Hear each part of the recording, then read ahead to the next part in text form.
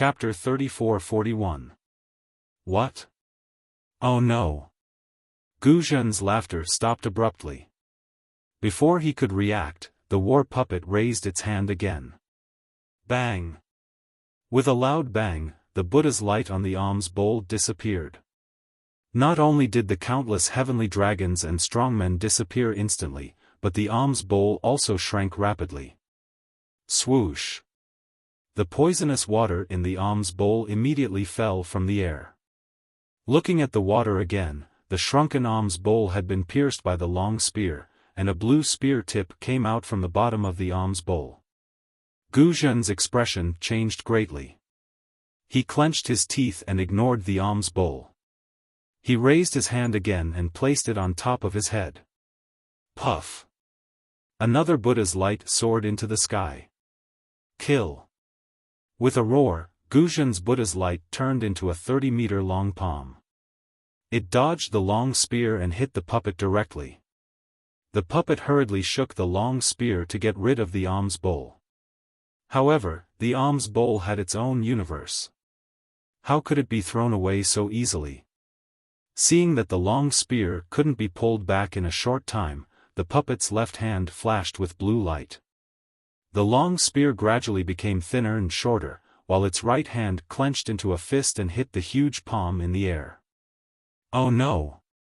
Xi Hui naturally understood that the long spear was so powerful. How could it be an ordinary weapon?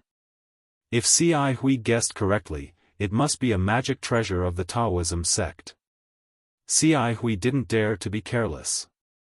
She hurriedly used her remaining psyche power to send a message.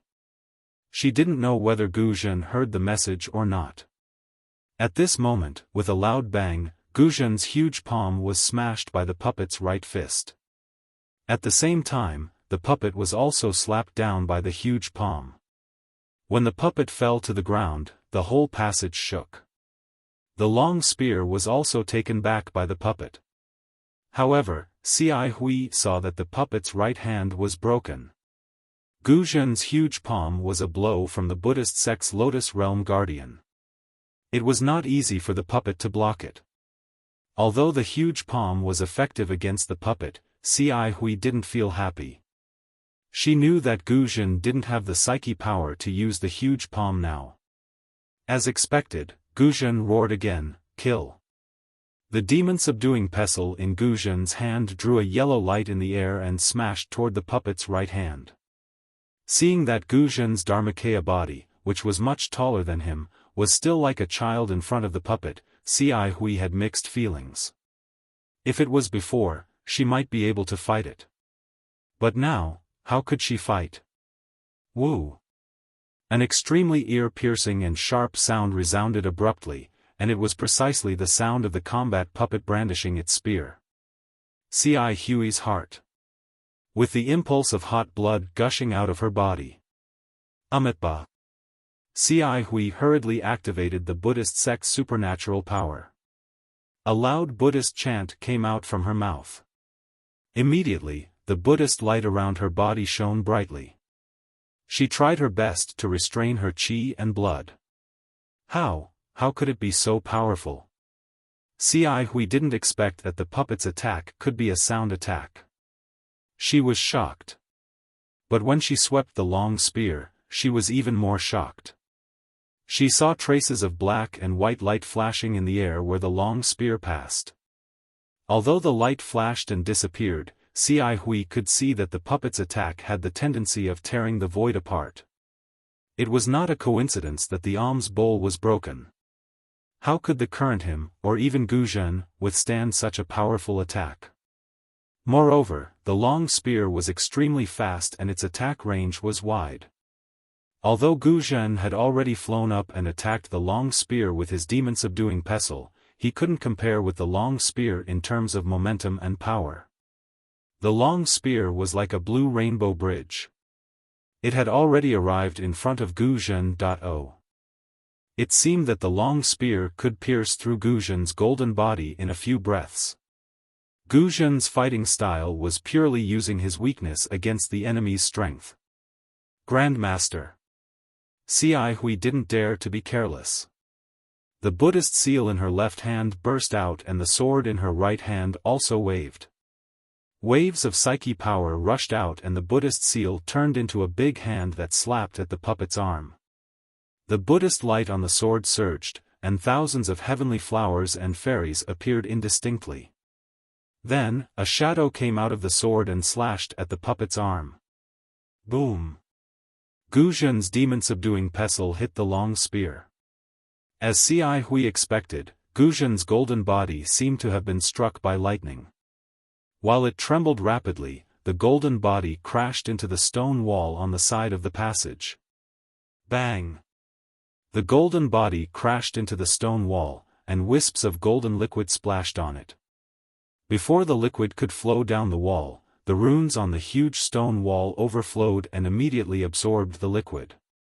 Gu Zhen's face was now dark gold, and the expression on his face couldn't be seen clearly. The long spear sent Gu Zhen flying, but it didn't stop at all.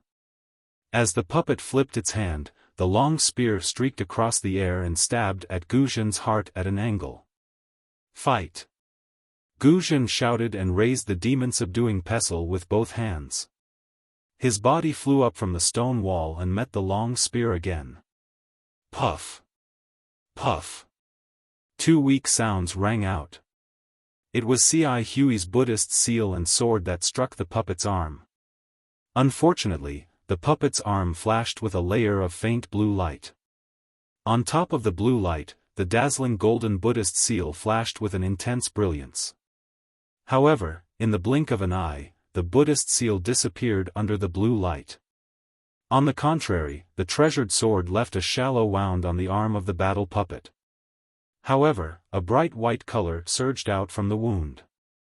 When the blue color surged out from the wound, the bright white color gradually healed. Ci Hui's attack didn't cause any damage to the puppet, nor did it stop the long spear from hitting Gu Zhen. It was far weaker than Gu Zhen's huge palm. Seeing the tip of the long spear approaching, Gu Zhen raised the demon-subduing pestle with all his strength. Just as it touched the long spear, Gu Zhen's body flew up involuntarily. Puff! Just as Gu Zhen was sent flying, he spat out a mouthful of blood. His golden body shrank uncontrollably by more than half. Clearly, Gu Zhen had been injured by the battle puppet's attack. This is impossible to kill the puppet. Ci Hui's face was pale. He didn't know what to do. He was a Buddhist disciple with 4th grade elemental energy, but he had just passed through a dangerous situation. Now, he was at most at the 3rd or 2nd grade. How could he cause any damage to the puppet? Ci Hui pondered, but the puppet didn't give them any time. At this moment, the puppet moved again. Its left hand slightly clenched into a fist, and it punched at Gu Zhen, who had lost his balance in midair. A gust of wind that wasn't inferior to the long spear suddenly sounded. "Grandmaster, be careful!" Ci Hui shouted. He grabbed the sword with both hands and used his psychokinesis to hack at the puppet's neck. Good timing. Seeing the puppet's huge fist coming, Gu Zhen wasn't frightened. Instead, he was happy. He waved his right arm, and the demon-subduing pestle hit the fist again. Bang, kacha! The demon-subduing pestle broke on the puppet's fist into 2 pieces. Under the impact, Gu Zhen's body flew toward the puppet's face faster than an arrow. Kill! Seeing that he was only a few feet away from the puppet's face, Gu Zhen's hands formed a Buddhist mudra in front of his chest. With a roar, a brilliant Buddhist light appeared from his hands. Bursts of Sanskrit chants came from the void. The Buddhist mudra, which was at least 3 feet large, flashed in midair and fell on the puppet's head like a spider web. Kacha! The Buddhist mudra hit the puppet's face. The helmet covering the puppet's head made a cracking sound, and cracks appeared instantly. Its weakness is its head. Gu Zhen was exhausted when he sent out the Buddhist mudra. His psychokinesis was exhausted, but he still didn't forget to tell Ci Hui. Roar! Before Ci Hui could speak, the puppet seemed to be in great pain. It roared and the long spear in its hand casually slashed in midair. Rumble. With a loud sound, the long spear actually pierced into the stone wall, and a large piece of green stone was cut off by the long spear. At the same time, the puppet's other fist didn't stop at all. It swept toward where Guzhen was. Guzhen was happy and scared at the same time. He was happy because he finally found the puppet's weakness. This puppet obviously didn't have spirituality. He only needed to attack the puppet's weakness, and he might be able to kill the puppet. But he was scared because the puppet was so powerful. He had only met the puppet a few times, but he was already injured again. How could he get the ancient Buddha Kylie? Boom! While Guzhen was dodging, the puppet's fist hit the stone wall. With a loud sound, all kinds of green stone fragments scattered everywhere. See! Guzhen gasped and murmured, since ancient times, there is a saying that strength can break all spells. This puppet doesn't need any spells. As long as it has this unparalleled strength, who can defeat it? Woo! When Guzhen was in a daze, a cold wind blew by his ear again. When he raised his head, a huge shadow appeared on his right like a dark cloud. Left elbow. Suddenly, Guzhen realized that the puppet's fist didn't work, so it naturally used its elbow. This puppet actually knows the fist and foot of the Confucian military school? Under the puppet's right elbow, a fierce wind appeared in the passage. The wind made Guzhen lose the courage to breathe. He hurriedly made a mudra with both hands, trying to block the elbow that seemed to be able to smash him into meat paste. Ah! Guzhen really didn't have any psychokinesis now. As soon as the Buddhist mudra was formed, the puppet's left elbow attacked Guzhen. With just a light touch, the Buddhist light around Guzhen disappeared. Guzhen's whole body was hit like a bullet again, and he fell on the stone wall with a scream. When Guzhen's golden body touched the stone wall, it shrank by half again, and his face became even paler. What a pity! Guzhen couldn't help sighing when he saw the puppet's right arm being hit and also trembling. The Buddhist light transformed by the Buddhist mudra fell on the puppet's right elbow, and the puppet's right arm immediately became stiff. He knew that his psychokinesis was insufficient, so he couldn't make a similar Buddhist mudra again.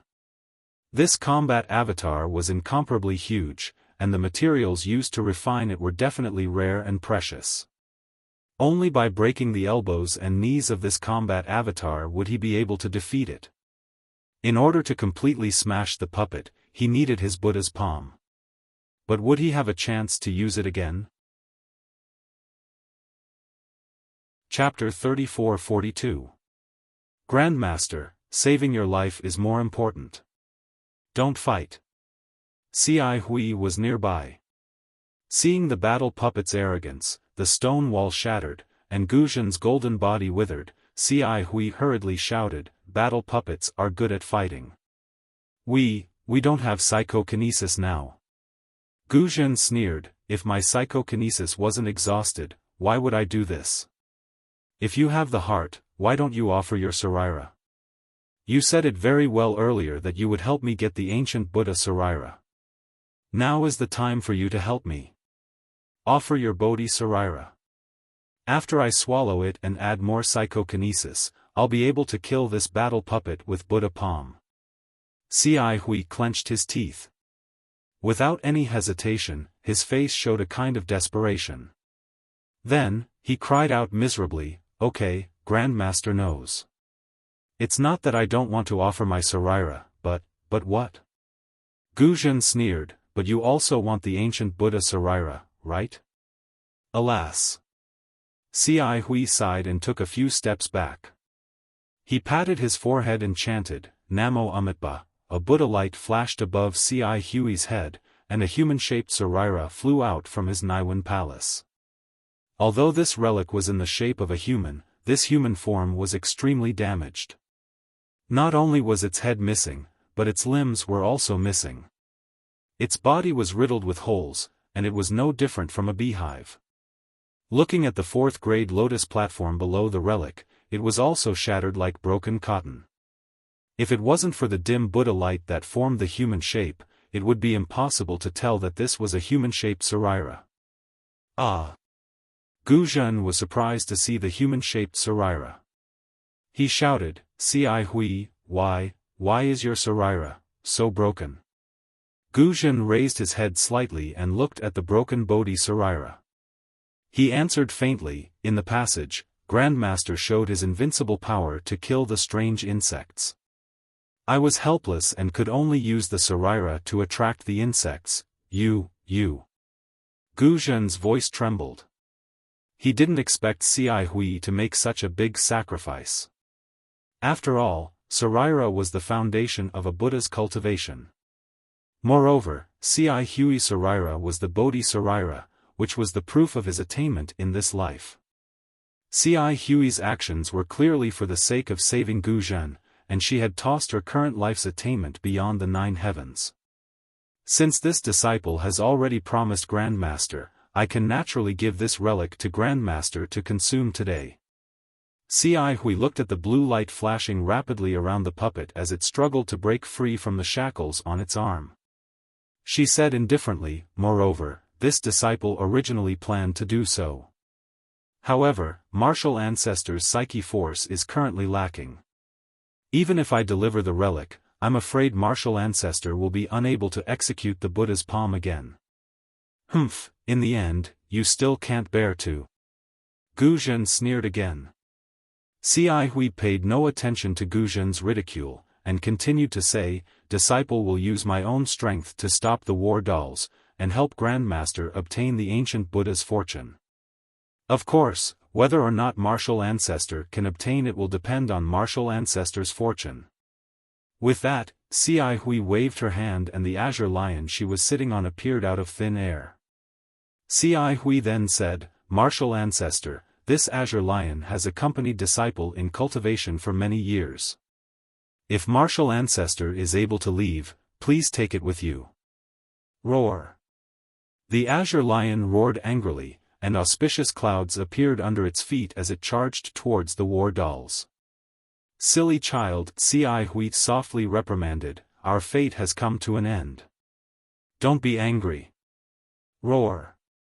The azure lion let out a sorrowful cry, but it didn't dare to disobey Si Hui's words. It obediently lay down in the air, and tears dripped from its eyes. "Si Hui, what are you doing?"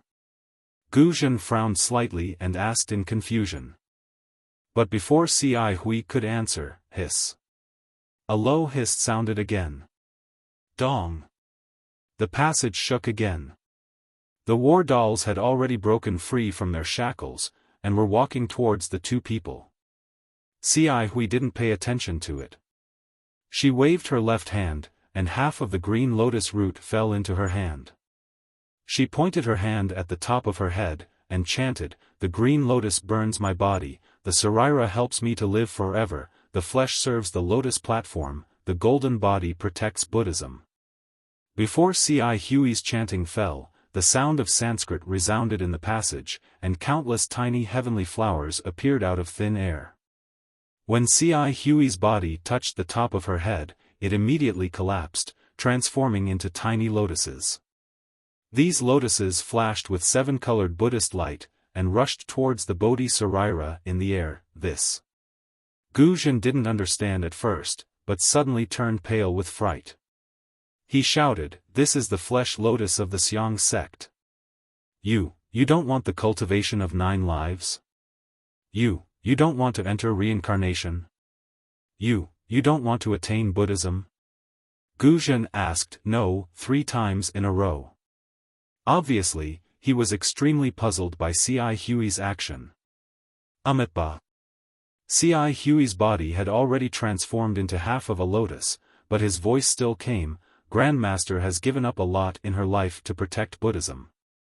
Now that her state of mind has been possessed by the devil, I'm afraid that she can't attain Buddhism in the future. This ancient Buddha Saraira is what Grandmaster needs in this life.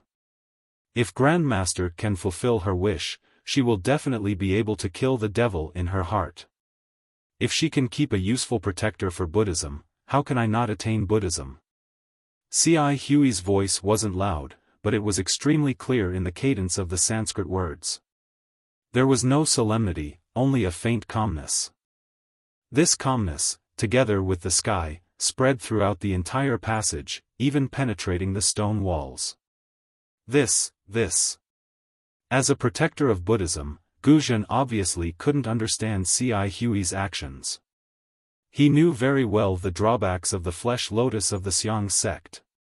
C.I. Hui turned his body into a lotus and sent it into the Sarira. Although the Bodhi Sarira was completed, C.I. Huey's body was gone. C.I. Hui had no chance to enter reincarnation. His body, and even the negative karma condensed by the Sarira had completely ended in this life. Even if he had the chance to enter Buddhism again, he would no longer be C.I. Hui.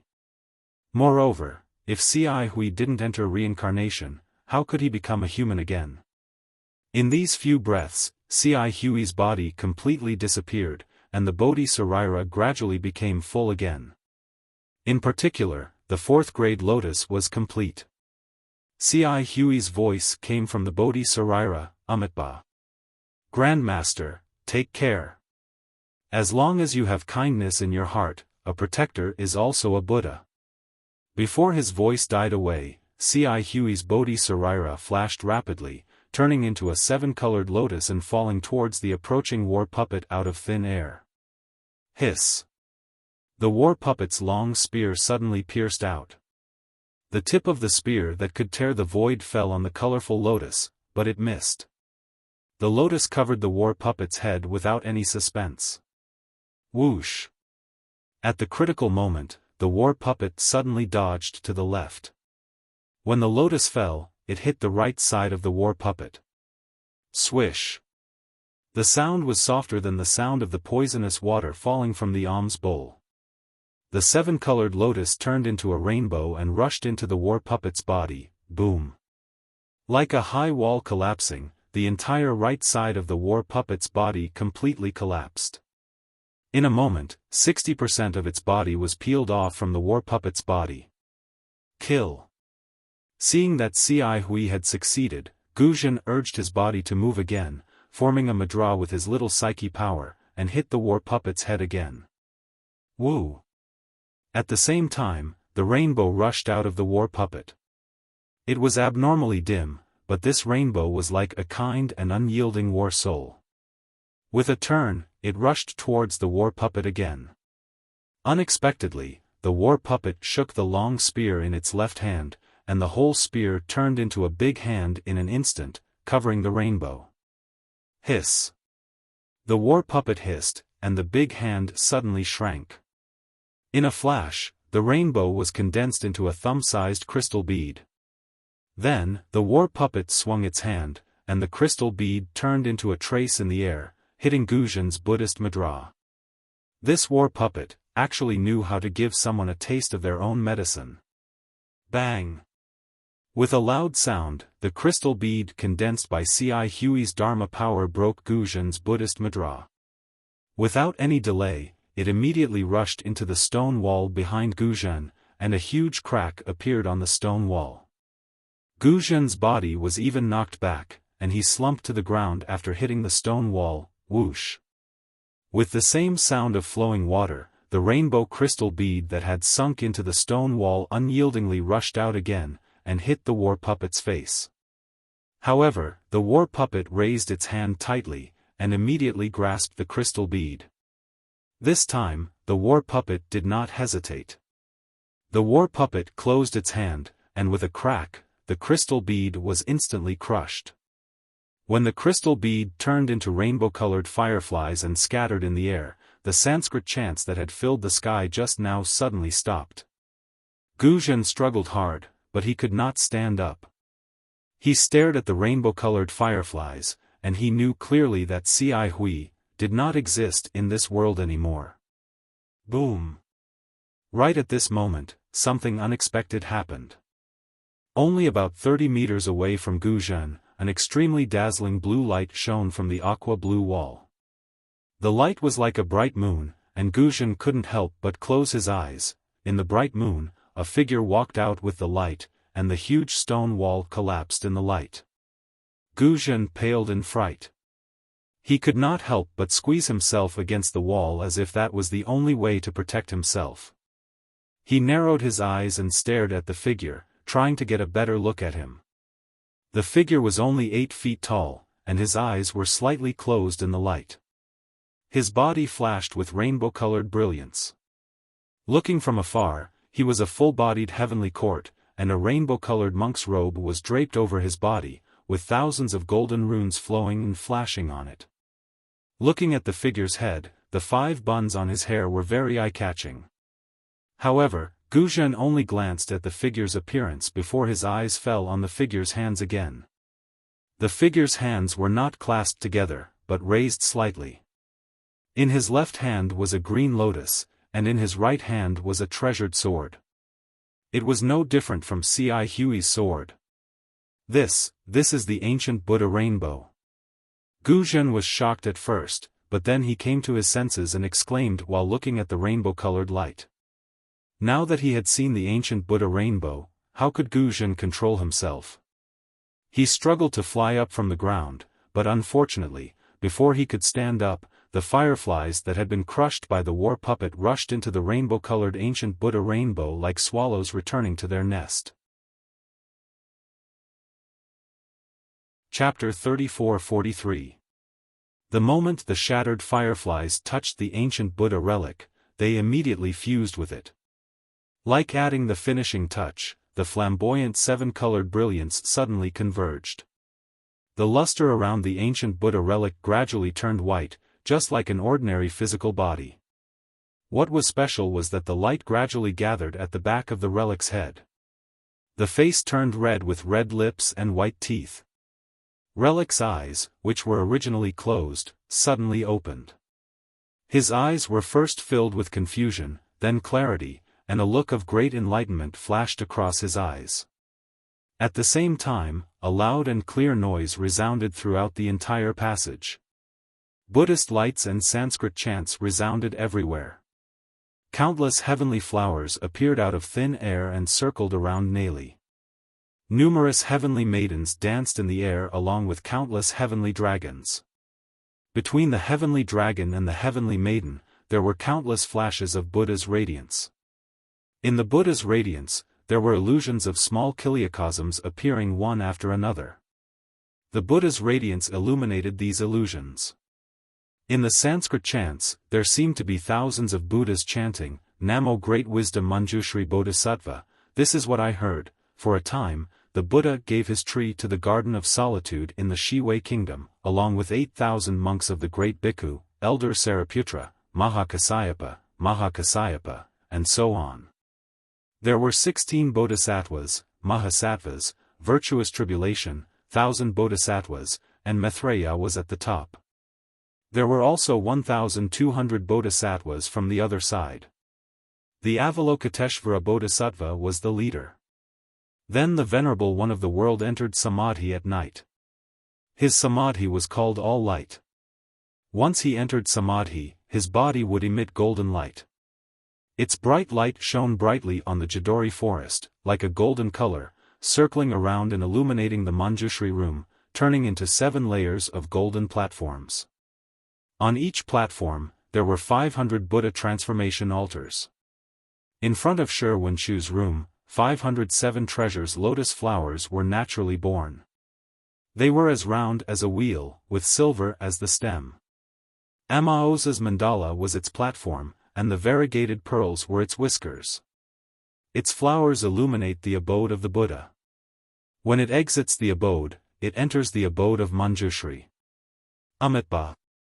Ancient Buddha Tsili, who was now like a living person, chanted amidst the Sanskrit chanting. Return to life, true, wonderful and auspicious, I recite according to the teachings of yoga. Body, mouth, mind, karma, vajra, tathagata, 3 secret doors. Practitioners should have the heart of Samantabhadra, and teachers should receive the diamond precepts.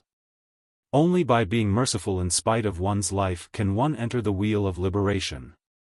Today, my merit is complete and I can repay the Bodhisattva's body. He should be called Namo Great Wisdom Manjushri Bodhisattva. Before Manjushri Bodhisattva's voice died away, the light behind him emitted a brilliant Buddha's light. The Buddha's light soared into the sky, ignoring the roof of the Xianshui Palace and the ancient magic formation. It rushed out of the Saint River. It pierced straight through the void. Rumble. Heaven and earth shook, and the wind and clouds changed colors. Endless power of faith poured out from the Buddha's light like a waterfall. The golden body of the Manjushri Bodhisattva became even more plump and even taller. It didn't stop until it was about 8 feet tall. However, the power of faith didn't stop. It continued to gather like crystal threads and rushed into the light behind Manjushri's head. How could Monk Guzhen not know the cause and effect of this? A bitter smile appeared on his face. He put his palms together and knelt on the ground with difficulty. He had mixed feelings in his heart. Amitba. Manjushri Bodhisattva chanted again and looked up. His eyes were filled with infinite wisdom. The Bodhisattva looked at Guzhen, who knelt on the ground and slightly raised the green lotus in his left hand. A ray of Buddha's light fell and covered Guzhen. Inside the Buddha's light, Guzhen's injuries healed at a visible speed. The power of faith that had disappeared was even more turbulent than before. Then, the Bodhisattva waved his right hand and the sword flashed in the air. The brave and invincible battle puppet was instantly shattered into pieces. The indigo lion that was curled up near Guzhen now had an indigo cloud under its feet and flew into the air. Manjushri Bodhisattva put away the green lotus and sword and stepped on the indigo lion, sitting cross-legged. The indigo lion roared in the air. As the Buddha's light rose higher, the endless power of faith continued to pour into the light. However, the Buddha's light gradually disappeared and all the strange phenomena disappeared in front of Guzhen's eyes. When the Buddha's light disappeared, Ci Hui, who had attained the Buddha's fruit of Manjushri Bodhisattva of no great wisdom, also left. Guzhen knelt on the ground and waited for a long time before he slowly got up. His dim eyes glanced at the messy tunnel and then fell on the broken battle puppet. He stared at it for a while as if he was recalling the days when he fought with Manjushri Bodhisattva. Then, he raised his head and looked at the stone wall where the ancient Buddha Sarira rushed out. He said to himself in a slightly sad voice, "The Bodhi Sarira is really amazing. Since it has attained the fruit in this life, it won't fall into the reincarnation cycle and won't stay in the next life. This Ci Hui is really scheming." Since he knew that the ancient Buddha Sarira was left by him in his previous life, he waited here for his 9 lives of merit to be fulfilled. He even said that he wanted to give the ancient Buddha Sarira to me. I took the risk to enter this ancient magic formation and risked my life to get out of the tunnel. It turns out that I've made a wedding dress for someone else. Since Ci Hui has attained the Buddha's fruit of Bodhisattva, then where is my merit? Could it be that because I'm a Buddhist protector, I don't deserve Ci Hui's merit? The more Guzhen thought about it, the more puzzled he became. His face showed a trace of ferocity. He had forgotten that Ci Hui had been good to him. Ci Hui had sensed the origin of the ancient Buddha Sarira and wanted to fulfill his wish by leading him to this place again and again. Ci Hui even sacrificed his body at the last moment and used the secret technique of Xiang's sect to save him. Ci Hui wanted to help Guzhen become a protector. However, Buddha's fate was Buddha's fate. The ancient Buddha Sarira was similar to the Taoist sect's Ningxi treasure. If it was Ci Hui's, it was Ci Hui's. If it wasn't Guzhen's, even if Guzhen encountered it, he wouldn't be able to obtain it. If it was fate, they would meet even if they were thousands of miles apart. If it wasn't fate, then so be it. In particular, Ci Hui gave up her physical body and secretly followed the Buddhist principles. She combined her spiritual wisdom and the Sarira into one. Finally, she achieved success in this life with a single thought. Unfortunately, such a living fruit of a thought and Ci Hui's mercy didn't wake Guzhen up. Instead, it aroused the hostility in his heart and poked at his sore spot, causing him to be endlessly agitated. The hole in the stone wall that the ancient Buddha Sarira rushed out of was huge. Inside, there was a faint Buddha's light flashing. Gu Zhen looked at it for a moment and pondered for a moment. Then, he urged the cloud to enter the hole. Behind the stone wall was an even bigger hall. The hall was empty. Other than a tall stone pillar in the center of the hall and a huge oil lamp floating on top of the pillar, there was nothing else. Gu Zhen flew to the top of the stone pillar and looked around. His eyes flashed with astonishment. This was an oval-shaped hall. The surrounding stone walls and the dome above were the same as the stone walls in the tunnel. They were all made of huge green stones. However, what was different was that these green stones didn't glow with the same aqua-blue brilliance as the tunnel. Instead, a layer of Buddha's light overflowed from them. Under the Buddha's light, there were many scenes of the Buddha kingdom engraved on the green stones. In the gaps of the Buddha scenes, there were also many densely packed Sanskrit characters. They were like bats and also like incantations that connected these Buddha pictures together. Looking at the dome, there was another 10,000 Buddhas painting. However, although the Buddhas in this 10,000 Buddhas painting had different images and postures, each Buddha's face was filled with a kind of solemnity and benevolence. It was far from the solemn and stirring 10,000 Buddhas painting in the Buddhist ruins of the Dawn Rain mainland. In the center of the 10,000 Buddhas painting, there was another image of an ancient temple. Sitting cross-legged in the ancient temple was the Namo Master Shakyamuni Buddha. To the left and right of the Buddha were the Namo Master Shakyamuni Buddha and the Namo Dipankara Archaic Buddha. Under the three Buddhas of the future, present, and past stood countless bodhisattvas and arhats. Around the ancient temple, flowers bloomed, heavenly dragons roamed, and heavenly maidens danced. It was truly a solemn scene. Gu Zhen's gaze swept past the 10,000 Buddhas painting and the ancient temple's Buddha scenes. Finally, his gaze landed on a bodhisattva in front of the Buddha. This bodhisattva was the Namo Great Wisdom Manjushri Bodhisattva, who had the same appearance as the golden body in the tunnel. Ha ha ha. Gu Zhen laughed inexplicably. He laughed so hard that tears flowed from the corners of his eyes. After he stopped laughing, he cried out in sorrow, I, Gu Zhen, have followed the Buddha for more than 200 years. Every day, I've racked my brains. Although I've never chanted any scriptures or worshipped Buddha, I've always disregarded my own life. In my eyes, all devils and heretics deserve to be killed. I'm a Buddhist who exterminates devils and protects Buddha. Why do I have Buddha in my heart but no path beneath my feet? Thinking of this, Gu Zhen prostrated himself on the stone pillar and kowtowed hard.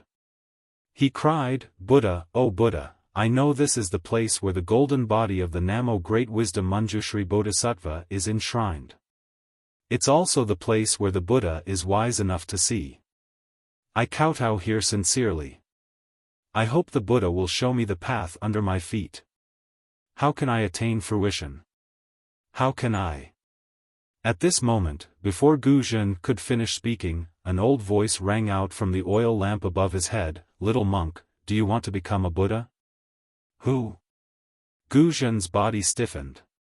He almost blurted it out, but then panic appeared on his face. He hurriedly kowtowed again and cried, Buddha, please forgive me. However, before he could finish his words, he jumped up from the stone pillar again. He formed a seal with both hands and stared at the oil lamp suspended in the air above his head. This oil lamp was different from the usual ones. It was a round plate a few feet in size. There was no wick on the plate, only a faint layer of bright yellow flame burning on it. The brilliance was very uniform. It shone on the ceiling of the hall, illuminating the million Buddhas picture and the ancient temple. Gu Zhen knew this was a longevity lamp. It was used to enshrine the golden body of the Namo Great Wisdom Manjushri Bodhisattva. He had some grudges against Manjushri Bodhisattva before, so he didn't look at it carefully. Now, he had to look at it again. The longevity lamp was sky blue. The bottom was still engraved with the golden body of the Namo Great Wisdom Manjushri Bodhisattva. However, Manjushri Bodhisattva wasn't holding a sword or a green lotus, nor was he riding on an indigo lion. Instead, he formed a seal with both hands and walked in the void. Chapter 34-44. What puzzled Guzhan the most was that there were no Sanskrit words anywhere else on the longevity lamp. There were also no images of heavenly maidens or heavenly dragons. Instead, there were layers upon layers of jade, which looked like thousands of tiny clouds. Under the blue light of the longevity lamp, the jade clouds shone with a blue brilliance. It was a rather strange sight. Guzhan rolled his eyes slightly. Following his gaze, the clouds started to float as if they were covered by the longevity lamp. Who are you? Guzhan had calmed down and didn't dare to move. He just stared at the longevity lamp and shouted, "Since you're here, why don't you come out to meet me?" "Sir?" "Ha ha ha." The voice laughed loudly and sounded very cheerful. "Little monk, you should call me benefactor, right? You can't even keep your oral precepts. How can you become a Buddha? Besides, if I'm not dim-sighted, I think I just heard someone here resenting Manjushri, right?" Guzhan's expression didn't change as he replied blandly, "I'm a Buddhist Dharma protector. It doesn't matter if I keep my oral precepts or not. As long as I can eliminate demons and protect Buddha for Buddhism, it's a great merit. A Dharma protector doesn't need to keep the precepts of Buddhism." The voice asked curiously, "Why don't I know?" "Benefactor, you're not a disciple of Buddhism, are you?" Guzhan didn't answer but asked back, "You don't even know such a simple thing?" "It doesn't matter whether I'm a disciple of Buddhism or not."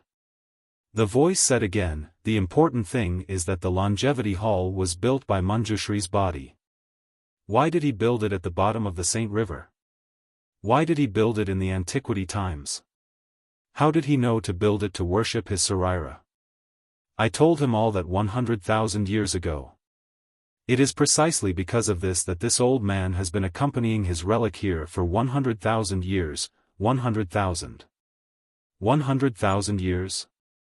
Guzhan was dumbfounded. Then, a trace of curiosity arose in his heart. "Yes, little monk. Do you think it's so easy to attain enlightenment?" Manjushri Bodhisattva was a person of great wisdom and patience. As early as 100,000 years ago, he divided his relics into one and placed it here for worship. Do you know how much loneliness Manjushri had endured after cultivating here for 100,000 years? Manjushri Bodhisattva's body did this 100,000 years ago. Do you know how many times Manjushri Bodhisattva's body reincarnated? Do you know the hardships of cultivation in the mortal world?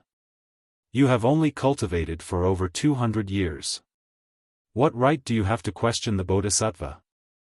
I. Guzhan opened his mouth, but he didn't know what to say. He thought about his own suffering and then thought about C.I. Huey's previous life. She had already started her plan 100,000 years ago. He really wasn't worth mentioning. Little monk, cultivation is about cultivating the heart, not the body. All the hardships are the tribulations that Buddha imposed on you. Your jealousy, envy, and hatred are all obstacles to your cultivation. If you can't get rid of these obstacles, even if I tell you the secret of Manjushri Bodhisattva's enlightenment and let you divide a Saraira to worship here, you still can't attain enlightenment." The voice was so harsh that Guzhan's face turned green and red. "Amitba, thank you, senior."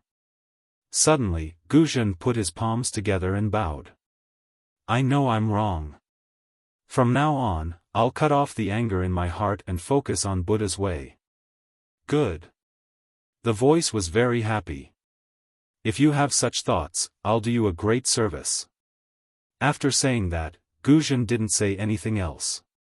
He moved his body and flew toward the gap in the stone wall. It seemed that he intended to leave.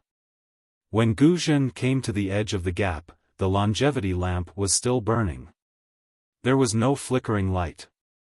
It seemed that the lamp didn't care about Guzhen's departure. Guzhen stepped out of the gap.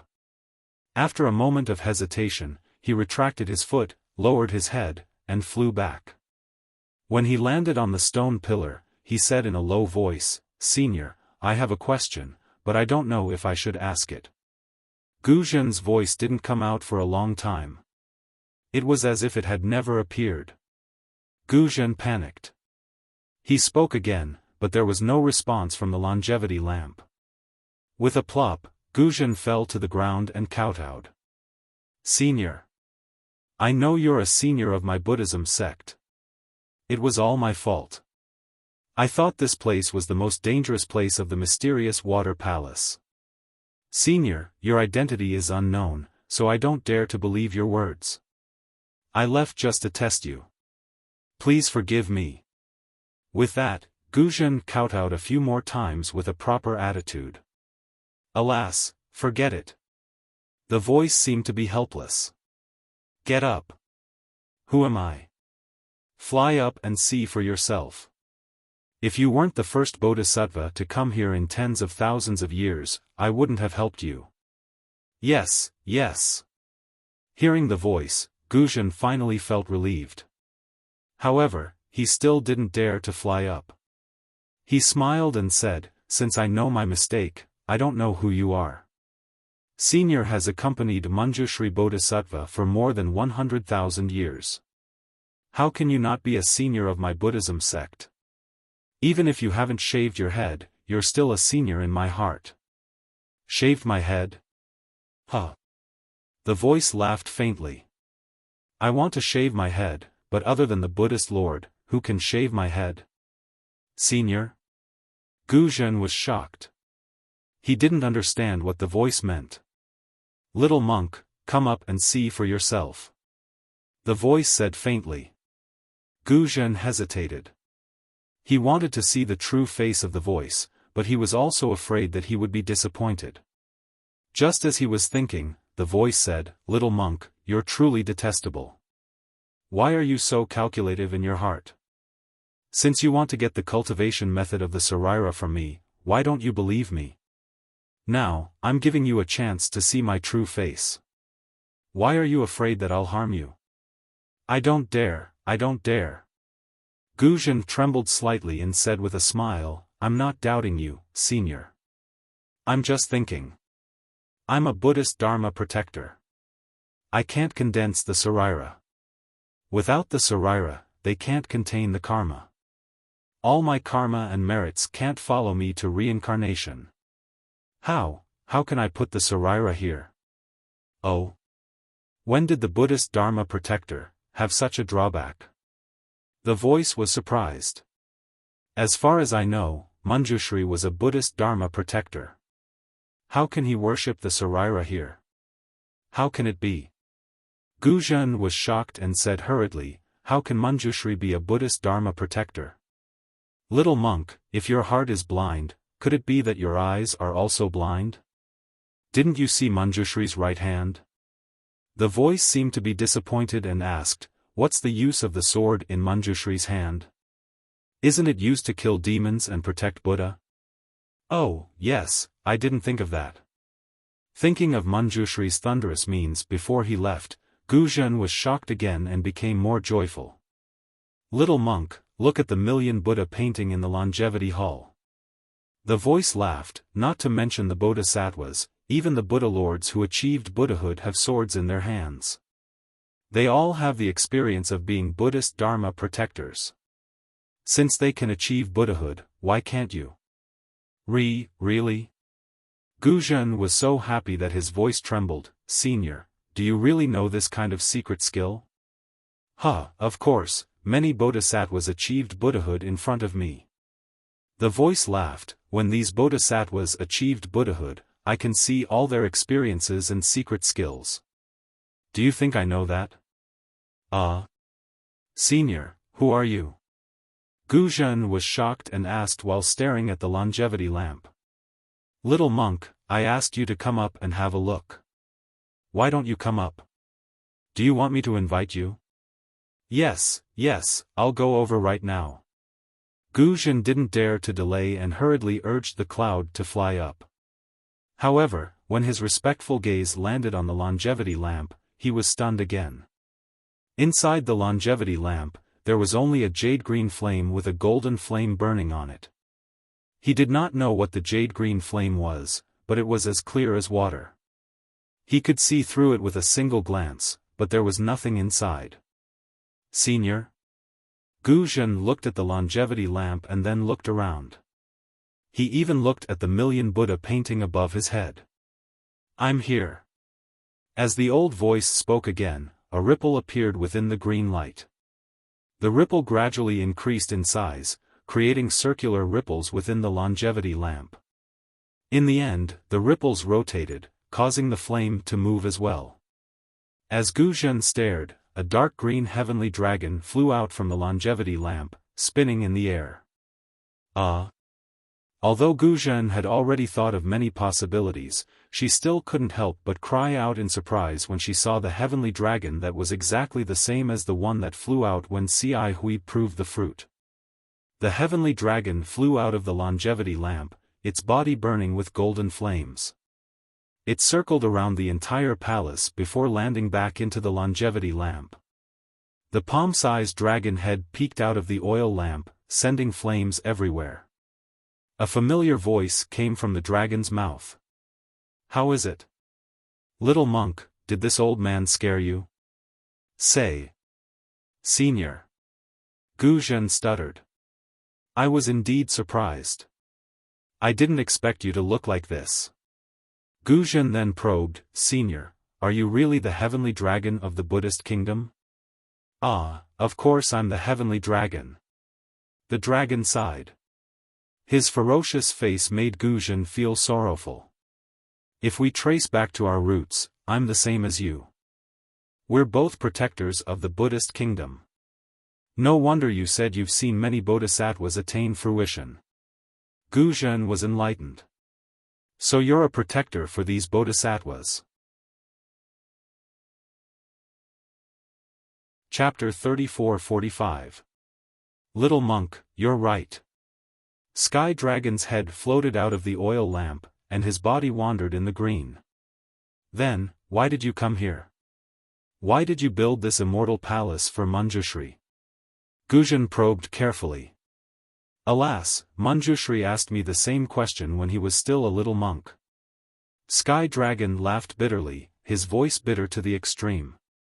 This old man remembers clearly that this old man was protecting an Arhat Buddha fruit that day, but that Arhat's cultivation was not enough and he was attacked by the heavenly demon.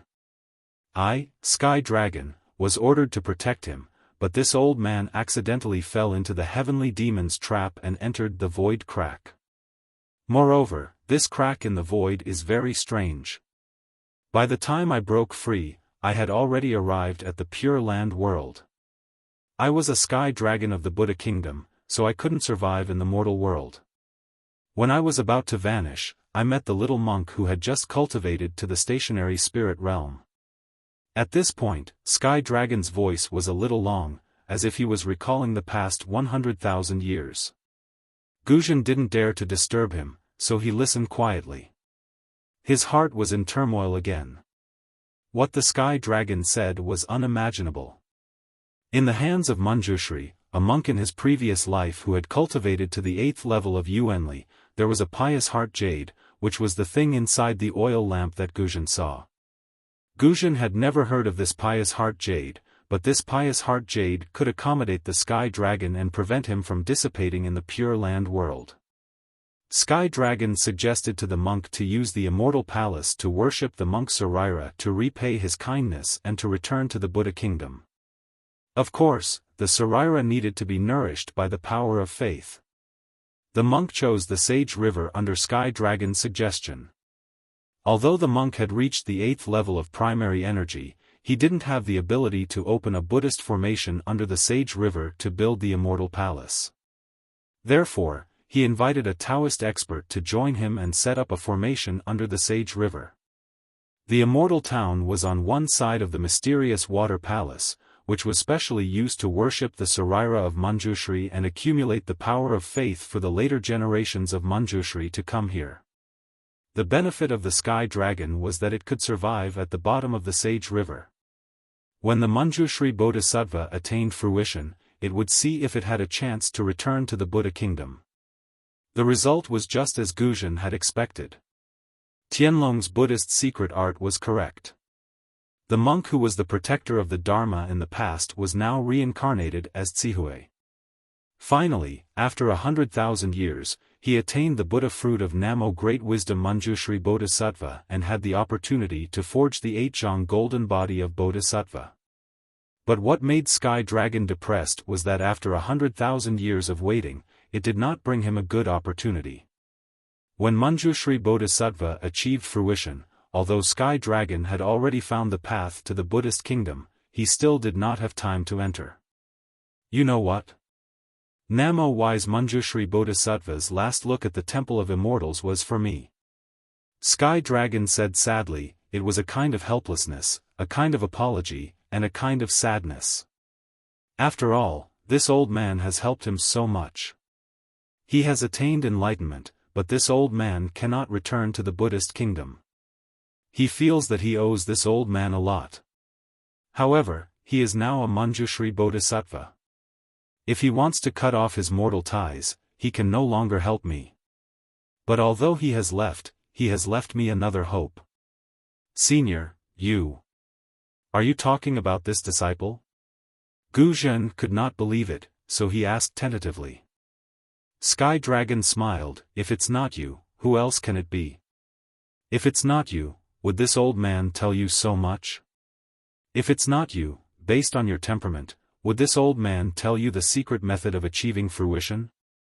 For a moment, Guzhan felt that the lights in the Temple of Immortals were so bright, and the Buddhas in the Million Buddha painting were so amiable. His chest was filled with joy. Little monk. Sky Dragon's words came at the right time, don't be happy too early. This old man can only tell you the secret method of achieving fruition, and even help you keep the Saraira. But the one who really needs to cultivate is yourself. And you also need to cultivate for at least 100,000 years like Manjushri Bodhisattva. Think about your temperament, how confident do you think you are? Yes, this disciple understands. Sky Dragon said with difficulty. The more difficult it was, the less Guzhan's doubts were. He hurriedly smiled and said, this disciple can't compare to Bodhisattva's previous life. But this disciple's heart towards Buddhism is not inferior to Bodhisattva's. Not to mention 100,000 years, even if it's 200,000 years, this disciple will not let go of even the slightest chance of achieving fruition. You're worth teaching. Sky Dragon seemed to be very gratified. His dragon head swayed in the oil lamp. Manjushri Bodhisattva was just as determined back then. Alas, the situation now is so similar to back then. It's just that. Sky Dragon stopped here and dived his head into the pious heart jade, not showing his head for a long time. Guzhan, who was beside the immortal's lamp, became a little impatient.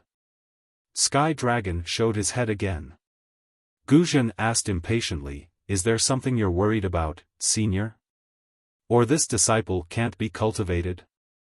Alas, it's not like that. Sky Dragon sighed and said, this has nothing to do with you, it's this old man's problem. I'm afraid I can't wait until the day you achieve fruition. Thinking about this old man's interest is waning. Guzhan was shocked and hurriedly asked, Senior, what's going on? Can this disciple do his best for Senior? You? Hee, little monk, forget it. You're only at the Lotus realm now. You're still far from what I expected. The Sky Dragon shook his head. His voice sounded especially lonely in the spacious hall. Guzhan frowned slightly and suppressed his wildly beating heart. After thinking for a while, he raised his eyebrows and asked tentatively, Senior, are you worried about this pious heart jade? Alas, that's right. Sky Dragon sighed again, little monk, you're quite considerate. This pious heart jade is what sustains this old man's life. Although I still have a lot of it, I don't know if it can last for 100,000 years. 100,000 years, little monk, not 10 years, 100 years, or even 10,000 years. Senior, why don't you extinguish the flame of the pious heart jade? Gu Zhen said regretfully. If it could be extinguished, wouldn't Sky Dragon have extinguished it long ago? Why wait until now? As expected, Sky Dragon said with a smile, the pious heart jade is a rare item in this world. The reason you don't know about it is because no one in the Pure Land knows its use. This pious heart jade is only useful to me when it's lit. If it's extinguished, I won't exist in this world anymore. Therefore, Manjushri Bodhisattva forged this longevity lamp and lit it day and night in this longevity hall. Senior, don't worry. Gu Zhen blurted out almost without hesitation, as long as this disciple escapes from the mysterious water palace, I'll definitely travel all over the 3 great continents to help Senior find this pious heart jade. Hee, little monk, this old man appreciates your kind intentions. If this pious heart jade could be obtained with human strength, why would this old man wait until now? Sky Dragon smiled faintly and shook his head in the pious heart jade. Then, where can I go to get it? Or how can I get it? Gu Zhen asked without hesitation, Senior, as long as you tell me, this disciple will definitely think of a way. This. Sky Dragon seemed to hesitate. After a while, he said, little monk, Manjushri Bodhisattva mentioned this to me in his past life. There's a place in the Pure Land where the pious heart jade can be found. However, with his spirit-halting realm, he doesn't dare to rashly go there. Hee, don't worry, Senior. Gu Zhen immediately understood and said with a smile, with Senior's help, even if this disciple can't reach that place now, this disciple still has tens of thousands of years left. This disciple doesn't believe that this disciple can't reach the spirit-halting realm by the time the pious heart jade in this longevity hall is exhausted. At that time, this disciple will definitely go there and help Senior find it. Amitabha, I'll be happy. Sky Dragon's entire body trembled, and the green in the longevity lamp shook violently. Little monk, with your words, this old man can rest assured. If you can help this old man find the pious heart jade, this old man will help you attain fruition. Good. This disciple is willing to listen to Senior's instructions. Gu Zhen hastily called out. Ha. Sky Dragon laughed, little monk, this old man will make a promise with you today.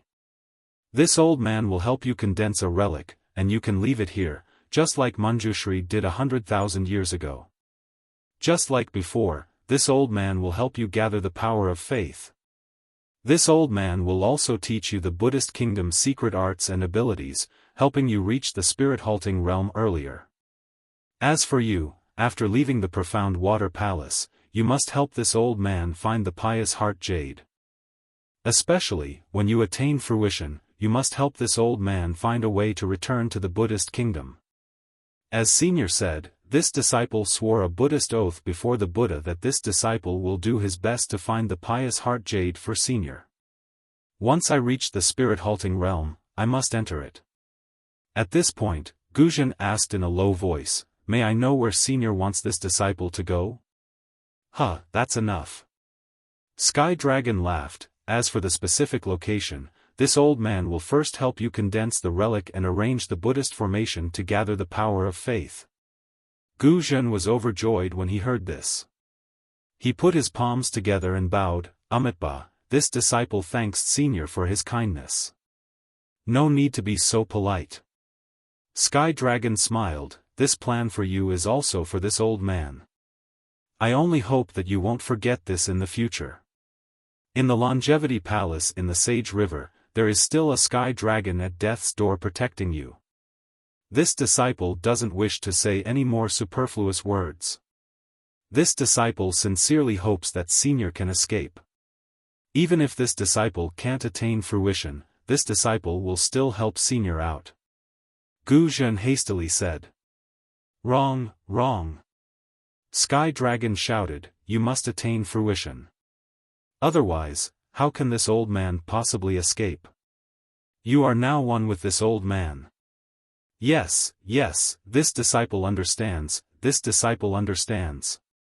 At this moment, Guzhen had already forgotten that Ci Hui had taken the initiative and nodded his head like a chick pecking at rice. Sky Dragon paused for a moment, then smiled, "By the way, little monk, you have been talking to this old man for so long. What is your Buddhist name?" Chapter 34-46. Disciple's Dharma name is Guzhen. Guzhen answered happily. "Good, Guzhen. I've spoken so much nonsense. Now, I'll use the Buddhist kingdom's secret technique to condense a relic for you." Sky Dragon said solemnly, "However, I'll need to use the Buddhist kingdom's grand technique to extract your karma from the 6 paths of reincarnation. Without the Buddhist kingdom's Buddhist treasure, it won't succeed." Disciple understands. Guzhen naturally knew how difficult it would be. He also knew that Sky Dragon must have a way. After all, Manjushri Bodhisattva's mistake was a good example. Thus, he only answered and waited for Sky Dragon to speak. As expected, Sky Dragon said flatly, "When I condensed the relic for Manjushri Bodhisattva, I used a Taoist sex artifact. It's in the mysterious water palace on the other side." Oh? Guzhen was stunned. His eyes darted around and he said in a low voice, "That. Senior, are you talking about the immortal artifact in the mysterious water palace?" Immortal artifact? Oh, yes, yes. In your eyes, it's the Taoist sect's so-called immortal artifact from the immortal world. Sky Dragon was stunned and then nodded, "In my eyes, it's just a Dharma artifact." But Disciple heard that the immortal artifact was used to suppress something. Moreover, besides Ci Hui, there were 2 other people who entered the mysterious water palace before me. One of them was a woman who came here to see if the person she was looking for was suppressed under the immortal artifact. Huh, that's a false rumor. Sky Dragon laughed, that immortal artifact wasn't suppressing anything or anyone. Think about it, if that immortal artifact was suppressing something, could the person she was looking for be suppressed there? If the person she found could be suppressed there, could the immortal artifact still be called an immortal artifact? That immortal artifact was brought here to condense a relic for Manjushri Bodhisattva's predecessor. When Manjushri Bodhisattva's friend joined forces with him to set up the ancient formation, they also built the mysterious water palace. After an unknown number of years, that expert from the Tao sect returned to the Dark Water Palace and entered into closed-door cultivation for 10,000 years before he ascended. I was by his side when he ascended. Unfortunately, he headed to the Tao sect's immortal world and not the Buddhist sect's Buddhist kingdom. That's why I couldn't find a place I was familiar with even after searching for a long time. After that person ascended, for some unknown reason, he left the mystic artifact, no, the immortal artifact, in the profound water palace. Perhaps it was left for a fated person. Little monk Guzhen, are you the fated one? At this point, Sky Dragon chuckled. How strange. Who knows how many people had entered the profound water palace over the years? Forget the profound water palace, even the longevity palace had quite a number of people. However, they had either died here or returned with broken halberds.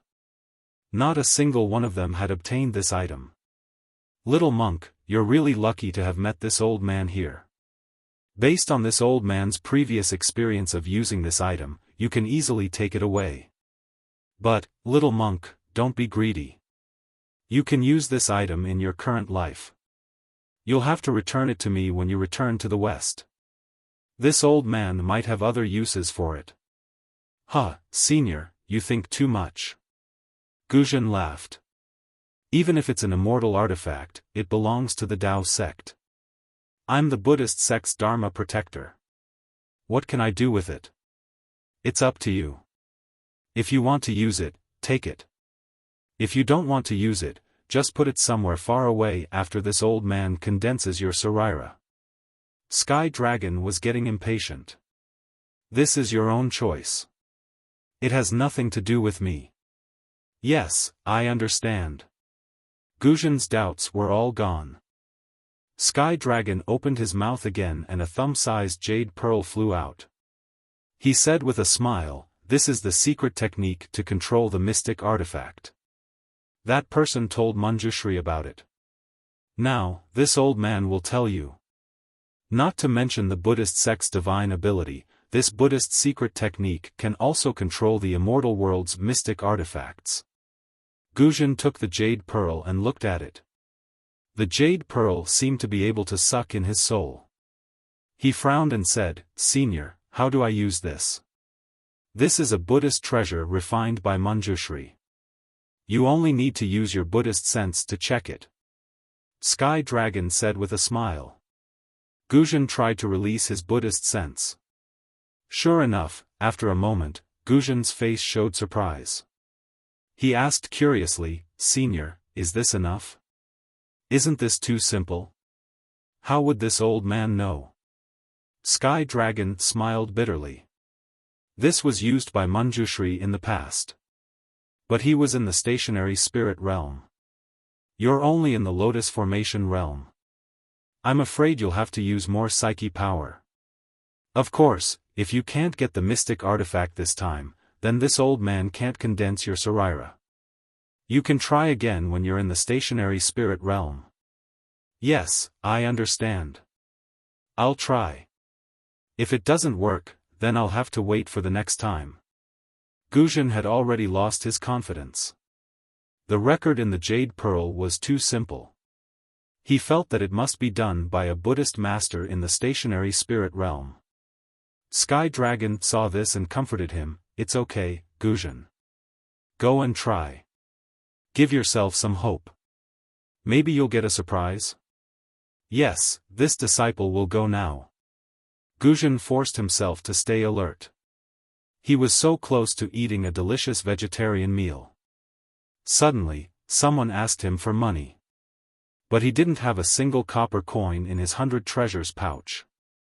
Sigh, poor little monk. Sky Dragon sighed, "This old man shouldn't have given you so much hope." Sky Dragon's figure disappeared into the jade pearl. The jade liquid in the longevity lamp began to rotate.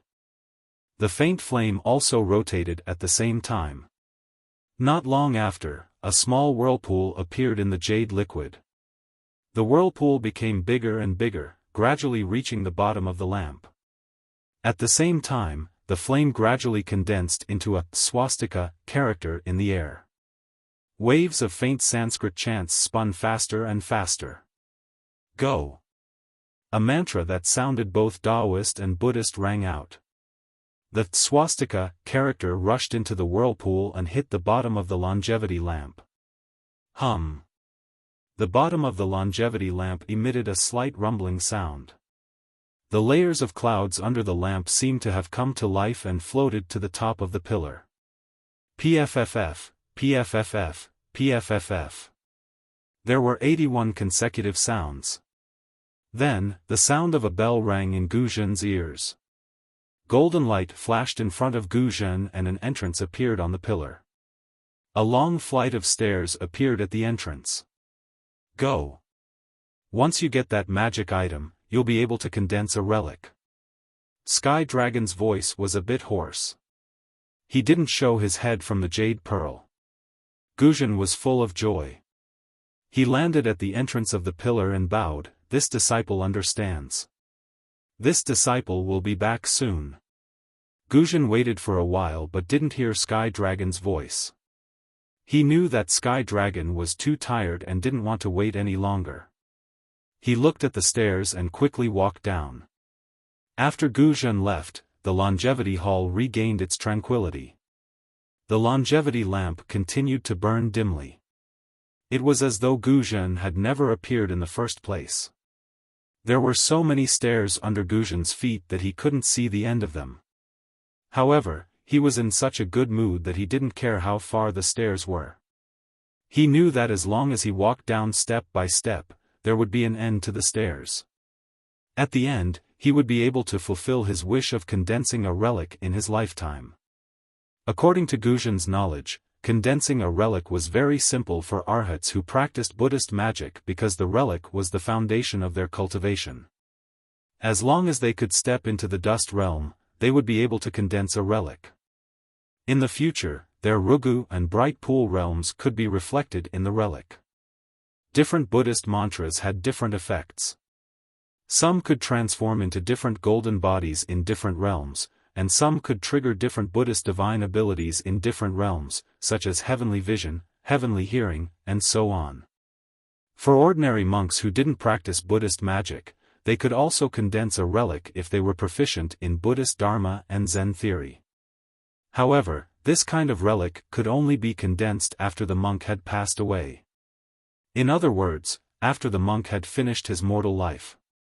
The condensation of this kind of relic depended on Buddhist secret magic. The monk couldn't do it by himself. Of course, this was common sense. There were exceptions. Occasionally, there would be senior monks who were proficient in Buddhist Dharma but not Buddhist magic who condensed a relic. However, Guzhen also knew that for a guardian like him, even if he was in the Lotus realm, he couldn't condense a relic. This was because he had too many evil creatures in his hands. The resentment of the creatures he killed was enough to drown his relic, making it impossible for him to go further on the path of Buddhist magic. For this reason, in the Buddhist magic, the mantras for the guardians to practice did not allow the bodhisattvas to condense a relic from the beginning. This prevented the karma of killing creatures from affecting the cultivation of later generations. If he wanted to condense a relic, there was only one way.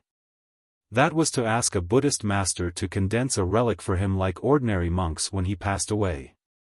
However, the possibility of this kind of relic was too small. He didn't practice Buddhist Dharma and couldn't eliminate the karma. The resentment of the creatures who died in his hands would not only destroy his relic, but also implicate the senior monk who performed the magic. No guardian would ask others to do this, and no one would do this for a guardian.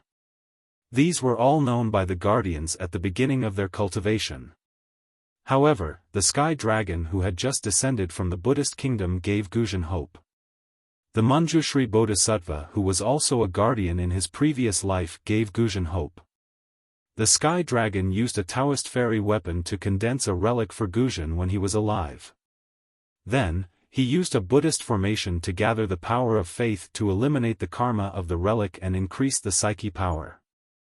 This eliminated the drawbacks of the guardians who couldn't condense a relic from several aspects. To Guzhen, this was reasonable.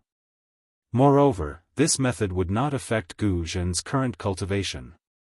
Even if Sky Dragon made a mistake, this mistake would affect the future. It was not like Guzhen who couldn't bring the cultivation of this life to the samsara robber as a guardian. Therefore, Guzhen didn't doubt the possibility of the Sky Dragon's incredible secret magic. Chapter 34-47. In particular, in Guzhen's heart, the Sky Dragon had accompanied Manjushri Saraira in the longevity lamp for more than 100,000 years. The imperceptible influence between him and the Saraira was quite profound. Guzhen did not believe that the Sky Dragon would do anything wrong. Because if the Sky Dragon did anything wrong, how could the Saraira have allowed it to live until now?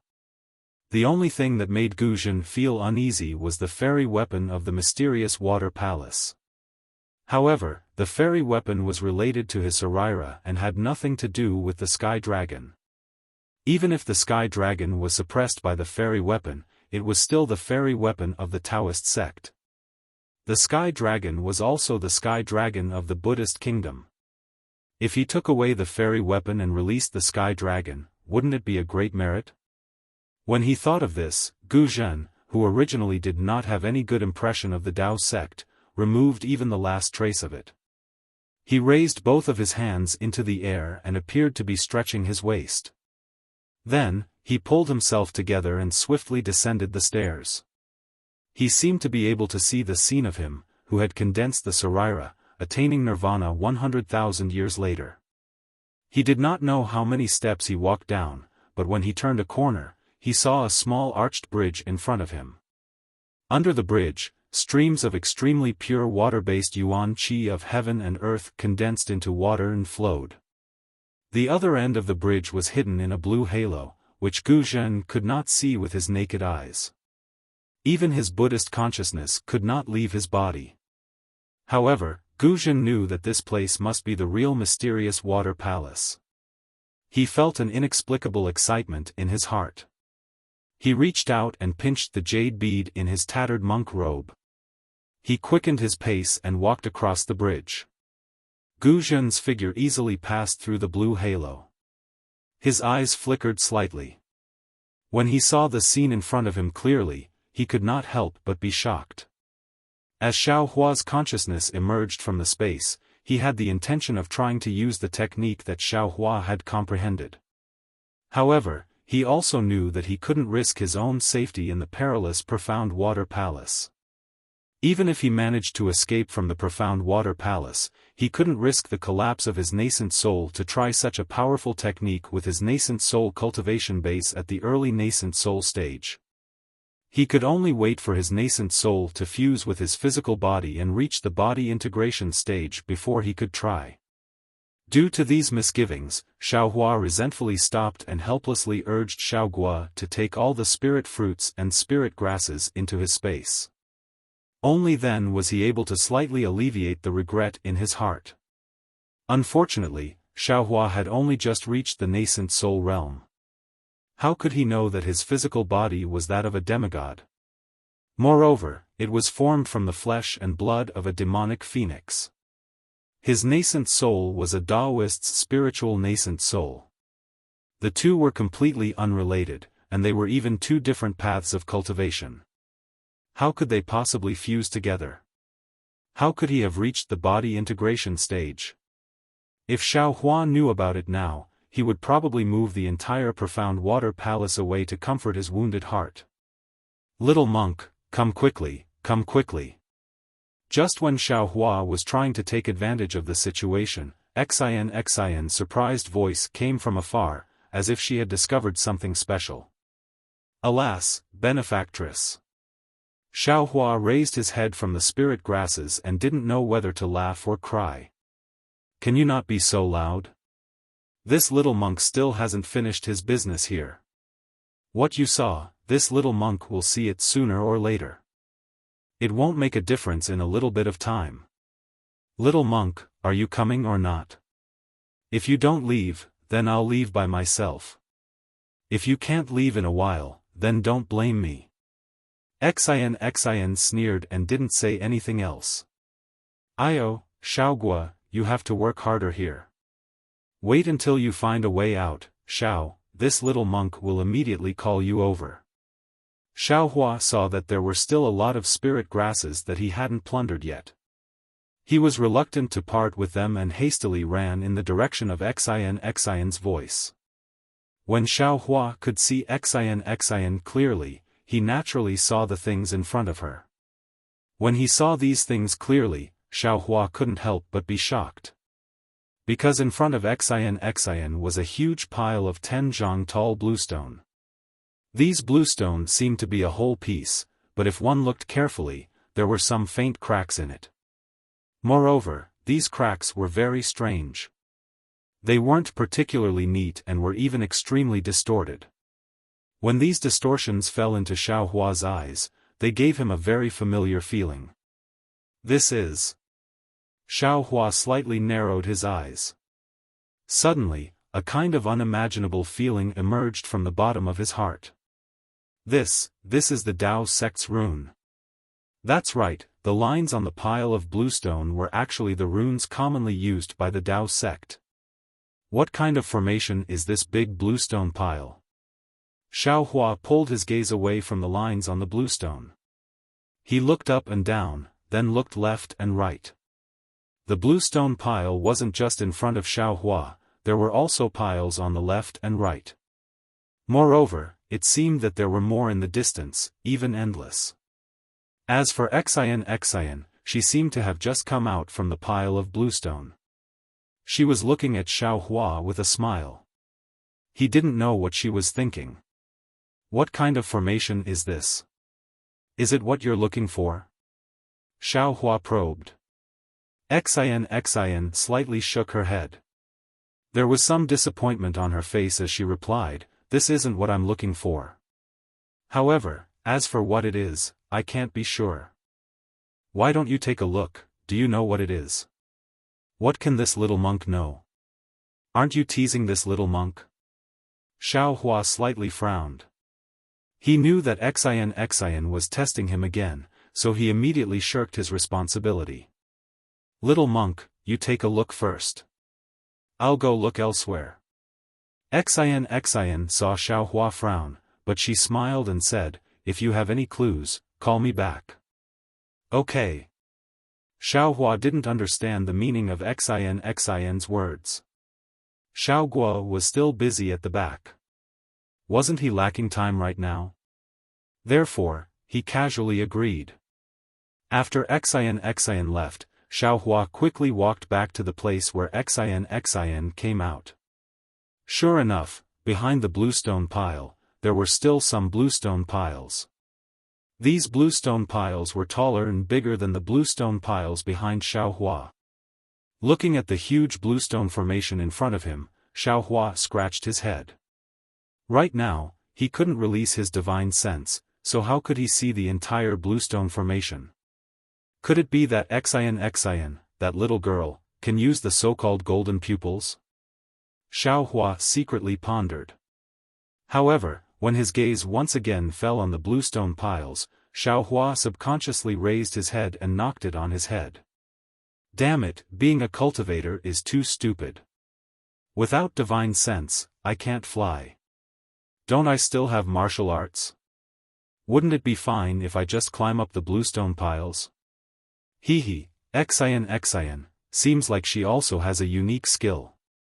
Immediately, Xiao Hua quickly walked into the bluestone formation. Only when he came across a bluestone pile that was dozens of feet high did he stop.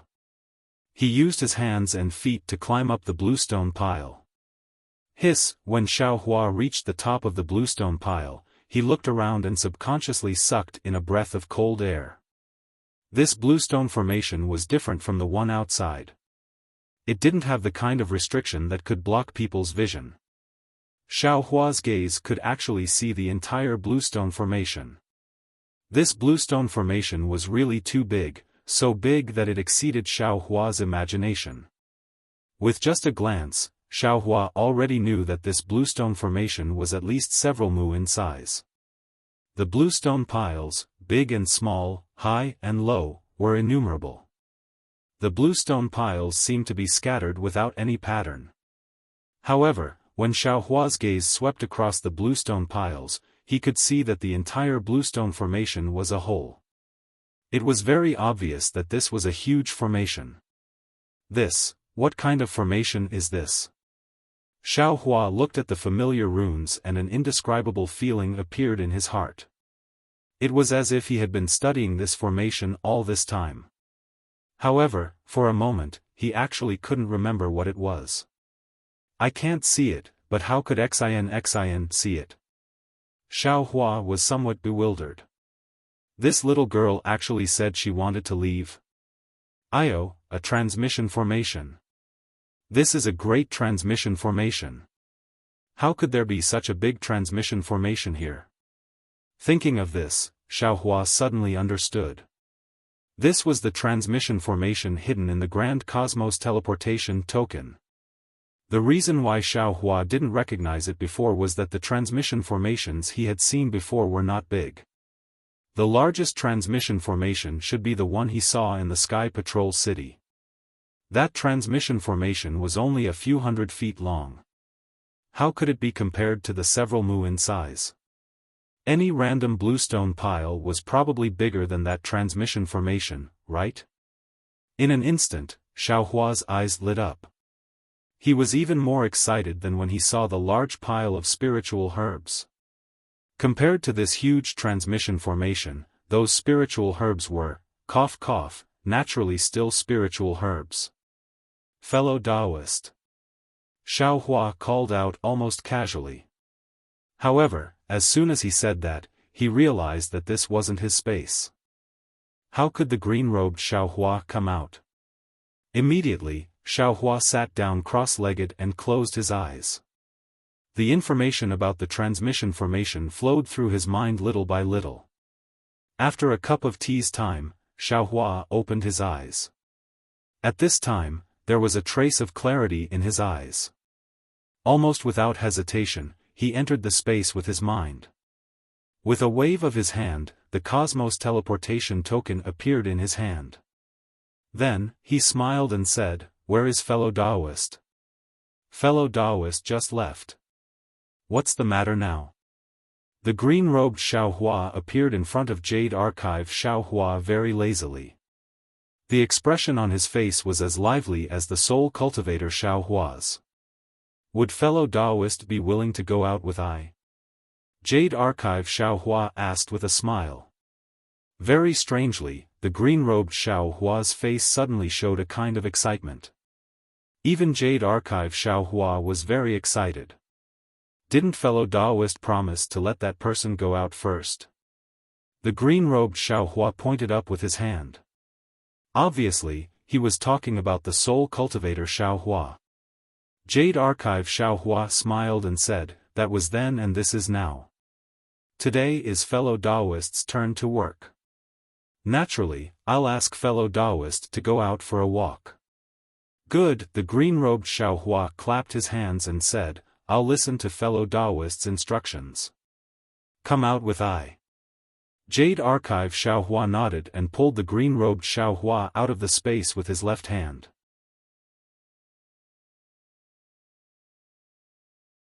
Chapter 34-48. When Xiaofan opened his eyes again, the nascent soul in his lower dantian had already crawled out from the top of his head. To Xiaofan's surprise, although he could sense the nascent soul's existence, he couldn't see it with his naked eyes. In other words, his nascent soul was the same as the golden core in his lower dantian. It couldn't be sensed by others and could only be sensed by himself.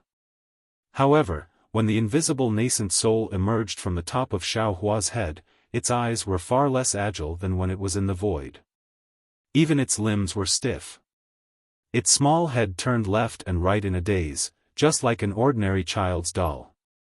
Fellow Taoist. Xiaofan could naturally sense this situation. He asked with a smile, "Are you not used to it?" "I'll let you know." The nascent soul said softly, "Indeed. This body is like a prison, making I feel very uncomfortable.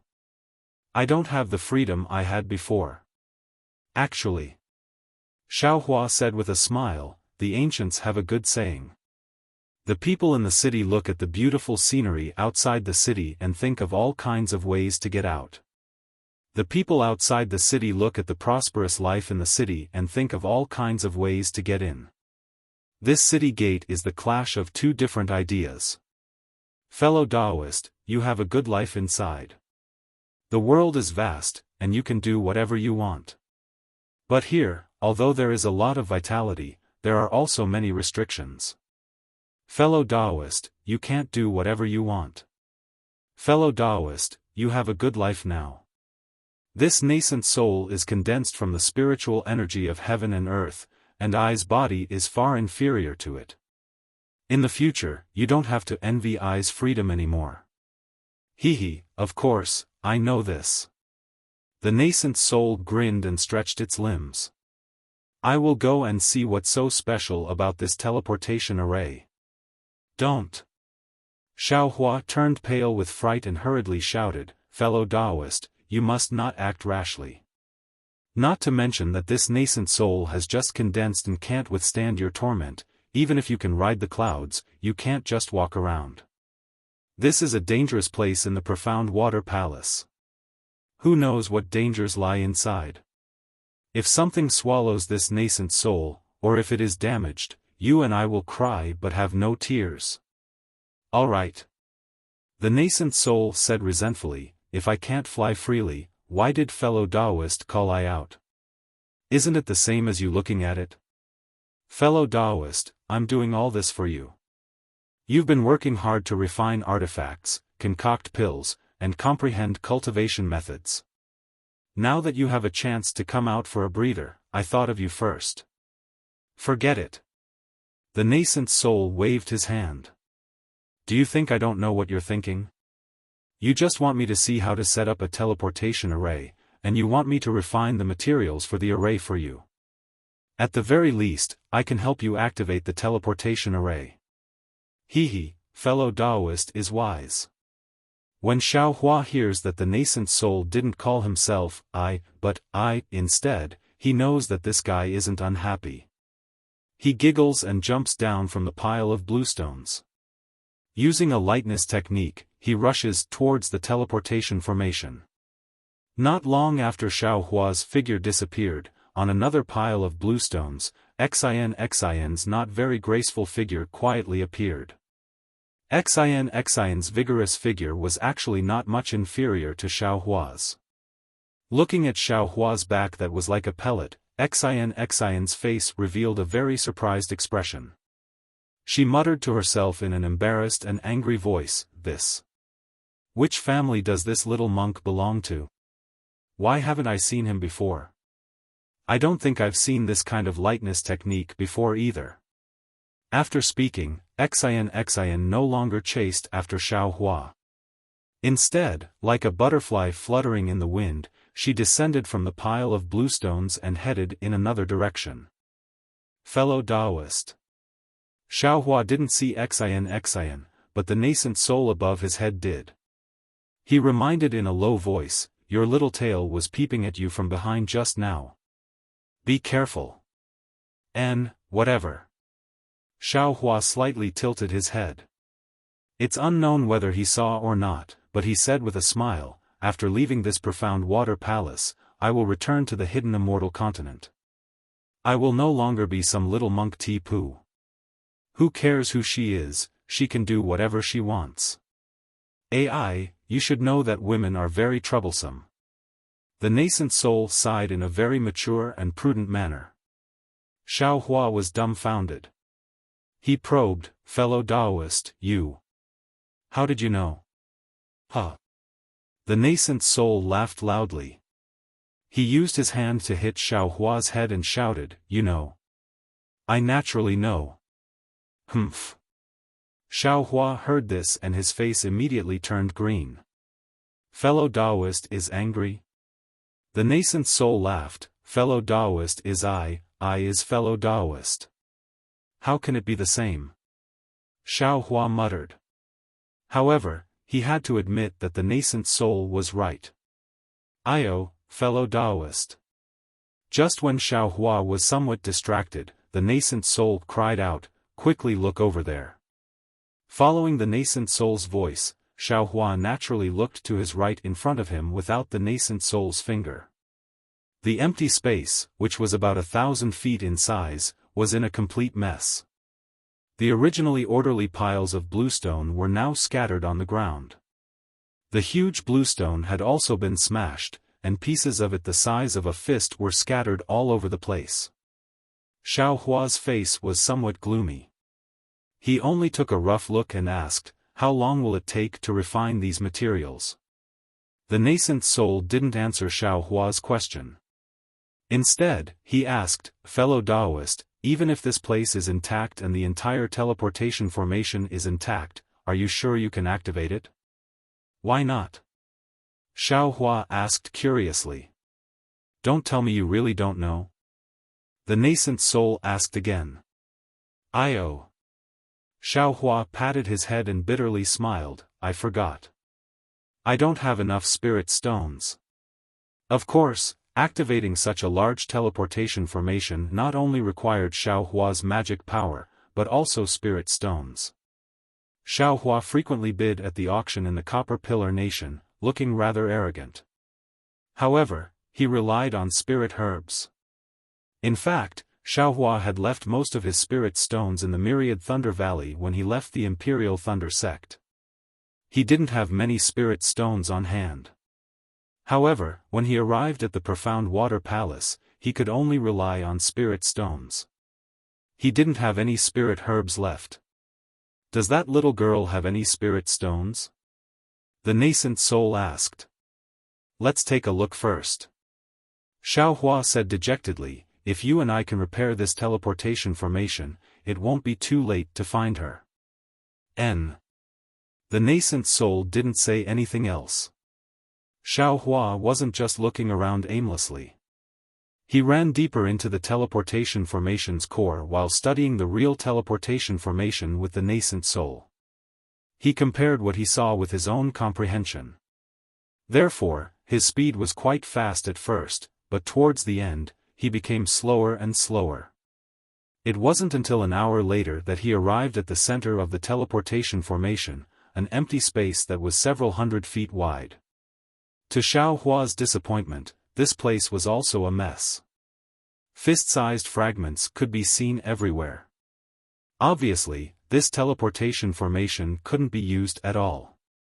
Fellow Taoist, you and I can now lay down the teleportation formation. We can also refine the materials used for the teleportation formation. How long do you think it will take to repair this formation? Xiaohua looked at the ground and asked in a low voice. The nascent soul smiled, do you still need I to answer? You already have the answer in your heart. Forget it, Xiaohua almost cried. He waved his hand and said, looks like our luck isn't good.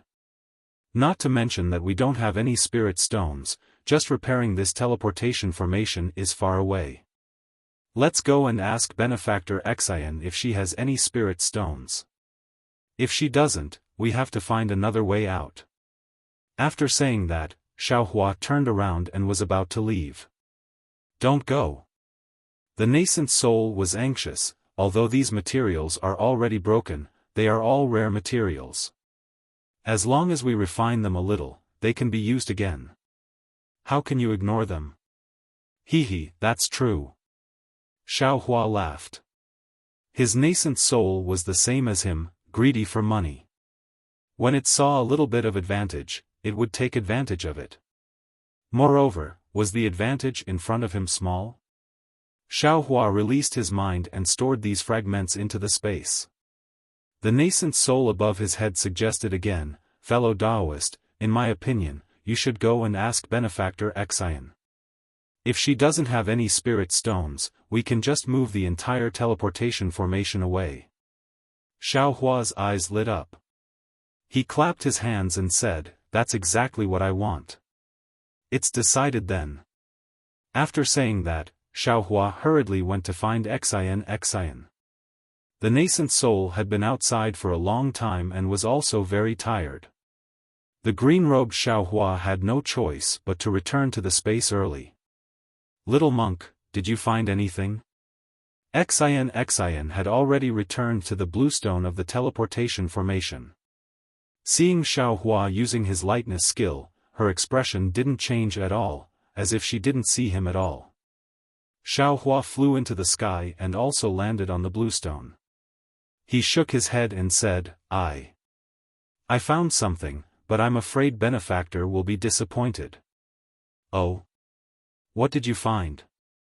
Xian asked with interest. Xiaohua didn't have the patience to beat around the bush with her and asked directly, let's not talk about what we found first. Benefactor, do you have any top-grade spirit stones in your Qinquan bag? Yes. Xian nodded. How many? Xiaohua was delighted and hurriedly asked. There should be more than 1,000. Xian said in a low voice. Then, she looked in front and asked, could this be a Taoist sex teleportation formation? It needs spirit stones to activate? Xiaohua sighed and nodded, Benefactor Xian is right. This is a Taoist sex teleportation formation. If there are no accidents, it should lead to the outside of the profound water palace. However, this teleportation formation is now damaged. Moreover, you and I don't have enough spirit stones, so this teleportation formation is no different from not existing. Little monk, you have good eyesight. You actually know about teleportation formations. Xian mocked, the teleportation formations of the 3 continents were destroyed long ago. I really didn't expect that a little monk from the tantric sect would know about it. I don't know what to say. Xiaohua rolled his eyes and ignored her mockery. Instead, he asked, Benefactor, did you find anything else? Yes, Xian snorted and pointed in the distance, there's an entrance to a hall there. It might be the real profound water palace.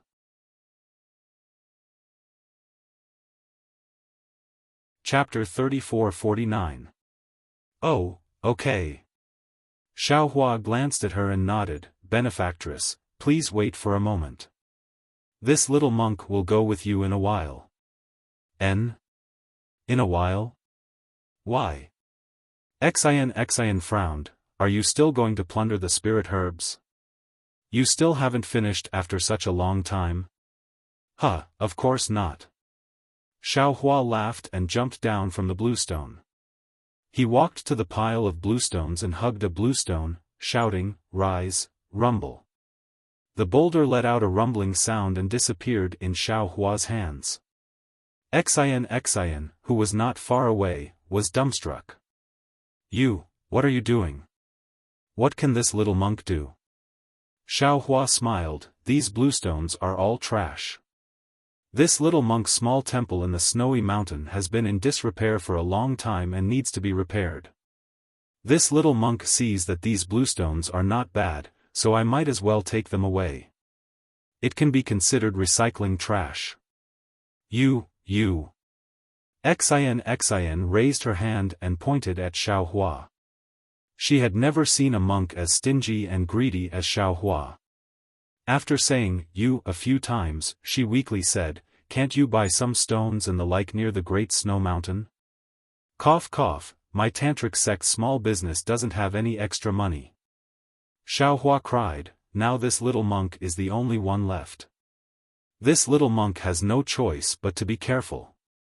I have primeval stones here. Can I give them to your tantric sect? Xian shouted in exasperation. Don't, this little monk is poor but ambitious. I won't accept a reward without any effort. Xiaohua deftly put away the bluestone as he said, What's more, I've taken your primordial stones. If I encounter any danger in a while, how can I not care? You, go die. Xian was so angry that she jumped up and down. She couldn't help but curse. She jumped down from the bluestone and ran far away. Xian only stopped in front of a 10-zhang tall building. Her qi and blood slowly calmed down. Only now did Xian think, what's wrong with me? This little monk clearly had the intention to take away the transportation array. Why can't I see it? Does his temple need some big bluestones? Even if you want bluestones, don't you have plenty of them in the Great Snow Mountain? Xian was a little stunned. She looked at the indistinct transportation array in the distance, then looked at the 10-zhang tall tower not far away. She suddenly felt a little cold, and couldn't help but tighten her palace dress. An inexplicable regret rose from the bottom of her heart. She raised her head again, and looked at the distant sky, her gaze a little lonely. After a full 2 hours, Xiaohua, who was beaming with joy, walked over with quick steps from afar. From afar, he said with a smile, I've made Benefactress wait for a long time, I'm truly sorry, truly sorry. Nothing. At this moment, Xian had already regained her cold demeanor.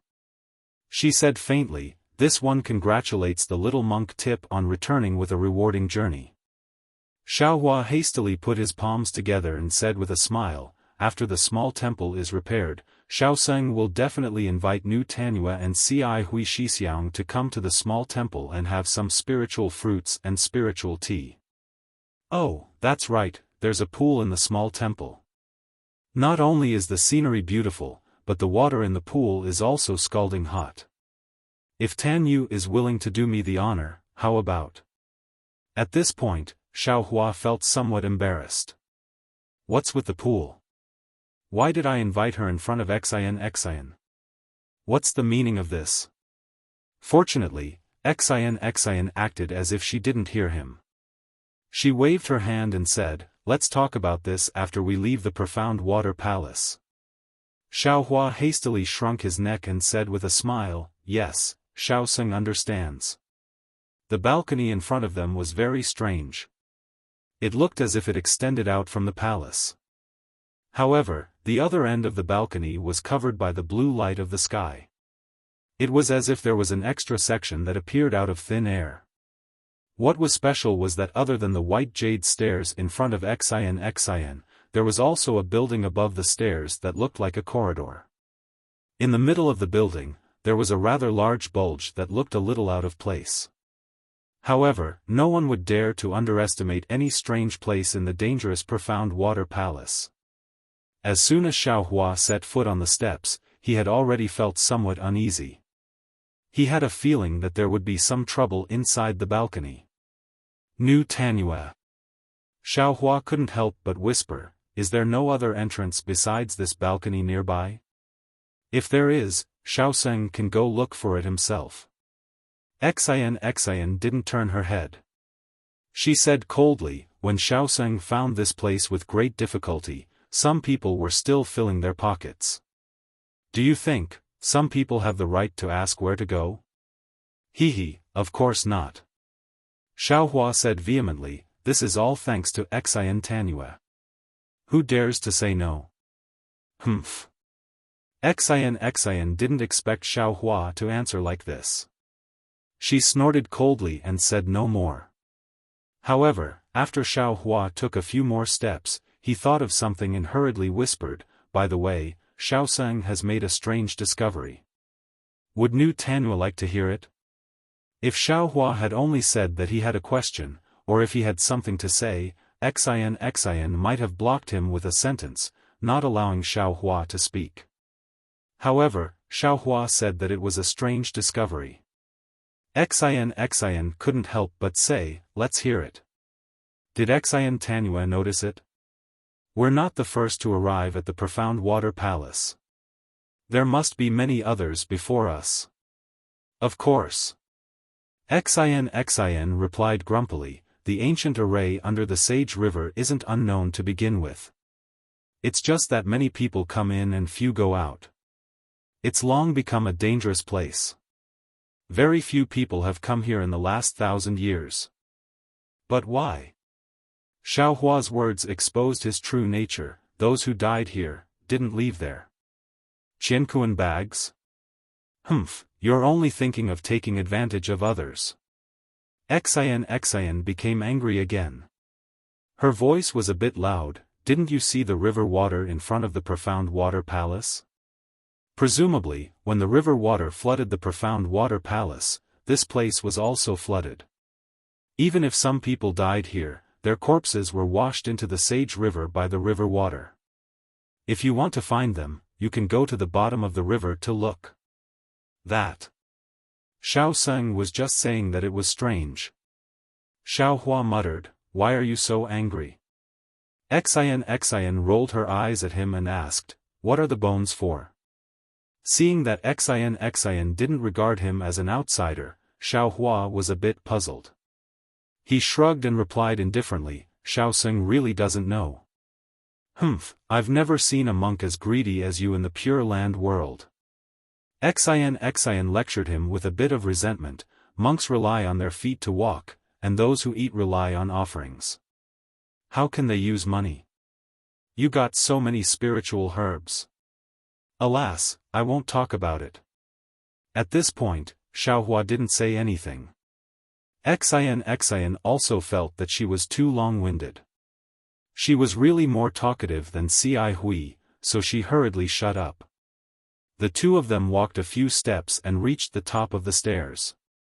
They saw another passageway with blue stone walls. Xiaohua felt a bit awkward and probed, I wonder how senior brother Ci Hui and Grandmaster Gu Zhen are doing. They're all eminent monks. You don't need to worry about them. Xian warned Xiaohua in a low voice as she looked around vigilantly. She had already drawn her flexible sword from her waist.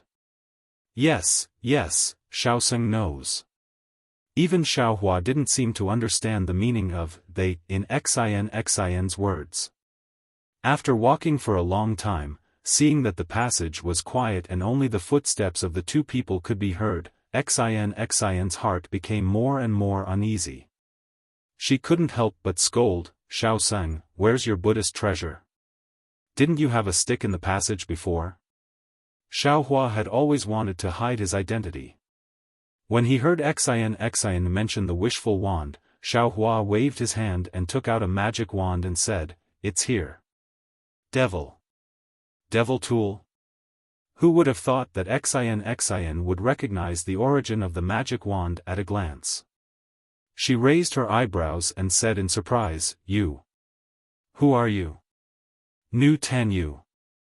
Xiaohua didn't know how many times he had heard Xin ask him who he was. He bitterly smiled and said, "This is a stick.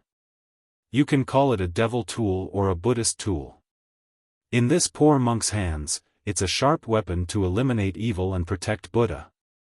Xin slightly clenched her teeth. Her eyes had an indescribable meaning. She stared at Xiaohua and said, "You didn't learn anything from Ci Hui. This ability of yours has the tendency of the student surpassing the master." "They?" Xiaohua was stunned.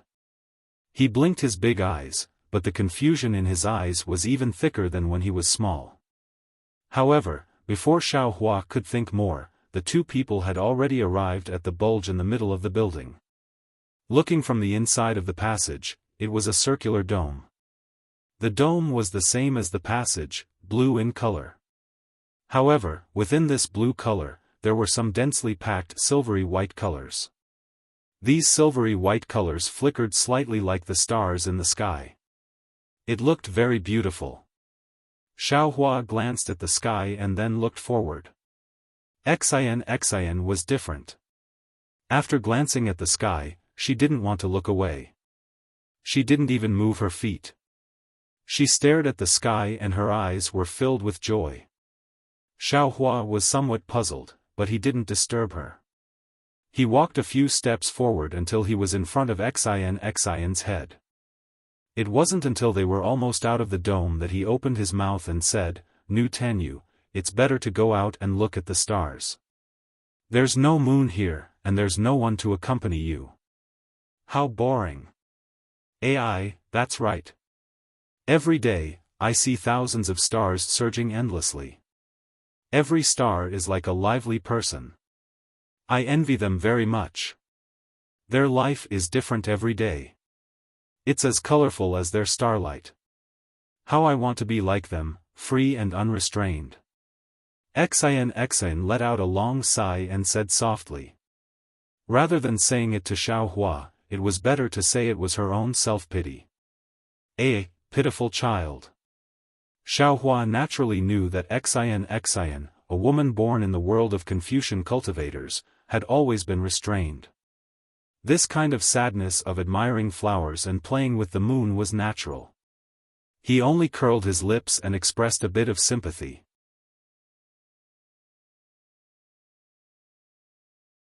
Chapter 3450. Xin's eyes were a little blurred. She vaguely felt that the stars were moving slowly, but she did not care. However, after a while, Xin suddenly woke up and hurriedly looked again. Sure enough, the thousands of silver dots were moving. Xin was stunned for a moment, but the faces of the silver dots were vaguely visible. They were strange insects flashing with silver brilliance. The strange insect was the size of a fist, and its whole body was flat like a gourd. The front half was a head, and the back half was a body. The head was the same size as the body, and there were two 2-inch long wings on the body. On the head of the strange insect, there were long fangs, and the fangs were shining with a pale golden brilliance. The two big eyes that took up half of the head did not have pupils, and were like black skin. On the back of the strange insect, there were many small silver spots, which looked very beautiful. As the strange insect flew closer, the loud buzzing sound was also heard.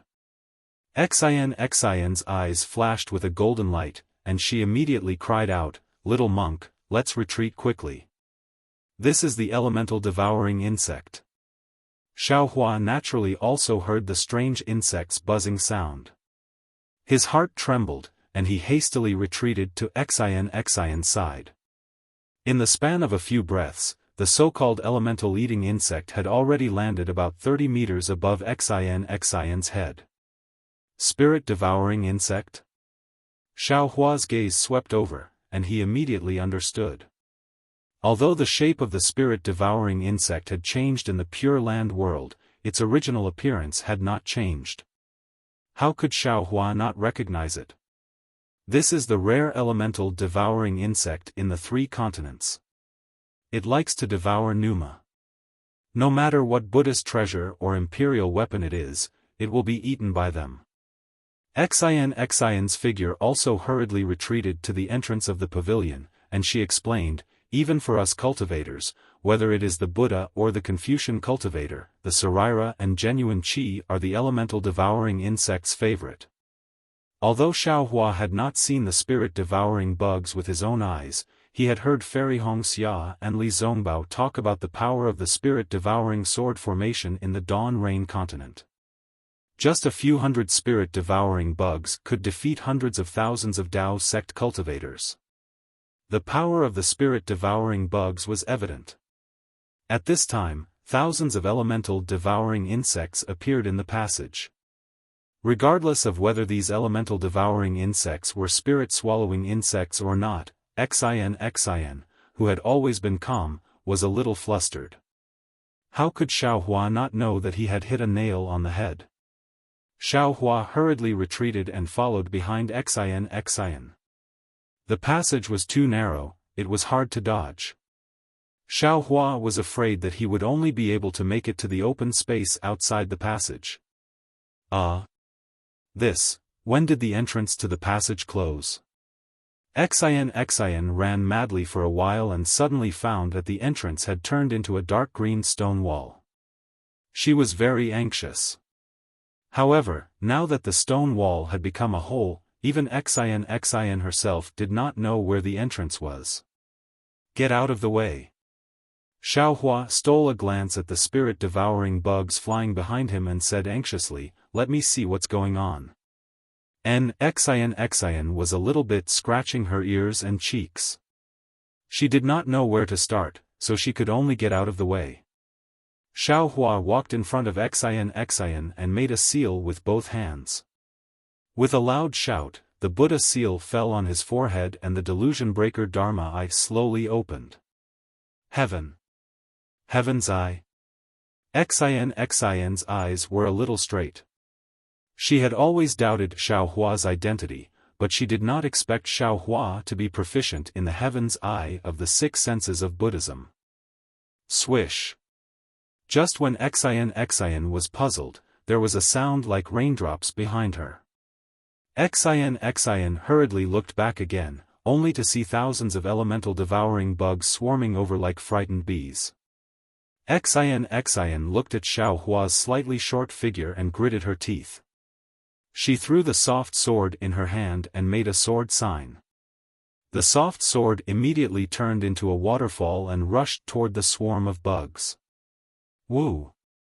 Like a gust of wind, where the soft sword passed, dozens of elemental devouring bugs fell to the ground. Except for a few elemental devouring bugs that were still struggling to fly, the other elemental devouring bugs were dying on the ground and could no longer fly. Seeing this, Xian, whose heart had been in her mouth for a long time, could not help but breathe a sigh of relief. Obviously, these elemental devouring bugs were different from the rumors. "Little monk, don't worry, take your time." Xian said with a smile, "The elemental devouring bugs here seem to be different from what I thought. They are not very difficult to deal with." At this moment, Xiaohua didn't have the time to pay attention to Xian's words.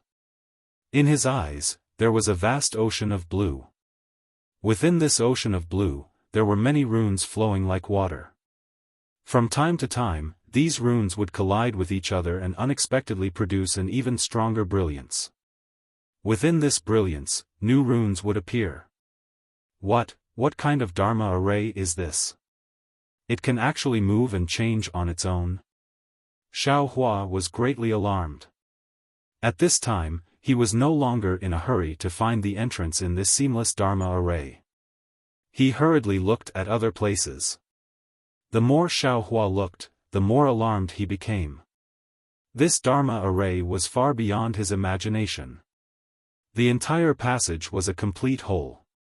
The countless water-based world energy of heaven and earth seemed to be endlessly pouring into it. As the world energy flowed, the runes of the entire passage's Dharma array also changed.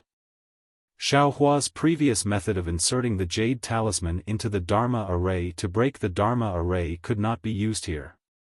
Moreover, when faced with such a strange Dharma array, Xiao Hua had no confidence in finding the flaw of the Dharma array. Damn it, it really is an ancient Dharma array.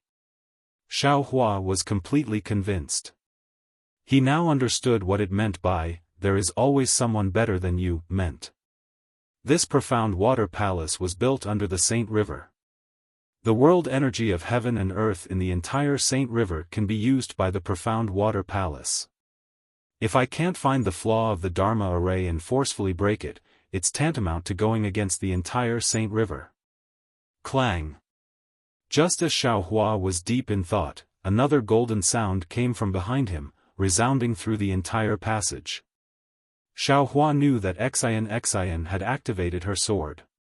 However, since Xian didn't say anything, he didn't turn around either.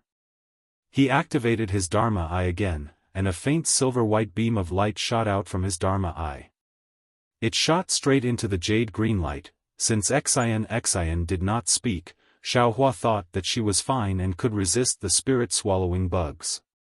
However, at this time, Xian really had an unspeakable suffering.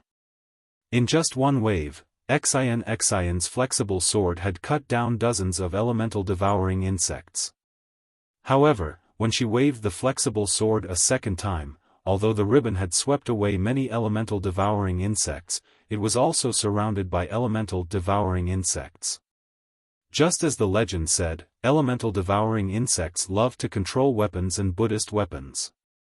Hundreds of elemental devouring insects swarmed onto the ribbon. Waves of rustling sounds like silkworms swallowing mulberry leaves could be heard. The golden brilliance on the flexible sword became increasingly faint. Xian didn't dare to be negligent, and hurriedly urged her true chi. Thousands of sword lights appeared on the ribbon, and although these sword lights killed many of the elemental-eating insects, it also attracted even more elemental-eating insects. Without waiting for Xian to urge her true chi again, the brilliance of the ribbon was destroyed, and a tattered, broken soft sword appeared in the air.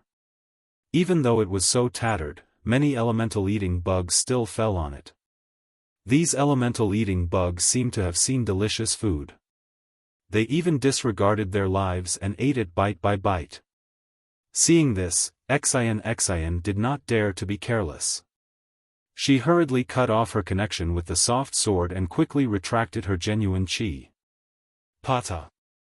The soft sword fell to the ground.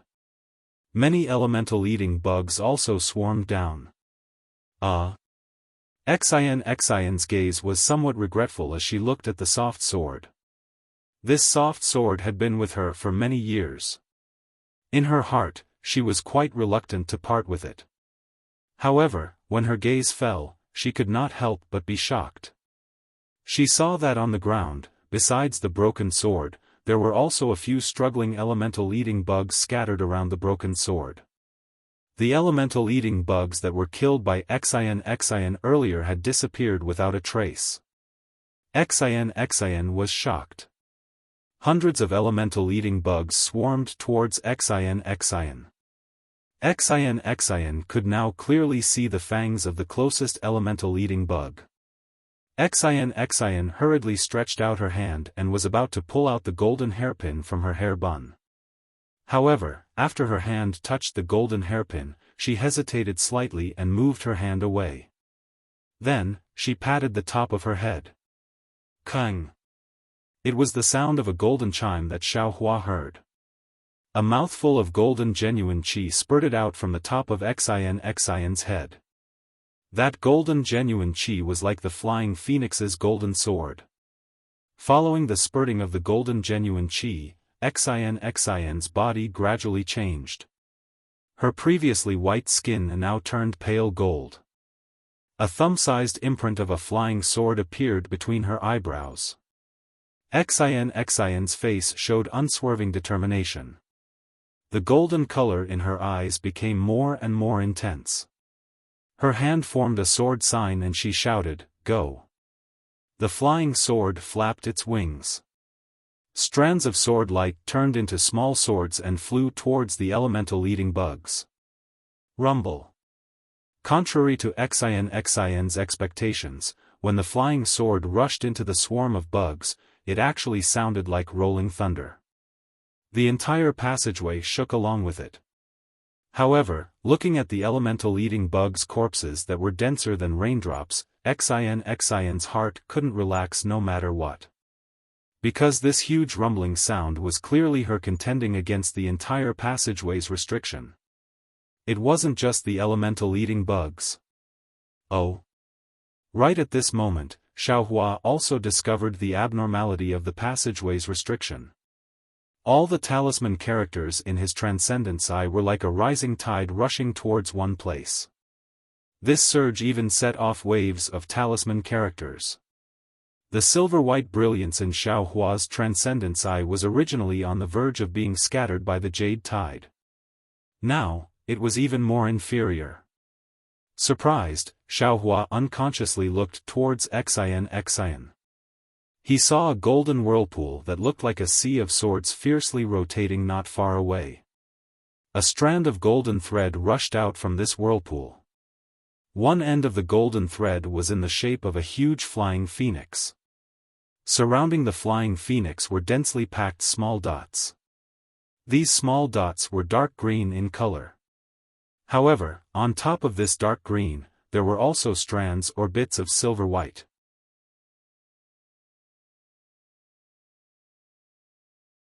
Chapter 34:51. Just when Xiaohua was about to close his Dharma eyes, a silver ball of light that looked like a flying phoenix caught his attention. Xiaohua was rather surprised. "Oh, what is this?" However, before he could take a closer look, Xian's anxious voice sounded, "Little monk, I can't hold on for too long. If you can't find the entrance, then we can only go inside. Okay, Xian, let's hurry and fly forward." Xiaohua hurriedly closed his Dharma eyes. Currently, his Dharma eyes were refining the essence of the void-penetrating beast, so he didn't feel any fatigue using his Dharma eyes. Xian lightly reprimanded, and the flying phoenix sword in midair once again expanded. The small sword in the light feather frantically stabbed out, clearing the passage in front of Xian and Xiaohua. Xian didn't dare to be negligent. She waved her hand and said, "Let's go." Her figure floated up first. She was actually also using the light body technique. Xiaohua understood that Xian was afraid of attracting the attention of the elemental eating insects and didn't dare to let her true qi leak out. That was why she used the light body technique. Thus, he also hurriedly used the ethereal steps and followed behind Xian. Wang. Xian had only flown 100 feet when another loud rumbling sound rang out. A group of elemental devouring insects that were even larger than the previous one flew out from the restriction of the passageway and pounced towards Xian and Xiaohua. "Kill!" Xian sneered. The flying phoenix sword flying above her head once again streaked across the air, and layer after layer of elemental eating insects fell down. However, Xian clearly saw that the number of elemental eating insects killed by this sword was 40% less than before. If Xian could see it, how could Xiaohua not know? Xian, these elemental-eating insects seem to be related to the formation. It's not easy for us to tangle with them. Let's leave. Xiaohua whispered. Xian opened her mouth. Her voice was like a golden chime, very cold, only you know. Do you think I can't see it? If you don't speak, I won't know if you're mute. Hurry up and run. Xiaohua shrunk his neck. He didn't know why Xian was so cold. The ethereal steps under his feet sped up again. Xiaohua and Xian's wish was beautiful, but the elemental-eating insects became more and more powerful. In the end, half of Xian's gold origin flying sword was actually eaten by elemental-eating insects. A pitiful flying phoenix weakly struggled in midair. Damn it! Xian roared, and the flying phoenix let out a long cry. The cry was so loud that it sounded like it was crying blood, as if it was about to undergo nirvana. Upon seeing this, Xiaohua exclaimed in shock, Xian, what are you doing? As he spoke, the green light between his eyebrows shone brightly. Numerous green seal characters that Xian did not understand appeared like a swarm of bees, and layers of lightning appeared in the air. However, before the lightning completely appeared, all the element-eating insects in the passage immediately went berserk. Each and every one of them was more excited than if they had eaten spirit herbs, and they rushed towards Xiaohua and Xian. Boom! The golden phoenix condensed into a slender flying sword, and suddenly streaked across the air, killing dozens of elemental insects, and then turned into fireflies and disappeared. Xian's faint voice sounded, of course it's to kill the elemental devouring bugs. What do you think I'm going to do? Ouch! Before Xian could finish, Xian suddenly covered her head with her hands and screamed in pain. As for Xiaohua, his entire Naiwen Gong was also splashing with golden light. The elemental insects actually launched a divine ability similar to Soul Stab under Xiaohua's lightning and thunder technique. Xiaohua is alarmed and hastily withdraws the green light from between his eyebrows. Sure enough, the green light disappears and the lightning disappears. The group of elemental-eating insects return to their orderly state. Xian's expression also relaxes. Life is really full of surprises. Xiaohua looked at Xian frowning and wanted to blame himself, but when he opened his mouth, he did not say anything. He could not help but smile bitterly, and thought to himself, these elemental insects are somewhat similar to the strange insects I saw in the spatial vein. I originally wanted to use lightning and thunder technique to kill them, but I did not expect these elemental insects to be able to attack my Naiwen Gong. Alas, now I am not alone here, and Xian does not have any other means to defend her Naiwen Gong. This is really troublesome. Looks like I can only use the innate primordial water to protect myself. At this point, Xiaohua could only place his hopes on the innate primordial water. Looking at the elemental insects that were much bigger than a fist flapping their wings and flying towards him, Xiaohua formed a seal with both hands, and that pool of jade water flew out again. Unfortunately, the Tao of Heaven was probably joking with Xiaohua today. Just as the innate primordial water appeared, the entire passageway was filled with emerald green brilliance. The flowing runes that Xiaohua could only see with his transcendence vision suddenly surged on the walls, and those waves were exactly the same as the huge wolves in the West Sea. That steaming water vapor and surging turbulence immediately submerged Xiaohua's innate primordial water. Damn it! This was not the first time Xiaohua's innate primordial water had been defeated, so Xiaohua was not surprised. His heart sank, and he immediately wanted to withdraw it. But contrary to his expectations, the innate primordial water did not have the slightest reaction, as if it had completely lost control. Damn it, this is what it means to throw a meat bun at a dog, there is no return. Xiaohua was rather distressed, but he immediately became vigilant. Putting away the primordial water bottle, he hastily looked up. Sure enough, those runes that were originally emitting emerald brilliance had almost turned transparent after receiving the innate primordial water. This transparency rapidly spread throughout the entire passageway, and immediately, even more elemental insects appeared from the depths of the formation. "We've poked a hornet's nest." Xiaohua turned pale with fright, and hastily shouted, "Xin Xin, quickly run." After Xin's gold essence failed, she was originally walking behind Xiaohua. Her lightness technique was clearly inferior to Xiaohua's, so even if Xiaohua took the time to counterattack, she still could not catch up. At this moment, the innate primordial water overplayed its purpose, causing even more elemental insects to fly out, and Xin was the first to bear the brunt of these elemental insects' attack. Now Xin was really panicking, the sword light around her body surged again, and her right hand once again placed on the golden hairpin. Xin's sword light did not move, but with this move, the elemental insects that had just flown out bared their fangs and brandished their claws and pounced towards her. "If I don't show my power, you'll think I'm a sick cat."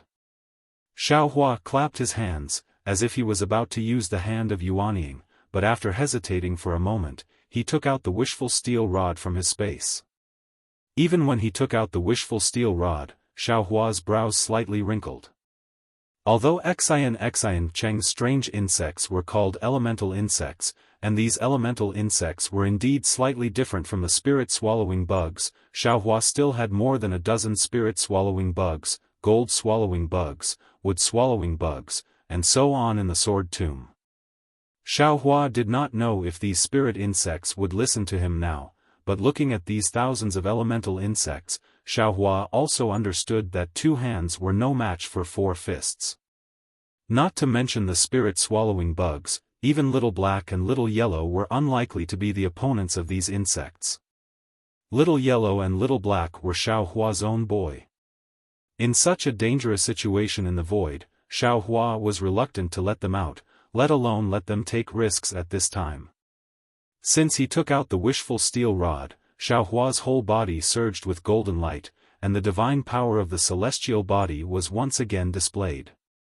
A transcendence golden body of more than 10 feet in size appeared in front of the elemental insects. "Little monk. Do you want to die?" Seeing the appearance of Xiaohua's golden body, the elemental insects that were originally rushing towards Xin seemed to smell the fragrance of meat, and they all flapped their wings and rushed towards Xiaohua. Xin screamed, and the slightly dimmer flying phoenix also flew out of the top of her head. "Kill!" Xiaohua shook the wishful steel rod, and the rod became thick and long, waving in midair. When the elemental insects touched the wishful steel rod, they immediately burst, and the remains of the elemental insects fell to the ground and no longer disappeared. Good! Xiaohua was overjoyed when he saw this. He knew that his secret method of breaking through with force had worked, and the wishful steel rod in his hand danced even harder. Xin's flying phoenix naturally could also succeed, but looking at Xiaohua's majestic transcendence golden body, Xin slightly gritted her teeth and let the flying sword hover near her left side to protect herself, fighting while retreating. In the time it took to drink a cup of tea, the previously not particularly long building had not yet reached the end. The elemental insects in the passage could now be described as covering the sky and the sun. Not only did Xiaohua's wishful steel rod not know when, but there were already a few elemental insects that were vigorously biting, and there were also no less than 100 elemental insects on Xiaohua's golden body. Bursts of soreness and itchiness came from Xiaohua's golden body, making Xiaohua almost want to hit himself a few times. Looking at Xin again, she was not much better than Xiaohua. She was also surrounded by more than a dozen elemental insects.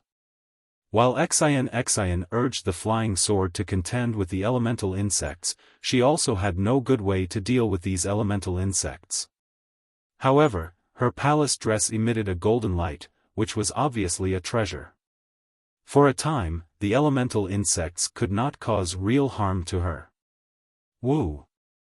As Xiaohua's wishful steel rod swept, a large number of elemental insects fell, and then more elemental insects rushed over.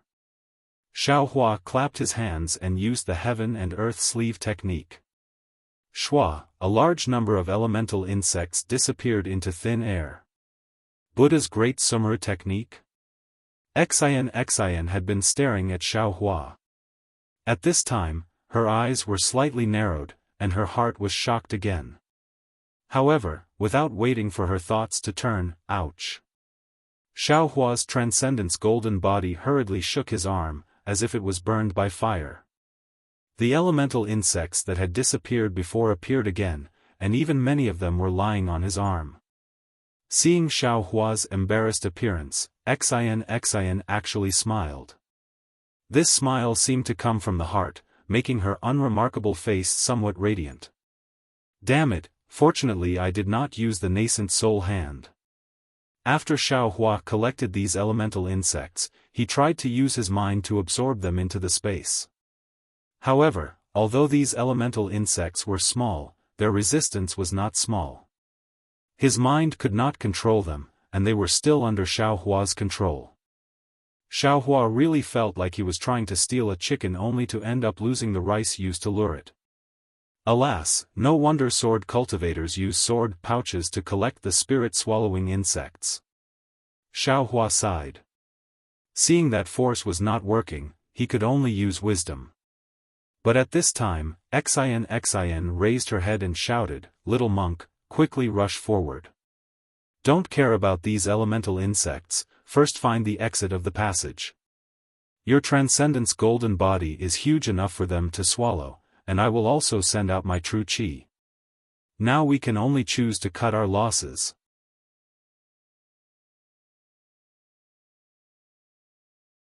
Chapter 3452. Xian's suggestion wasn't wrong. At such a crucial moment, it was probably the wisest choice. However, Xian didn't know that Cai Hui and Gu Zhen had also done the same in order to charge out of the encirclement of the many elemental eating insects. Gga. Xiaohua laughed, "Benefactor Xian, you see, this little monk will give it a plan to kill it. Let's see how many elemental eating insects can run rampant in front of me, oh, this little monk."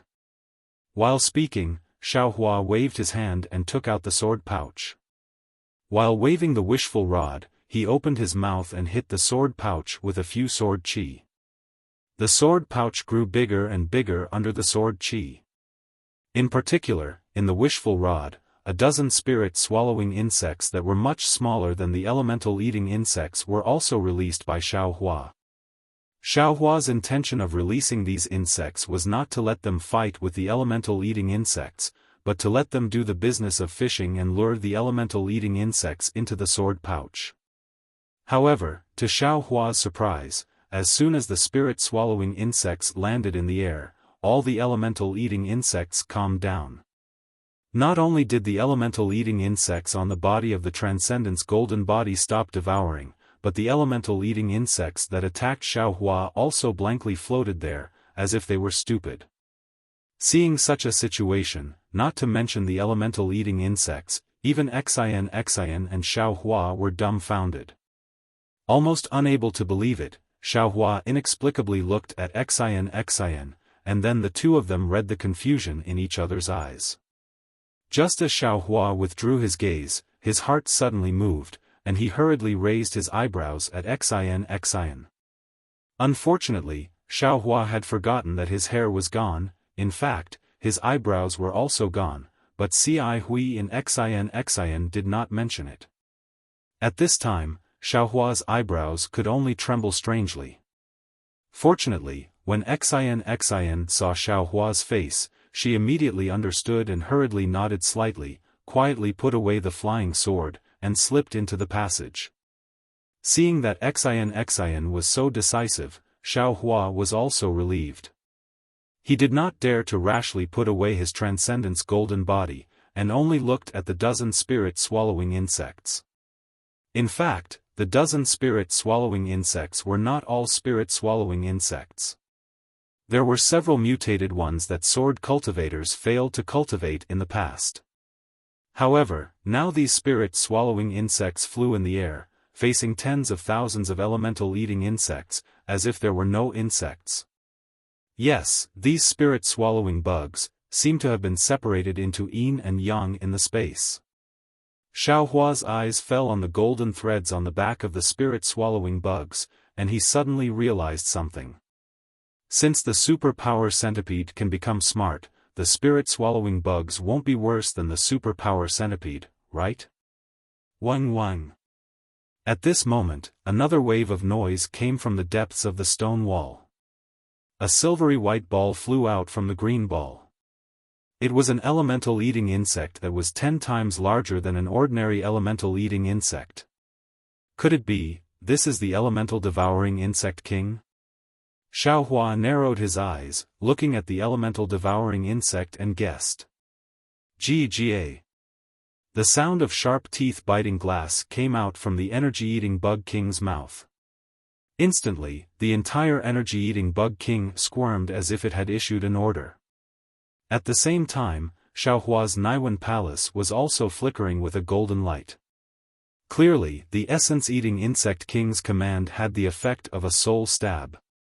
Xiaohua was slightly startled and looked at the elemental-eating insects. Out of Xiaohua's expectation, these elemental devouring insects only moved half a foot forward and then stopped, as if they were afraid of Xiaohua's dozens of spirit-swallowing insects.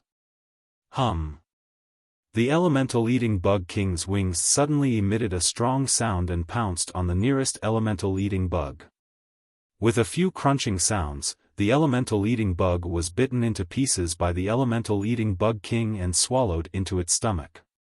The other elemental-eating bugs retreated in fear, but they didn't dare to attack the spirit-swallowing bugs. The elemental-eating bug king hovered in the air for a while and seemed to be helpless. It flapped its wings and rushed to the spirit-swallowing bugs alone. Good. Xiaohua praised in his heart. The wishful staff in his hand trembled slightly. He understood that as long as he killed the elemental-eating insect king, these elemental-eating insects would collapse and he would be able to safely pass through this damn passage with Xian. Before Xiaohua could raise his wishful staff, more than a dozen spirit-swallowing bugs, which were much smaller than the elemental-devouring bugs, flew up in the air. Then, 9 of them flew up in groups of 3, while the others went to the left and right. They were divided into different levels and attacked the elemental-devouring bug king from the side. Is this still an insect? Xiaohua saw this and his eyes widened. An incredible feeling came from the bottom of his heart. The wishful staff in his hand stopped. He knew that if these dozens of spirit-swallowing bugs killed the elemental-eating bug king, these dozens of spirit-swallowing bugs would be the king of the entire elemental-eating bug king. If he forced the wishful staff, these spirit-swallowing bugs may not be able to convince the masses. Kacha. A series of chaotic noises came from midair, and Xiaohua became more and more dumbstruck. The elemental-eating bug king was huge and its teeth were sharp. Although there were more than a dozen spirit-swallowing bugs, they were obviously not its opponent. However, these dozens of spirit-swallowing bugs attacked the energy-eating bug king from all sides at the same time. Once the energy-eating bug king heard a spirit-swallowing bug, this spirit-swallowing bug would immediately dodge, and another spirit-swallowing bug would take its place. Thus, the energy-eating bug king still maintained an impenetrable formation. Ordinary people would find it difficult to fight against 4 hands with 2 fists, let alone the spirit-swallowing bugs with sharp teeth. In just a few minutes, a long whisker of the elemental-eating bug king was bitten off by a spirit-swallowing bug. Kacha. The elemental-eating bug king issued an order again, and the nearby elemental-eating bugs began to squirm. The 3 spirit-swallowing bugs that were flying around the periphery immediately flew out of the battle group and swaggered around the elemental-eating bugs. Sure enough, the restless elemental-eating bugs immediately calmed down. Seeing this, these spirit-swallowing bugs hurriedly rushed into the battle group again. Interesting. Xiaohua found it funny. He simply stopped taking back his transcendence golden body and watched the battle with a smile on his face. If this situation was seen by Ci Hui and Guzhen, wouldn't they be furious? The thousands of elemental-eating bugs that could devour relics and Buddha statues didn't want to fight at all. They just watched blankly on the wall. Once the dozens of spirit-swallowing bugs succeeded, they immediately swarmed to attack. The elemental-eating bug king was at a loss. Obviously, it was not as agile as these spirit-swallowing bugs. It only chased after the spirit-swallowing bug in front of it and attacked, completely unaware that this spirit-swallowing bug had been replaced by 4 in a moment.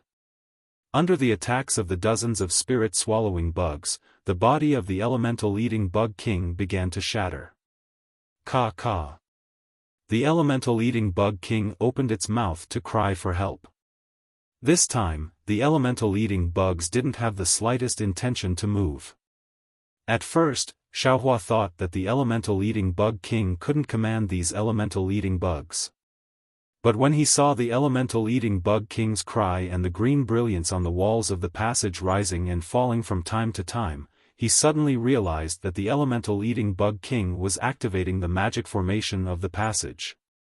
The reason why the magic formation of the passage didn't attack like the elemental-eating bug king was that the magic formation couldn't distinguish whether the fight between the spirit-swallowing bugs and the elemental-eating bug king was a fight for the throne or an invasion. Now that he understood, Xiaohua felt a little lucky. If he joined in, he might not be able to kill the elemental-eating bug king with one blow, but those elemental-eating bugs would definitely attack him, and even the magic formation of the passage would be triggered. Wouldn't his advantage of releasing the spirit-swallowing bugs be exhausted? Seeing that its cry for help didn't work, the elemental-eating bug king became more terrified. It screamed and turned around, trying to escape from the siege of the spirit-swallowing bugs. What surprised Xiaohua even more happened. The dozens of spirit-swallowing bugs didn't deliberately block the escape of the elemental-eating bug king, but surrounded it and killed it at the same time. Seeing that there was always a chance to escape, the elemental-eating bug king only wanted to escape, but it neglected its attack. Then, after just a few dozen meters, half of its body was swallowed by the spirit-swallowing bugs. Buzz! Seeing that the elemental-eating bug king was about to fall to the ground, the dozens of spirit-swallowing bugs rushed up and instantly showed ferocious expressions. With a kacha sound, the spirit-swallowing bugs devoured the elemental-eating bug king completely. Then, these spirit-swallowing bugs spread their wings and flew back. They circled around Xiaohua's transcendence golden body several times, and then flew towards the thousands of elemental-eating bugs. Damn it, are they greeting me? Xiaohua didn't dare to release the spirit-swallowing bugs before, not only because he was afraid that the dozens of spirit-swallowing bugs couldn't defeat the thousands of elemental-eating bugs, but also because he couldn't control them. Now, these spirit-swallowing bugs actually showed off in front of him. How could he not know that these spirit-swallowing bugs were really psychic? After cursing with a smile, he opened the sword pouch. As expected, the dozens of spirit-swallowing bugs flew to different places. With their wings buzzing and mouths clanging, a spirit-swallowing bug led a team of elemental-eating bugs into the sword pouch. Seeing the dozens of teams of elemental-eating bugs flying into the sword pouch in a uniform manner, Xiaohua couldn't stop smiling. These are thousands of elemental-eating bugs. As long as I take them out of the mysterious water palace, damn it, who dares to go against me? As long as I'm not happy, I'll release them. Not to mention devouring them, I'll scare you to death. When the elemental-eating bugs in the passage completely disappeared, Xiaohua immediately put away the sword pouch. As expected, in a moment, dozens of spirit-swallowing bugs flew out again and swayed in front of Xiaohua. Good boys. Xiaohua put away his transcendence golden body. With a wave of his hand, he took out some spiritual herbs and handed them to the spirit-swallowing bugs. The dozens of spirit-swallowing bugs rushed forward and devoured the spiritual herbs in a few breaths.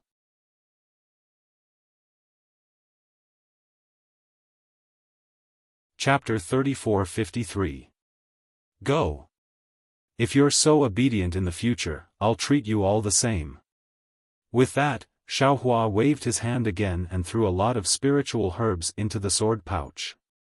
The spirit-swallowing bugs danced in front of Xiaofan for a while before falling into the sword pouch. Ha ha ha, it's really interesting. These bugs are so fun.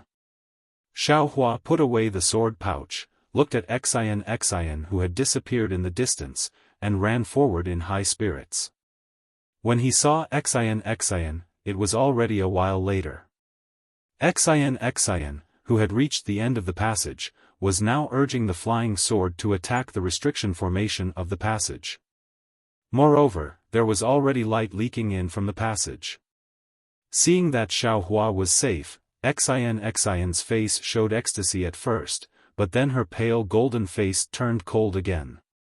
She asked faintly, "Little monk, you're really amazing. I tried my best to break through the formation again, but you easily got rid of tens of thousands of elemental devouring bugs. I really can't think of any ancient temple in the Pure Land world that has such a powerful monk like you."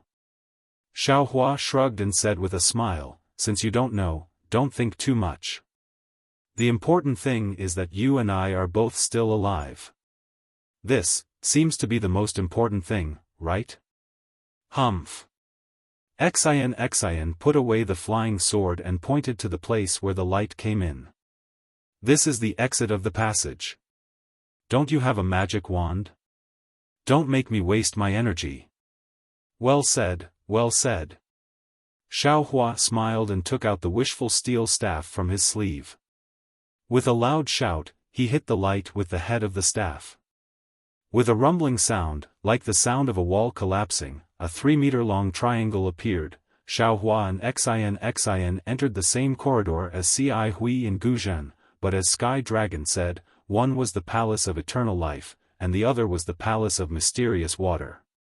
Unfortunately, Xiaofan and Xian did not know that they were not Ci Hui, and the Palace of Mysterious Water did not have ancient Buddha Tsili, so they did not have Ci Hui's perception and could only walk blindly in the corridor. Xiaofan was very self-aware. As soon as he entered the corridor, he said with a smile, "Xian Tanue, this little monk has always been directionally challenged. Not to mention inside the hall, even in the wilderness, I can't find my way. Therefore, I will leave the matter of finding the exit to Tanyu. This little monk will only stand guard behind Tanyu. Protector?" Xian glanced at Xiaofan. She seemed to have thought of something. She raised her head and looked at the incomparably huge tunnel. Frowning, she said, "I wonder how Grandmaster Guzhan and fellow immortal Ci Hui are doing. Will they be able to obtain the ancient Buddha blessing?"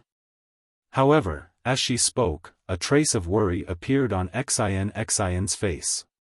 It was clear that the dangers in these places were beyond her expectations.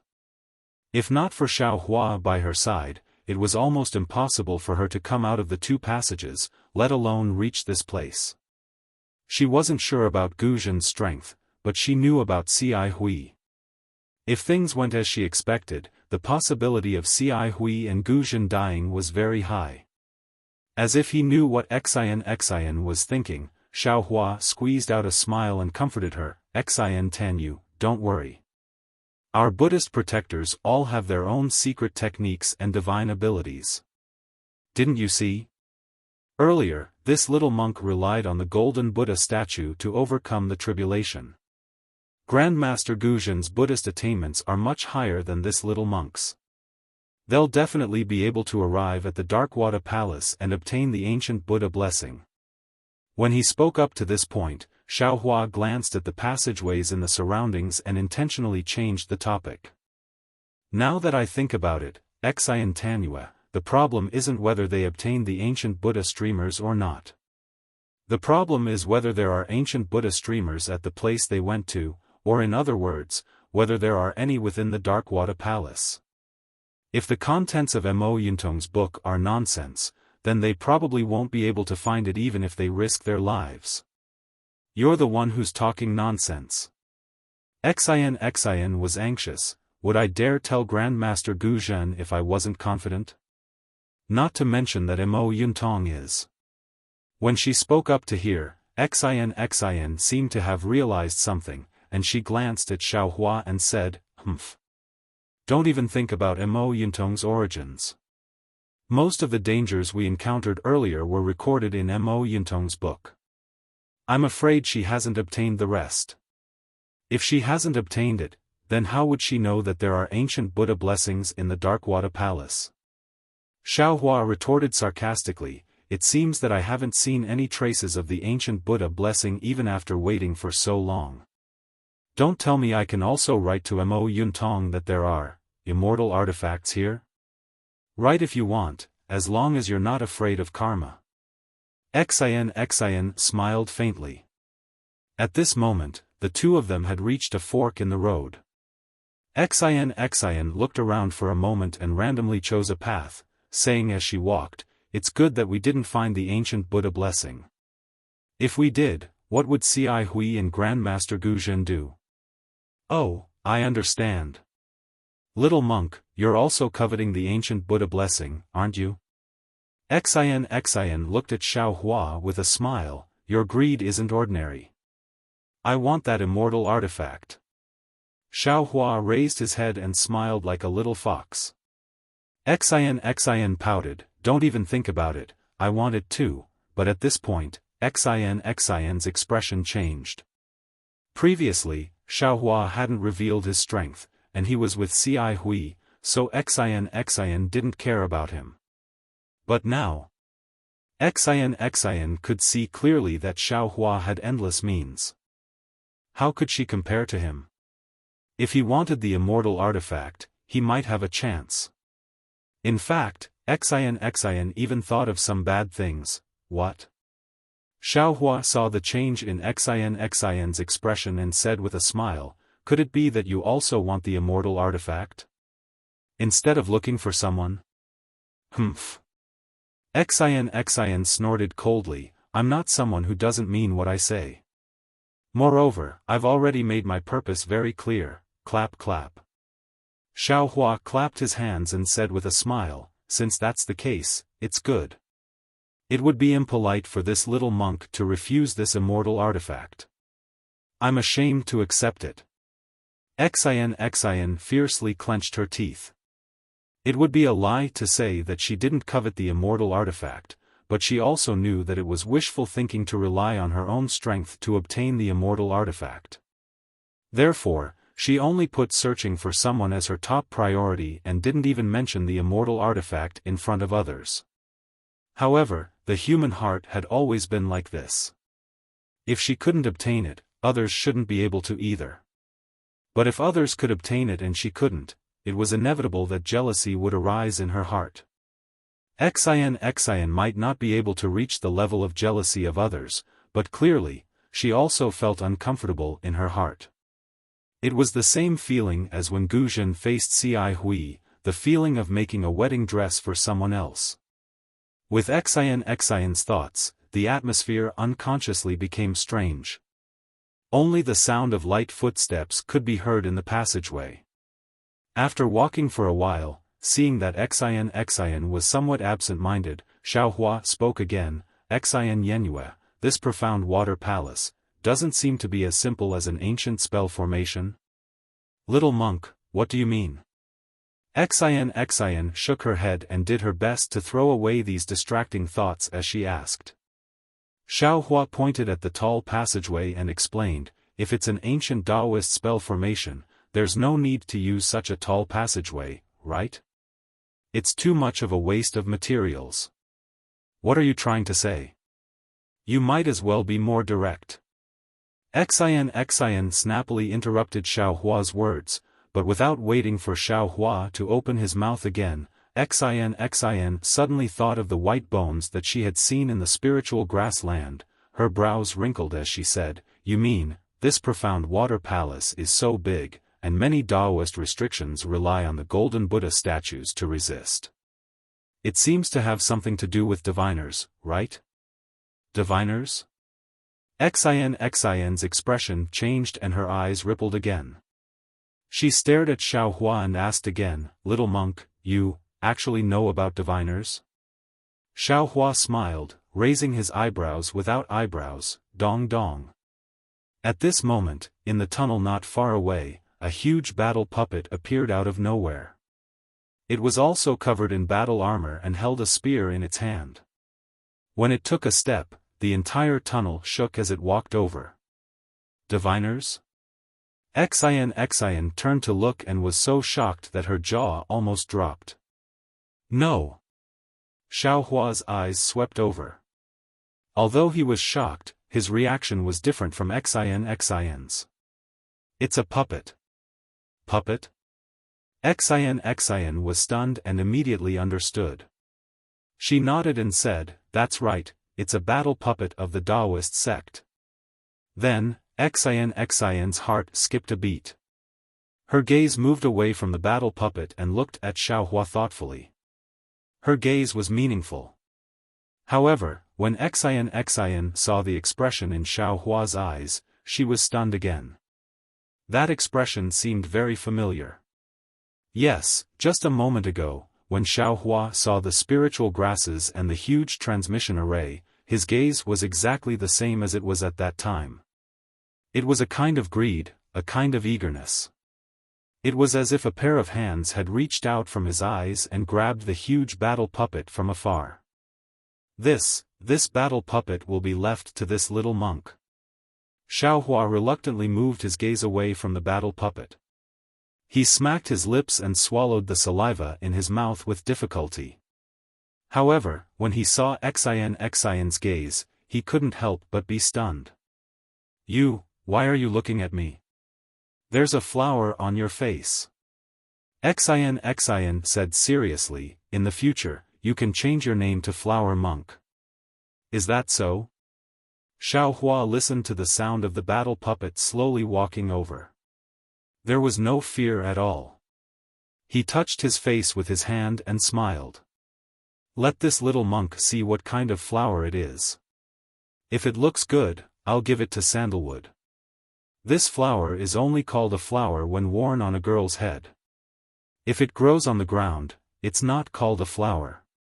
Bah! Xin spat softly. Suddenly, Xiaohua's heart trembled.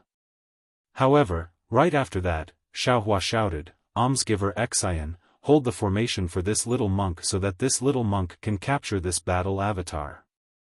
Although Xiaohua emphasized the words benefactor and little monk, Xin could still hear the weakness in Xiaohua's tone. Xiaohua raised his hand and held the wishful steel staff in his hand. He no longer avoided Xin. His whole body flashed with golden light as he secretly urged his spiritual power. At the same time, he shouted, "Chang, Chang Chang."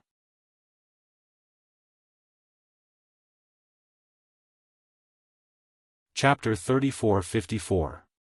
Seeing that Xiaohua's transcendence golden body was slowly being displayed, from a few dozen feet to a few dozen feet, and even to a few dozen feet, Xin's face did not change much. However, when Xin saw Xiaohua's staff growing thicker and thicker with Xiaohua's thoughts, she seemed to have thought of something, and her face turned pale. Xiaohua naturally did not know what Xin was thinking. The staff swayed in midair and hit the stone wall. Xiaohua simply threw the staff and hit the stone wall. With a muffled bang, the stone wall was smashed in an instant. Xiaohua was very happy and shouted, "You brat, can you fight with me?"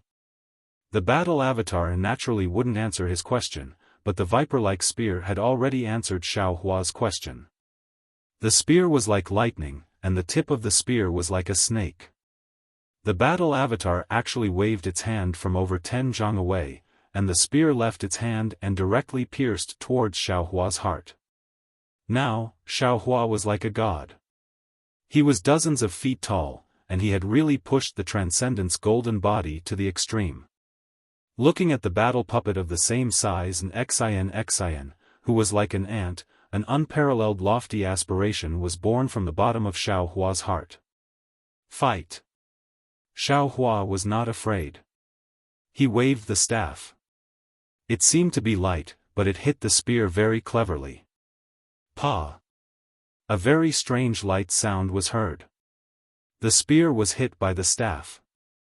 The spear was more flexible than a spirit snake, and the tail of the spear was slapped toward Xiao Hua's left armpit. Xiao Hua's heavenly staff technique was certainly familiar, but this change was really fast. Caught off guard, the spear hit Xiao Hua all of a sudden. Boom! The power of the spear was beyond Xiao Hua's expectations. It was shockingly powerful. Xiao Hua instantly lost his balance, and his body, which was dozens of feet tall, fell towards the stone wall with a loud bang. Crash! The stone wall, which was flickering with blue light, was unable to support Xiao Hua's Dharma body. It was like an ordinary wall, and everything within dozens of feet collapsed. The golden light around Xiao Hua, who was lying on the wall, flickered rapidly.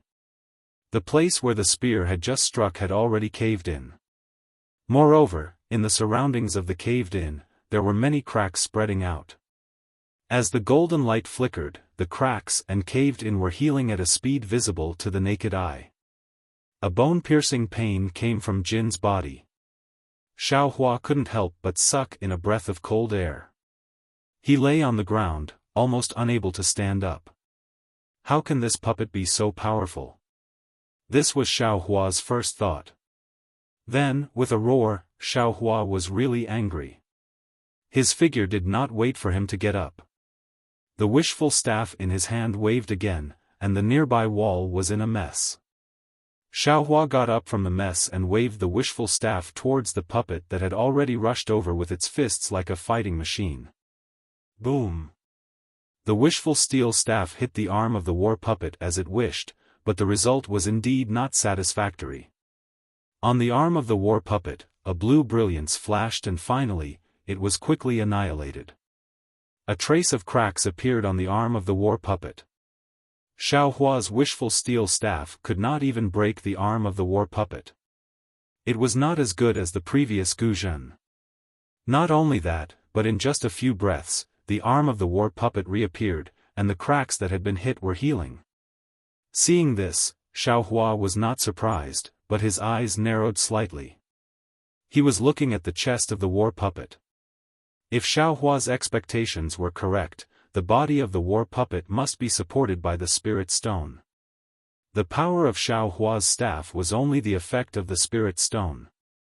Xiao Hua's current plan was that as long as the spirit stone of the war puppet was exhausted, this war puppet would no longer be the war puppet that could break Xiao Hua's golden body with a spear. The war puppet was just a huge puppet. Whether it was to kill it or even subdue it, wasn't it all under Xiao Hua's control? Thinking about the words, Xiao Hua, on the forehead of this huge war puppet, Xiao Hua could not help but be excited. He unconsciously laughed strangely and said, "Little darling, don't struggle. Quickly come into the arms of this young master will love you." As he spoke, the wishful staff was raised again, and without waiting for the cracks on the arm of the war puppet to heal, he hit it again.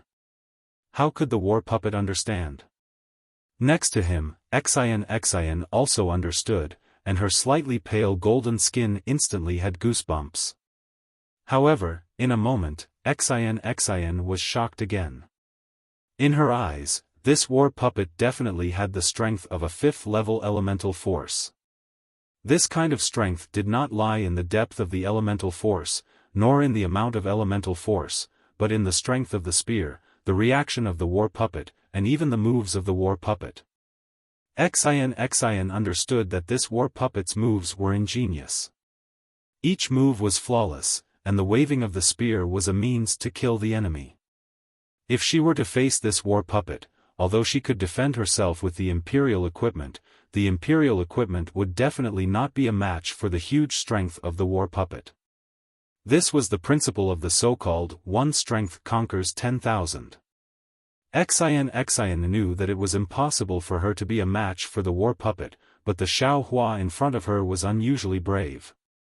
He was definitely not the little monk who only knew how to bicker with Xian before. Not to mention the fierceness of the moves, not to mention the elegance of the wishful staff, but the bravery of the war puppet spear made Xian convinced. The battle between Xiaohua and the war puppet was tragic, and it was almost like the staff was touching the flesh. Xiaohua and the war puppet were evenly matched. Not to mention that you were knocked down by the spear, even I was swept down by the wishful staff. In half a cup of tea's time, the entire passage was a mess. Within 100 feet of space, there were ruins, and it was really ugly. The body of the man and the war puppet was also full of scars. Not only were there thick cracks all over the war puppet's body, even Xiaohua's golden skin was black and missing a few pieces. It should be because of the war puppet's attack. But the more it was like this, the more Xian was shocked. She really couldn't understand, how could a little monk of the Buddhist sect be so vulgar with the war puppet of the Tao sect? Where did those profound Buddhist techniques and even the previous Tao techniques go? Little monk, after watching for a moment, Xian was frightened and couldn't help but send a voice transmission, can you beat the war puppet? Where did all your Buddhist divine abilities go? Grandma, Xiaohua roared, I am a Buddhist Vajra. Is it possible that I am afraid of this war puppet? Xiaohua was once again caught off guard and was hit on the head by the spear. With a loud bang, the ground of the passage also sank a few feet deep hole. Why are you competing with a war puppet? Xian also unconsciously roared. What do you know? Xiaohua stood up from the wall and shook the dust off his body. He raised the wishful staff and rushed to the war puppet. At the same time, he shouted, this war puppet is not a human. It can only persist because of the spirit stones. This little monk is fighting with it, isn't it just to consume its spirit stones? You. In an instant, Xian immediately understood the greedy Xiaohua's thoughts. She raised her trembling finger and shouted, you still want this war puppet? Why not? Xiaohua didn't seem to be embarrassed that his abacus had been exposed and asked back. In just a moment, Xiaohua and the war puppet fought for several rounds. Xian's guess was right. A single force conquers all methods. This war puppet relied on this huge force to kill countless cultivators who coveted the profound water palace. And today, it encountered Xiaohua, who excelled in brute force. It could be said that it met a good talent. In the time it took to eat a meal, Xiaohua actually didn't have the upper hand at all. He didn't find this strange, because during this meal, the battle puppet didn't show any signs of energy exhaustion at all. Even the flaws in the spear's moves were becoming increasingly fewer. How was this the appearance of spirit stones being depleted? What's going on? Xiaohua felt that his arm was a little sore and numb. He was slightly puzzled. At this time, Xian also felt that something was wrong. Seeing Xian urge her genuine qi, the golden light above her eyes shone brightly. It was not an exaggeration to say that it was the fiery golden eyes. Little monk. Suddenly, Xian, who seemed to have seen something, turned pale with fright again and exclaimed, don't you have any ideas? This war puppet doesn't have any spirit stones. The space between its feet and the ground is a little strange. Every time it moves, the world's spirit energy will be sent into the passage. In this passage, no, in the profound water palace, you are definitely not the war puppet's opponent. Ha ha ha. I see. Xiaohua understood and immediately laughed. Then it's even easier. As he spoke, he patted his forehead. A huge hand emerged from the top of Xiaohua's head and grabbed at the war puppet, the hand of a nascent soul. Xian bit her lips. Her eyes revealed an indescribable look. Even Xian herself didn't know what this meant. Boom! The nascent soul's hand grabbed the war puppet and threw it into the air. Buzz! At this time, the war puppet's body shone with a blue brilliance. Rays of light sharper than flying swords pierced the nascent soul's hand. Even the war puppet's spear pierced the nascent soul's hand with a pang sound, pop. Like the sound of a bubble bursting, the nascent soul's hand was instantly destroyed by the light of the war puppet. Xiaohua's body shone with a golden light. Moreover, the innate divine restriction on his Naiwan palace emitted a faint golden light again. Obviously, the blue thorn could also attack divine sense.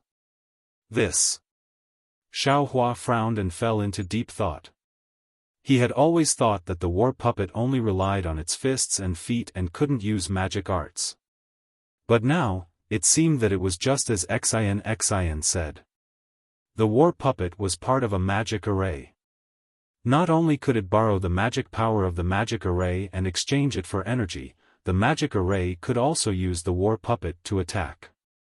If this was the case, even if Xiaohua captured the war puppet, he might not be able to use it. Thinking of this, Xiaohua's eyes turned. Behind Xian's back, his left hand formed a spell that Xiaohua had comprehended long ago, but he had never used it.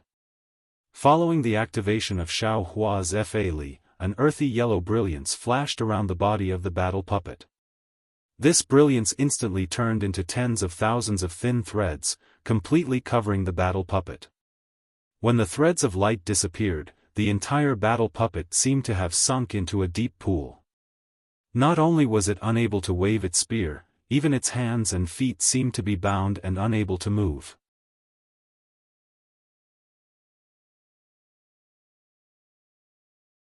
Chapter 34-55. Little darling, you can get up. Xiaohua roared, his figure bent slightly, and the wishful steel staff swung towards the legs of the battle puppet. Before Xiaohua's wishful steel staff could touch the battle puppet, the stone wall flashed with brilliance, and countless fireflies fell like raindrops, covering Xiaohua and the battle puppet. Oh no! Xiaohua was shocked. He didn't know what these fireflies were. He couldn't care less about attacking the battle puppet again. He hurriedly raised his hand, and the seal of turning the sea rushed out of the space. Buzz! When the sound was heard, the bronze brilliance protected Xiaohua. Zalala! Like the sound of water droplets falling into a pot of oil, the bronze brilliance was rapidly eroded, and even the seal of turning the sea itself trembled slightly in the air. Xiaohua hurriedly urged his spiritual power, and his hands formed a seal. The seal of turning the sea roared again, trying its best to resist the green fireflies. At this moment, there was a muffled sound, and a sharp pain came from Xiaohua's abdomen. A violent spiritual power instantly rushed into Xiaohua's transcendence golden body from the pain, destroying Xiaohua's transcendence golden body like a stampede of 10,000 horses. Xiaohua lowered his head in disbelief, only to see that the spear in the battle puppet's hand had already pierced his abdomen. When Xiaohua raised his head to look, the battle puppet, whose hands and feet had been bound a moment ago, was now rapidly flowing with blue light. Xiaohua's silk binding technique had already been broken by shattering fireflies. A thick arm that had suddenly extended by a lot stabbed out with the spear, while the other arm clenched into a fist and punched towards the left side of Xiaohua's face, courting death. Xiaohua was angry. He was greedy for small gains, so he was reluctant to destroy the battle puppet, but he didn't expect to suffer such a big loss. Roar! Xiaohua hurriedly retreated, and hurriedly urged the seal of turning the sea. With a loud dragon roar, the coiling dragon on the seal of turning the sea turned 10 feet thick, flew out of the seal of turning the sea, and rushed towards the chest of the battle puppet with the seal in its mouth. Boom! The battle avatar was also extremely agile. Its right fist immediately gave up on Xiaohua and punched the seal of overturn the sea. With a loud boom, the battle avatar's fist was knocked off a large part. The battle avatar's figure also staggered. The seal of overturn the sea was also sent flying high up into the air and rushed to the top of the passage. Little thing, you're down. Taking advantage of the battle puppet staggered, Xiaohua retreated, and successfully got away from the spear. At the same time, the wishful steel staff on the ground, and hit the left leg of the battle puppet. The battle avatar was originally staggering, but now, it was swaying even more, as if it was going to fall to the ground. Seeing this, Xiaohua's eyes widened, and his Dharma body rushed towards the legs of the battle puppet. He wanted to take advantage of this opportunity to defeat the battle puppet. The battle puppet didn't panic. Although it saw the seal of turning the sea once again rushing from the sky, the right fist that had slowly healed was ready to strike again, and the left arm was retracted, and the spear stabbed towards Xiaohua's back. Dang! Xiaohua naturally let go of the battle puppet's attack, and swung the wishful steel staff in his left hand to block the spear. His Dharma body rushed forward, and hugged the legs of the battle puppet. The battle puppet was also very good. Although its figure was crooked, its right foot kicked up without hesitation, obviously trying to force Xiaohua to defend. Who knew, with a loud bang, the right leg of the battle puppet kicked Xiaohua's chest, and Xiaohua didn't intend to dodge at all. Almost like the spear piercing the golden body, a strange force rushed into the golden body, crazily destroying it. When Xiaohua urged the heavenly law embodiment of heaven and earth to contend with this force, he laughed proudly, ha ha ha. You should obediently be this father's puppet. Along with the laughter, Xiaohua's left arm exerted strength, and his left shoulder arched forward, like a little ruffian fighting in the marketplace. He wanted to throw the battle puppet over. Regardless of whether Xiaohua's move was obscene or not, in short, it was really effective. The battle puppet's figure was completely out of balance, and it was thrown towards the ground. Xiaohua's right leg swept the ground again, and when the battle puppet's left leg left the ground, he could put the battle puppet into the space. Just when Xiaohua was feeling proud, suddenly, a very familiar hissing sound came from above his head. See! Before Xiaohua could raise his head to look, he heard Xian's frightened shout, "Little monk, Blackwater ancient beast." What? Blackwater ancient beast? Xiaohua turned pale with fright. How? How did it get here? Above Xiaohua's head, there was a green brilliance that opened like a door. The Blackwater ancient beast that had previously entered the Blackwater Palace only now found this place. Seeing that Xiaohua was fighting with the battle puppet, its eyes immediately flashed with a dark green brilliance. Following a hissing sound, the Blackwater ancient beast shook its head, and a desolate aura was released from its body, pressing down on Xiaohua like a mountain. At the same time, the Blackwater ancient beast opened its mouth, and a stream of green water poured down like the Milky Way.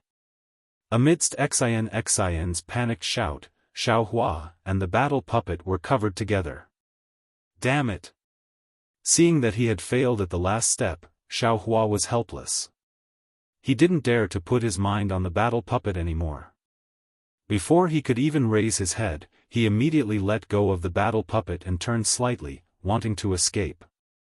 At the same time, Xiaohua didn't forget to kick the battle puppet with his right leg, and his left hand slapped the top of his head, releasing a pressure comparable to that of a doppelganger stage cultivator. He did his best to resist the Blackwater ancient beast's ferocious aura. However, Xiaohua still underestimated the strength of the guardian beast. His right leg had just kicked the battle puppet down when his whole body immediately stiffened, as if he was in a block of ice. An indescribable feeling rose from the bottom of his heart. Imprisonment technique? No. Blood-dripping paradise. Xiaohua was stunned for a moment, then suddenly realized that this was the feeling he had when he was trapped in the blood-dripping paradise. This ancient beast is actually so powerful. At this time, Xiaohua's heart was like dead ashes. Although he had already advanced to the nascent soul stage and his strength had greatly increased, he still didn't have any comprehension of the so-called domain realm. Even the blood-drop paradise couldn't cultivate to the domain realm so quickly. Little thing, then let's fight. Xiaohua watched as the profound water ancient beast pounced from the sky. On the ferocious beast's head, its dark green eyes were filled with cruelty. It clenched its teeth and black mist began to surge around its body. Strands of black flames also surged out along with the devil chi. The blood-dripping paradise really had some effect. Xiaohua felt that his body was somewhat relaxed, as if he could move. Unfortunately, the profound water ancient beast didn't give Xiaohua any chance at all. It opened its mouth again and the jade spring rushed out again. Xiaohua felt his body tighten and the blood-dripping paradise couldn't be activated again. What should I do? Xiaohua anxiously thought of a countermeasure. Suddenly, Xiaohua raised his eyebrows and slightly closed his eyes. A moment later, he opened them again. Above Xiaohua's head, bursts of golden light flourished. It was the green-robed Xiaohua's invisible nascent soul that rushed out of Xiaohua's body. As the nascent soul rubbed its hands, strands of golden light more intense than sunlight shot into the green fireflies around Xiaohua's body. Kacha. The profound water ancient beast's immature domain collapsed under the nascent soul spell, demonic chi. In the distance, Xian had already held the golden hairpin in her hand when the profound water ancient beast appeared. Unfortunately, the ancient beast's power and the domain's power forced Xian to activate her genuine chi. The palace dress on her body flourished with golden light as she tried her best to resist. Although Xian wanted to spare some time to help Xiaohua, seeing the demonic chi in Xiaohua's golden body, her face was already very shocked. Now, she couldn't be any more shocked. The golden hairpin also froze in her hand. Xiaohua was really too mysterious. Was he a Buddhist? A Confucian cultivator? A Taoist cultivator? Or maybe, a devil? Xian lost her judgment. She didn't know how to help. At this moment, the profound water ancient beast unexpectedly raised its head. Its dark green eyes looked at Xian again. Its gaze fell on the golden hairpin that was already flashing with golden light. Not good. When Xiaohua saw the profound water ancient beast looking at Xian, he already understood that this guy wanted to attack Xian first. He couldn't help but feel anxious. Sure enough, without waiting for Xiaohua's reminder, the profound water ancient beast turned into a green light and was about to pass over Xiaohua's head. Where are you going? The green-robed Xiaohua urged his nascent soul. With a wave of his hands, the nascent soul's hand appeared out of thin air and was about to capture the ancient beast. Xiaohua himself raised his hand and leaped into the air, attacking the profound water ancient beast with the wishful staff. Whoosh! There was a loud noise. It was the battle puppet that was previously knocked down. Before it could stand up, the spear in its hand unexpectedly flew out of its hand. In a flash, it mysteriously appeared behind Xiaohua's back and went straight to his waist. Xiaohua naturally noticed it this time, but it was really difficult for him to have both sides. If he took care of himself, the wishful staff could certainly send the spear flying, but he wasn't sure if his nascent soul's hand could catch the profound water ancient beast. Even Xiaohua didn't think that a single nascent soul's hand could stop the profound water ancient beast. Forget it. In an instant, Xiaohua made a decision. His right foot turned and kicked. He didn't care if he could succeed or not. His hands used all the strength of his body to attack the profound water ancient beast. He didn't expect to succeed, as long as he could block the ancient beast. Woo! Under the wishful staff, the Xianshui ancient beast was covered. The fierce wind could almost tear the void apart. The Yuanying's hand imprisoned the area in front of the Xianshui ancient beast. He wanted to kill this fierce ancient beast. Seeing the profound water ancient beast's body dim and its entire body stagnant in mid-air, Xiaohua was overjoyed. He knew that the two methods were effective. He may not be able to kill the ancient beast, but he could at least block it. Just as this joy was born, pooh! The spear actually avoided Xiao Hua's right leg and pierced Xiao Hua's back, causing a sharp pain.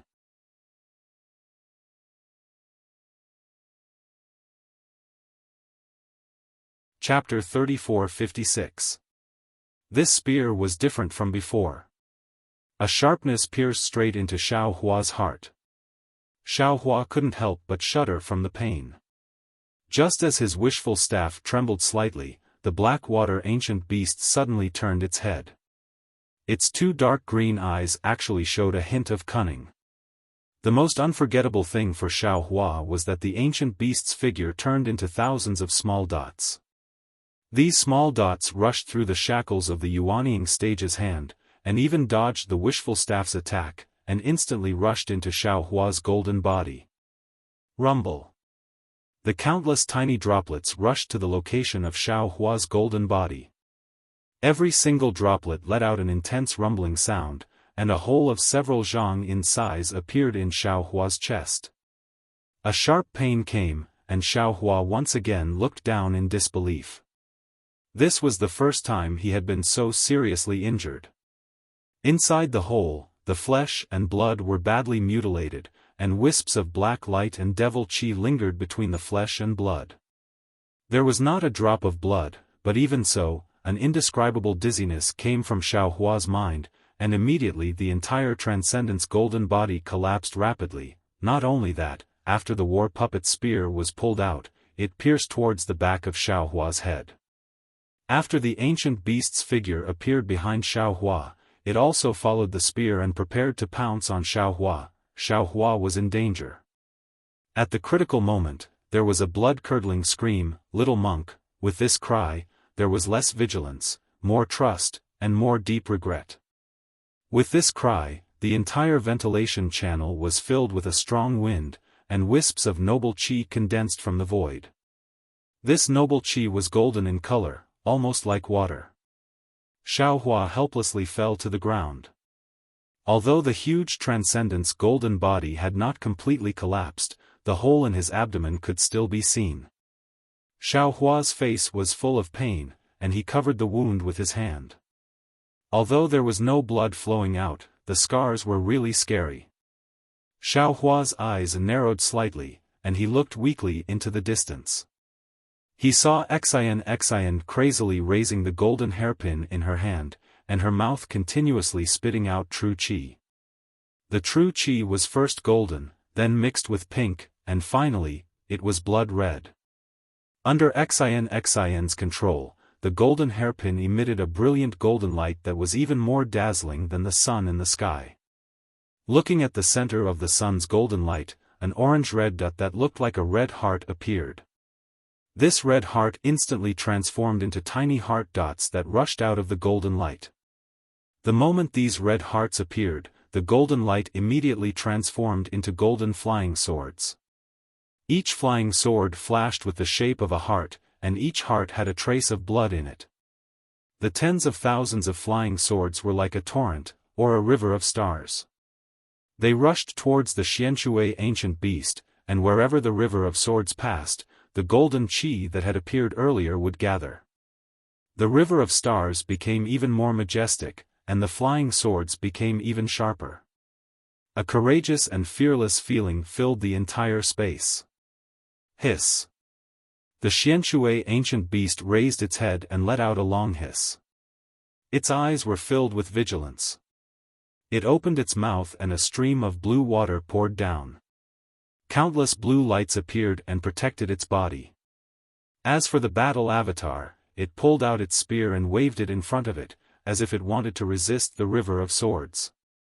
The golden light was vast and mighty, and the sword qi was like a forest. The river of stars rushed through the passage and swept past Xiao Hua's head. It easily shattered the Xianshui ancient beast's domain, and like a wave, it drowned the Xianshui ancient beast. The battle avatar's spear was unable to block the river of swords. Although the battle avatar's body flashed with blue light as it tried its best to resist, soon, countless flying swords pierced through its body, and the battle avatar was riddled with holes. However, the moment the Xianshui ancient beast was drowned by the river of swords, it did the same thing as when it attacked Xiaohua. Its entire body quickly turned into tens of thousands of fireflies. Although many of the fireflies were destroyed by the river of swords, there were still a few that survived. After the entire golden river of swords passed, the golden hairpin's golden light disappeared and fell into Xian's hand. Xian's face was abnormally pale, and she was as dispirited as Xiaohua. Clearly, the price of activating the golden hairpin was too great. The battle avatar fell to the ground and scattered into a ball. It could no longer fight. Before the battle avatar, the Xianshui ancient beast, which had almost turned into nothingness, reappeared. Although its form was almost completely gone, the dim dots gathered together again. A Xianshui ancient beast that was much smaller than before appeared again. What made Xian feel even more despair was that the four walls gradually flashed with a dark green brilliance. The brilliance was like fireflies that pounced on the Xianshui ancient beast's body. In just a few breaths, the Xianshui ancient beast's body gradually filled up, and its eyes gradually shone with a dark green brilliance. This brilliance was ferocious and cruel as it coldly looked at Xiaohua and Xian. Fellow Taoist. Xiaohua's injuries were very serious, and his body's recovery was also very slow. Clearly, he was affected by the array of the Xianshui palace. Xiaohua had to whisper to the green-robed Xiaohua, who was host to his nascent soul, "I wonder if you can control the spirit-slaying Yuan light?" "Humph, why would I need the spirit-slaying Yuan light? Watch Eyes methods." The nascent soul sneered.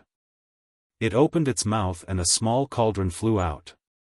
This was Xiaohua's life treasure. Now, the green-robed Xiaohua, who was also a nascent soul, had erased the imprint inside. As the nascent soul pointed its finger, the small cauldron flew out with a five-colored flame. It surrounded the Xianshui ancient beast and burned fiercely. Hiss. The Xianshui ancient beast hissed, and its body uncontrollably expanded. The green fireflies also effortlessly penetrated the flame. It was very obvious that this cauldron could not compete with the ancient array. "I'm afraid only the spiritual fire is left." Xiaohua's eyes were a little dizzy, and he secretly said to the green-robed Xiaohua. The green-robed Xiaohua was helpless. He smiled bitterly and said, "Only fellow Taoist can control that thing. I have the will but not the power." Xiaohua's current situation was very strange. His body was injured and he could not use his magic power. On the other hand, the nascent soul that supported his magic power could leave his body under the green-robed Xiaohua's control. However, if Xiaohua controlled the nascent soul, this nascent soul would not have any magic power to control it. But Xiaohua opened his mouth, and his mind turned dark.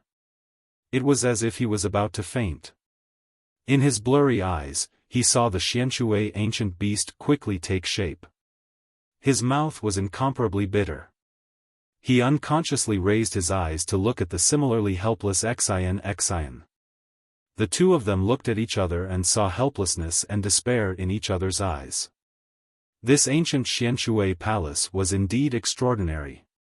It was comparable to the spirit-severing stage Xiaohua. Xian, who had a great treasure in her hand, fought until the end, but in the end, she could not defy the heavens. Oh? Suddenly, a shocked expression appeared on Xian's face. Then, this shocked expression turned into pleasant surprise. She slightly raised her hand and pointed at Xiaohua's head. Xiaohua was also stunned.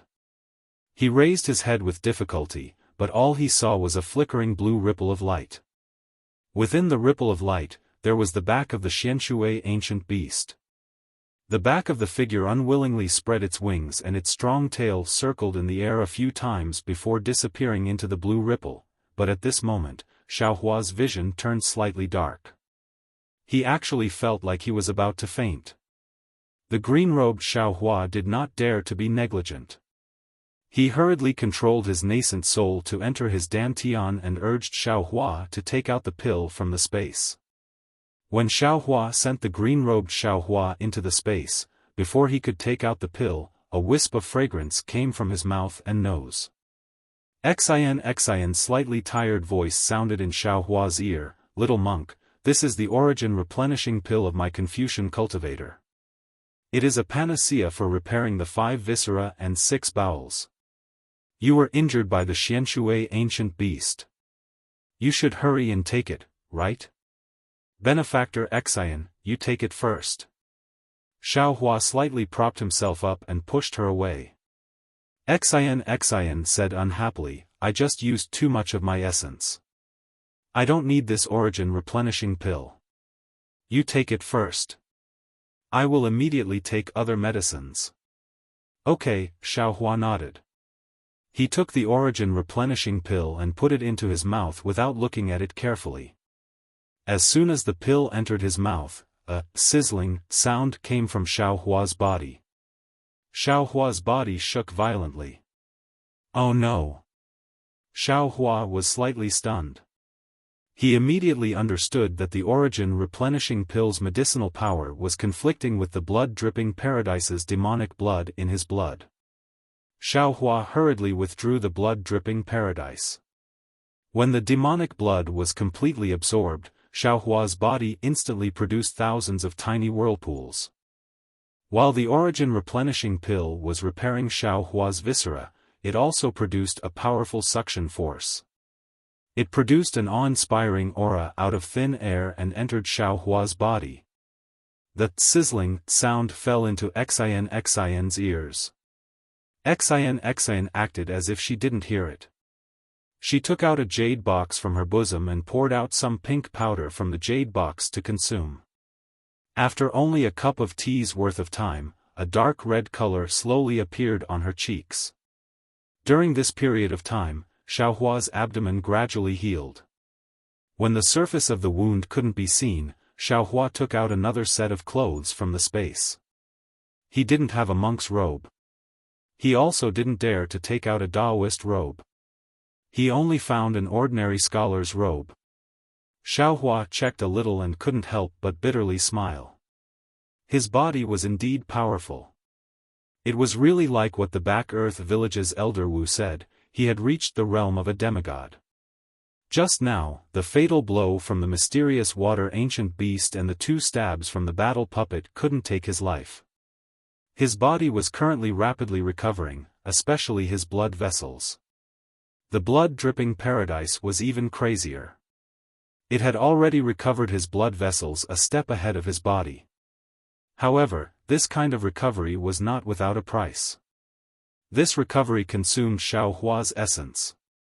Although this essence could be replenished with extremely rare spirit pills, the most important thing was to rely on the accumulation of one's own cultivation. The path of essence didn't have any special shortcuts. Normally, one could only rely on the accumulation of years and months of bitter cultivation. Even so, Xiaohua's most seriously injured internal organ still couldn't be repaired in time. Xiaohua's body had the celestial body bestowment technique, his meridians had the Tao sex cultivation method, and his blood vessels had the demon realm's blood-dripping paradise. However, these internal organs didn't have a specialized cultivation method. They could only be repaired by relying on the body. Xian's Chaoyuan pill was very effective. It had already repaired the most basic outline of the severely damaged internal organs. However, at this time, the Chaoyuan pill had already lost its effect. The remaining parts could only be slowly repaired by the celestial body bestowment technique.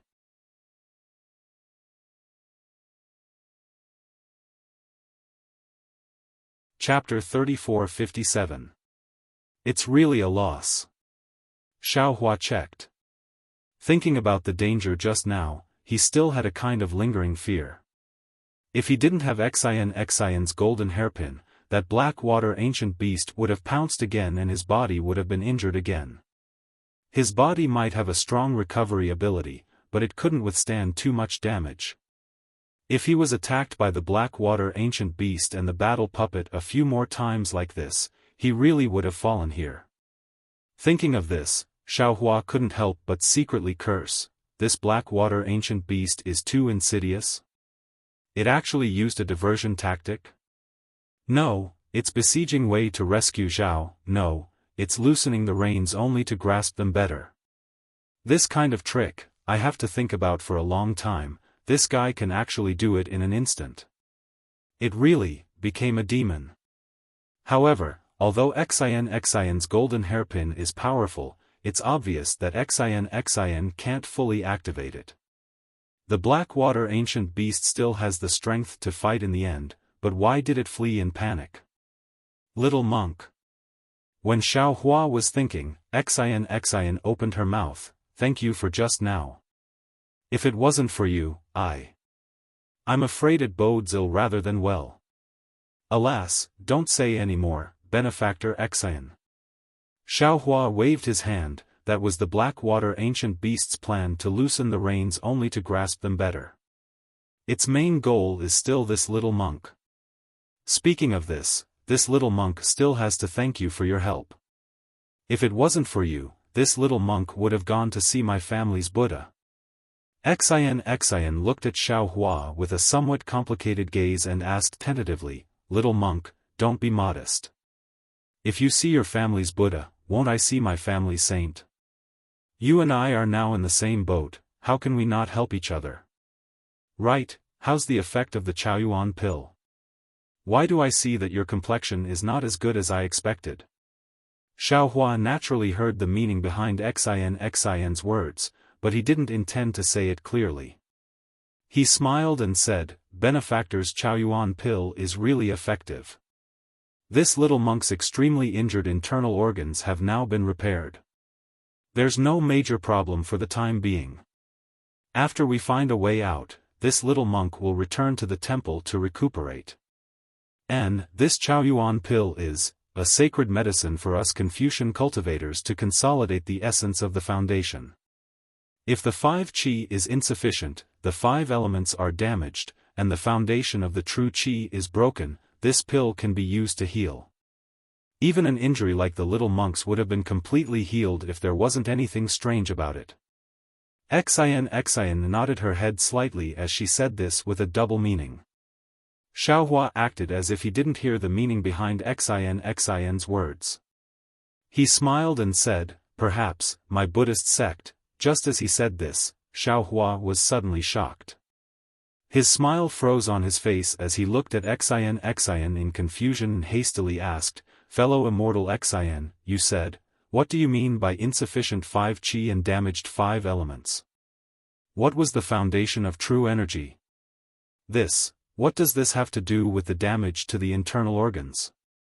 The corner of Xin's mouth hung a smile. Her eyes revealed a trace of craftiness. She wasn't trying to probe Xiaohua's Confucian cultivation base. After all, cultivators who cultivated both Buddhism and Confucianism, Taoism and Confucianism were not uncommon in hidden immortal continent in Western Paradise. What she wanted to know was the details of Xiaohua's devil qi. But even so, Xiaohua's words still revealed his Confucian cultivation base. Isn't the little monk a disciple of the Buddhist sect? Why are you so interested in the secrets of our Confucian cultivators? Xin didn't answer the question, but asked instead. Holy shit, secrets? Once he heard the secrets, the greedy Xiaohua's heart itched like a cat scratching it. Cough cough. Xiaohua, pitifully, hugged his abdomen with his hand, coughed twice and said, this little monk was only curious. Previously, I only heard that Confucian cultivators only needed to cultivate a lump of righteous qi in their chest to be able to shake the heavens and move the earth, but I didn't expect that this true energy had something to do with the internal organs. Little monk, have you ever burned a fire before? Xin suddenly asked a seemingly unrelated question.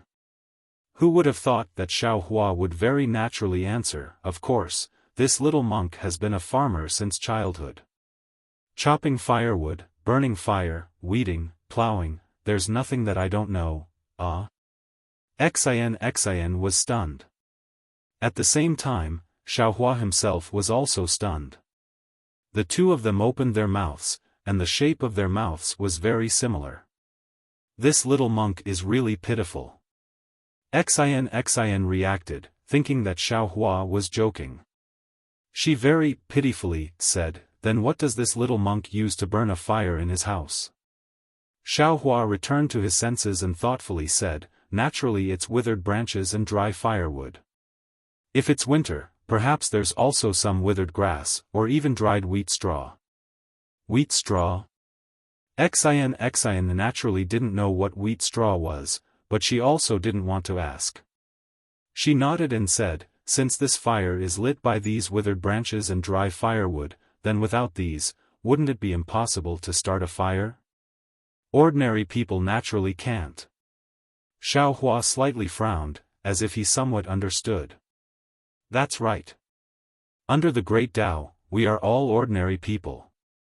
Xian hit the nail on the head. Although the noble qi of us Confucian cultivators is true qi, it's not the same as the true qi of the Taoist sect. The difference is not only that Confucian cultivators cultivate the noble qi, but also that the true qi of Confucian cultivators isn't a wood without roots or a fire without a source. You're saying. Xiaohua suddenly felt that it was a bit inconceivable. His tone was somewhat stuttering. Your Confucian cultivators' true qi isn't purely refining the noble qi, but refining the 5 viscera and 6 bowels, using the 5 viscera and 6 bowels to produce true qi, and then refining it in the middle dantian? The heart hides the spirit, the ho tian is the spirit, the xiantian is the etiquette, the emptiness is the sorrow, the southern red emperor's fire qi is the origin. The liver hides the soul, the ho tian is the wandering soul, the xiantian is the benevolence, the emptiness is the happiness, the eastern green woods wood qi is the origin. The spleen hides the intent, the ho tian is the delusion, the xiantian is the faith, the emptiness is the desire, the central yellow emperor's earth qi is the origin. The lungs hides the soul, the ho tian is the ghost soul, the xiantian is the righteousness, the emptiness is the anger, the western white emperor's metal qi is the origin. The kidney hides the essence, the ho tian is the turbid essence, the xiantian is the wisdom, the emptiness is the happiness, the northern black emperor's water qi is the origin. Xian's face suddenly showed a dignified expression, and she recited word by word, "This is the so-called 5 qi origin of our Confucian cultivators. Cultivating this 5 qi origin is the fundamental great Tao of our Confucian cultivators." But. Xiaohua bit his lips. He didn't have time to think about why Xian would reveal the secrets of Confucian cultivators to him at this time, and hurriedly asked, "Why, are there not so many records of Confucian cultivators in the ancient books? Only talk about refining true qi?" Xian didn't answer, but instead said with a smile, "Little monk, you seem to know a lot about our Confucian cultivation method." "Correct." Xiaohua nodded. "This little monk has dabbled in a lot, and once practiced Confucian cultivation method, even, puff." Xiaohua opened his mouth, and a Tai-E azure light flew out, like a flying sword. It turned half a circle in the air, and then fell into Xiaohua's mouth. "Sure enough." Xian slightly nodded. "You actually practice to the point of transforming metal qi into a sword, really good." But what?" Xiaohua asked. Xian faintly smiled, "But this little monk is the same as the majority of people in the hidden immortal continent, he practiced it wrong." "Oh, it can't be said that he practiced it wrong, it should be that he practiced it wrong." "What do you mean?" Xiaohua asked again. Xian also didn't hide it, and explained, "This little monk seems to also have a Taoist cultivation, presumably, you also practice Confucian cultivators' true qi as Taoists' true qi, right?" Yes. Xiaohua also didn't hide it. "Not only that, this little monk also practiced heaven and earth origin qi as noble qi. Now I ask benefactor to explain." I don't dare to say that I can explain, I only know that, the people in the world are increasingly utilitarian, and increasingly impatient. On one hand, they give up the foundation of the five qis unification, and only pursue the refinement of true qi, emphasizing the power of cultivation method. On the other hand, they purely pursue the pinnacle of the five qis, disdaining the benevolence of the balance of the five qis, and have long lost the original intention of Confucian cultivators. Xian lightly said, in fact, in the early years, Taoist sect stole the cultivation method from us Confucian cultivators, and created the method of using meridians to refine true qi, and condensing true qi in my lower dantian. This is originally the inferior method. Now, we Confucian cultivators have actually seen the power of Taoist sect's magic, and once again, we only practice true qi, and give up the five qis unification. How can we achieve the great Tao? What? You said that Taoist sect's cultivation method was stolen from you Confucian cultivators' five qis unification? Xiaofan laughed involuntarily, feeling very absurd. This is an old legend, and it's not something I can make up. Xian said in all seriousness, I also don't know if it's true or not. That's nonsense. Xiaofan shook his head. One is the refinement of meridians, the other is the refinement of the five viscera and six bowels. It can only be said that they are different methods to achieve the same result. How can it be stolen? Could it be that only Confucian cultivators have the good fortune of heaven and earth, and that true qi is the true essence of heaven and earth? This. Xian hesitated slightly, staring at Xiaofan for a moment, and then said, the refinement of the five viscera and six bowels is different from the refinement of meridians, and the origin of true qi, perhaps is not the noble qi. Then what is it? Xiaofan retorted sarcastically. Xian faintly smiled, her eyes like the moon. Why should I tell you? Little monk, we were just casually chatting. Have your injuries healed? Can we enter the real profound water palace now? As she spoke, Xian pointed at the messy stone wall not far away, where a triangular blue brilliance was slowly emerging. Needless to say, it was the exit of the passage. Are we going in now? Xiaofan knew that Xian would definitely not tell him the secrets of Confucian cultivators in full detail. Now that she had said so much, it was already a kind of repayment to him. If he continued to ask, he would only be met with disdain. Thus, he no longer thought about it, and looked at the revealed exit with a bitter smile. We are all injured, so how can we take away the immortal tool? Little monk, you really want that immortal tool? Xian laughed. You can't even defeat the ancient profound water beast guarding the door, so how can you take away the immortal tool? Let's go, don't think so much. Follow me in and see if there is the person I'm looking for. If there is, little monk, you can help me. Oh, don't worry, I definitely don't want any immortal tool, I just want to save people. If there isn't, we'll find the exit and leave, okay?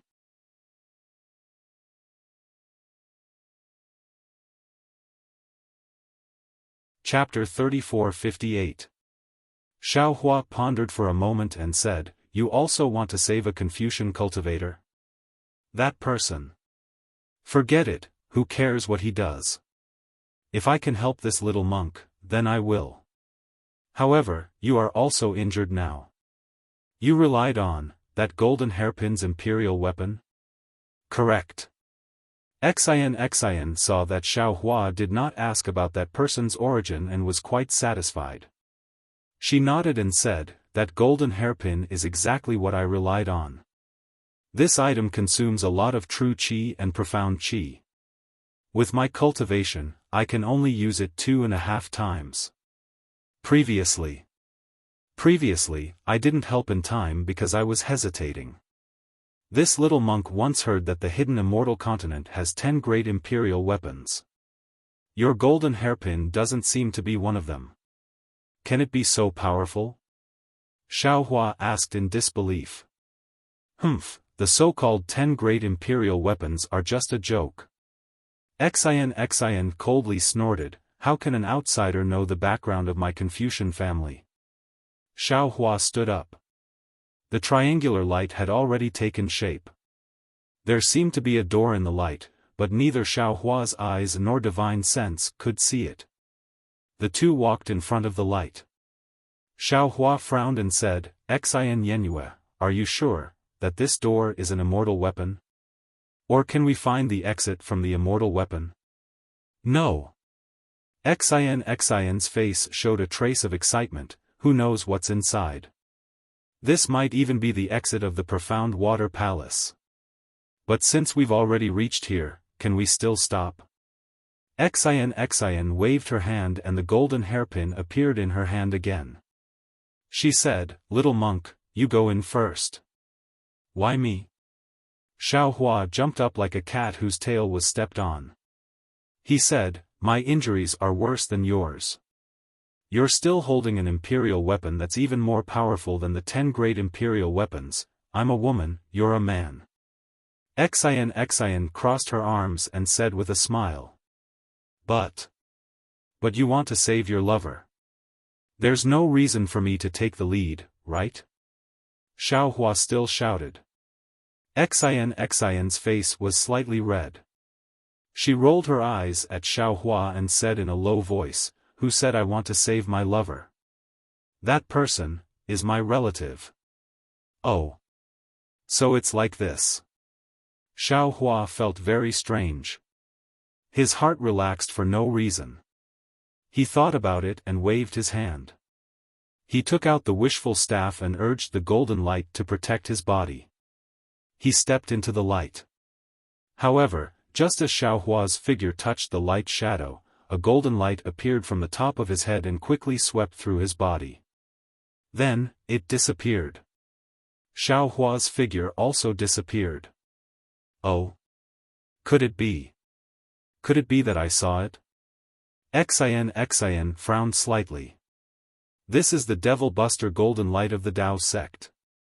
Since the little monk has devil chi on him, why hasn't he been killed by the Devil Buster golden light? Even if he wasn't killed, he wouldn't, he to go in, right? Xian thought to herself. Her footsteps were not slow. She held the golden hairpin in her hand and entered the light door. As Xian's figure disappeared, the light door suddenly shrank and disappeared. Xiaohua naturally did not know that the golden light was the devil-expelling golden light of the Tao sect. He only felt that as the golden light flashed, his eyes were slightly dazzled, and an overflowing scenery seemed to flow by like the wind. Soon after, his entire body felt light, and before he could focus his eyes and see anything, he felt an indescribable warm current erupting from the bottom of his feet. It did not care about his meridians or blood vessels as it rushed towards the top of his head. In just an instant, this warm current had penetrated through his body. Xiaohua's internal organs were ironed by this warm current, and there was not a single place that did not stick. His 36,000 pores felt as if they had eaten a ginseng fruit, and there was not a single pore that was not carefree. In addition to the comfort, Xiaohua didn't care about the situation around him anymore. He hurriedly checked. What he almost couldn't believe was that not only was his Yuanying, which had lost a lot of true qi, now in high spirits, but his seriously injured internal organs were also in good condition. Where was the serious injury before entering the door? How is this possible? Xiaohua was shocked. He didn't dare to believe that when this golden light swept through his body, all his injuries were healed. Could it be that this is the power of an immortal artifact? As he thought about this, Xiaohua hurriedly looked up. He saw that Xiaohua was in a huge palace. The entire palace was dazzling with gold and jade.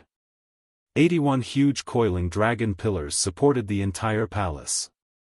Around the palace, there were 81 flying phoenix curtains covering the 4 walls. At this moment, Xiaohua was standing at the entrance of the palace. The palace door, which was hundreds of feet tall, was inscribed with countless simple and unadorned runes. These runes were the same as the runes on the flow of water in the passageway earlier. They were flowing at varying speeds. Following this flow, mountains, rivers, water, flowers, birds, insects, and fish all appeared on the palace door and even on the walls nearby. Every time a light flashed, it was as if a small world had appeared. Xiaofan slightly furrowed his brows when he saw all these living creatures appear. He was somewhat unable to understand whether these runes were real or not. He had never seen the runes of a formation show such an abnormality. But soon after, his heart shook again. My Dao sex formation has always borrowed the power of the world. However, the power of the world is ultimately limited and is limited to this part of the world. If I really want to take another step forward, I'll have to transcend the world. Could it be that this ancient formation has already surpassed my knowledge? This profound water palace that guards the immortal artifact, can actually borrow the power of a small world? If that's the case, then a formation formed from tens of thousands of small worlds isn't something that can be broken by ordinary people. The one who set up this formation must be an immortal. Little monk, what are you thinking about? Why don't you go in? Xian's voice came from behind Xiaofan just as he was pondering. This little monk is wondering whether this is the profound water palace. Xiaohua's eyes turned as he answered with a smile. Nonsense. Xian raised her brows for no reason. She pointed at the signboard above the palace door and said, "Don't you see it? Isn't it written with the words Profound Water Palace? If this isn't the Profound Water Palace, then, where is it? If this is the Profound Water Palace, then why did the golden light just now seem to have the Confucian school's 5 elements restoration technique? And why is it different from the Dao sex formation golden light?" Xiaofan looked up again. He really didn't pay attention to the signboard above the palace door. Sure enough, at the place where Xian was pointing, there was a huge, glittering golden plaque at the top of the palace door, with the words Mystic Water Palace written on it. That's not right. Xiaohua's gaze swept over the signboard and was shocked because the words written on it were the Dao sex characters from the Dawn Rain continent. They were completely different from the hidden Immortal continent's inscriptions. He didn't know how Xian could recognize them. Xian didn't know about Xiaohua's doubts. She looked at Xiaohua and said with a smile, "That golden light is the supreme golden light of the Confucian cultivators. It is also one of the secrets of the Confucian cultivators that I didn't tell you. Not only can this golden light repair your internal organs, even if your physical body completely disappears and only your soul is left, this golden light can instantly heal you." How is that possible? Xiaohua was in disbelief. If you don't believe me, you can try. Why don't you let the profound water ancient beast kill you and only leave your soul behind? Xian smiled. Alas, the ancients said that a woman's heart is the most poisonous in the world. This little monk just saved you and you actually cursed this little monk like this. This little monk really has nothing to say. Xiaohua sighed and said with regret. You're still a little monk. Xian pointed at the signboard above the palace door and sneered, "This is the ancient Dao sex language. It's lost in the hidden Immortal continent and Western paradise. If that Ci Hui came here, she probably wouldn't recognize it. You actually recognize it, yet you still dare to call yourself a little monk? Fine." Xiaohua smiled bitterly, "I admit that I have some Dao sex cultivation. Dao sex cultivation is even higher than Buddhist sex cultivation. However, I didn't hide this from you.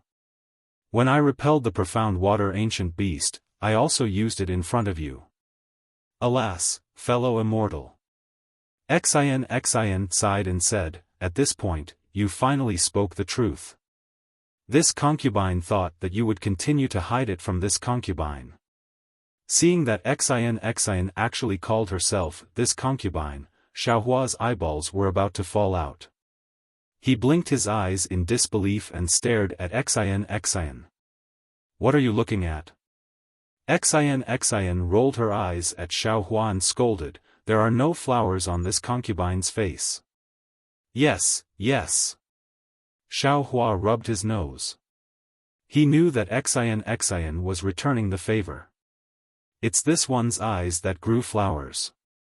Alas, actually, this concubine shouldn't blame fellow immortal. Xian sighed, "Isn't this concubine also hiding her identity?" Fellow immortal Xian. When Xiaohua heard this, he hastily waved his hand and said anxiously, "Don't say any more. This one has some misgivings and can't tell fellow immortal Xian about her identity. If you do, this one won't be able to return the favor." A trace of hidden bitterness appeared on Xian's face. She glanced at Xiaohua, then lowered her head to look at the ground and said in a low voice, "Since this concubine entered Sage River, fellow immortal Xian has saved my life many times. If it weren't for fellow immortal Xian, this concubine would have turned into a skeleton in Sage River long ago. In the face of fellow immortal Xian's kindness of rebirth, how could this concubine have the face to ask fellow immortal Xian's identity? However, if this concubine didn't tell fellow immortal Xian about her identity, how could this concubine have the face to follow fellow immortal Xian into this profound water palace? How could this concubine have the face to ask fellow immortal Xian to help save this concubine's loved ones from that immortal artifact? All right. Xiaohua thought for a moment and nodded slightly, "Fellow immortal Xian, if you feel guilty, feel free to say it. Otherwise, it will be detrimental to your mental state. As for the matter of helping, why should fellow immortal Xian bring it up again? Since we've arrived at the profound water palace, this one will naturally lend fellow immortal Xian a hand. If fellow immortal Xian doesn't mind, then please call this concubine Xian. Xian said with a smile, "This fellow immortal Xian sounds very distant." "Of course." Xiaohua rolled his eyes and said, "If fellow immortal Xian doesn't mind, you can also call this one Xiaohua. Just treat it as a flower in fellow immortal Xian's hair." When Xian heard this, she couldn't help but feel slightly angry. However, she immediately thought of something, and her hair drooped down while her face turned slightly red. "Oh."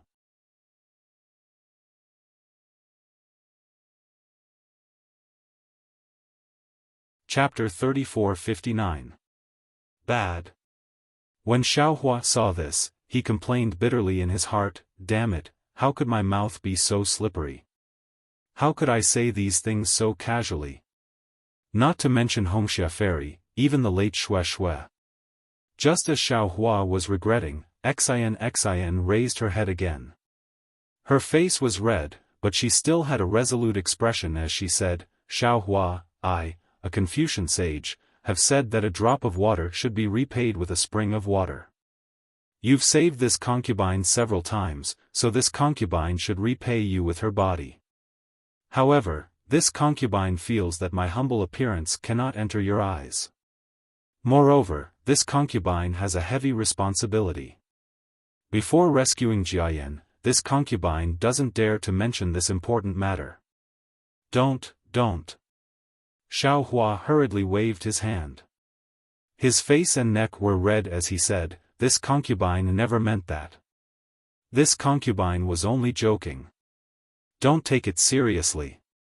Since your father is being suppressed in the profound water palace, you and I should hurry in and rescue him." Xian's eyes flashed with gratitude, but there was also a trace of disappointment. However, she slightly smiled and cleverly concealed it. She said, "This concubine's heart is in a mess right now. Young master, please don't take my words to heart." As she spoke, she looked at the door of the profound water palace again, not daring to take a step forward.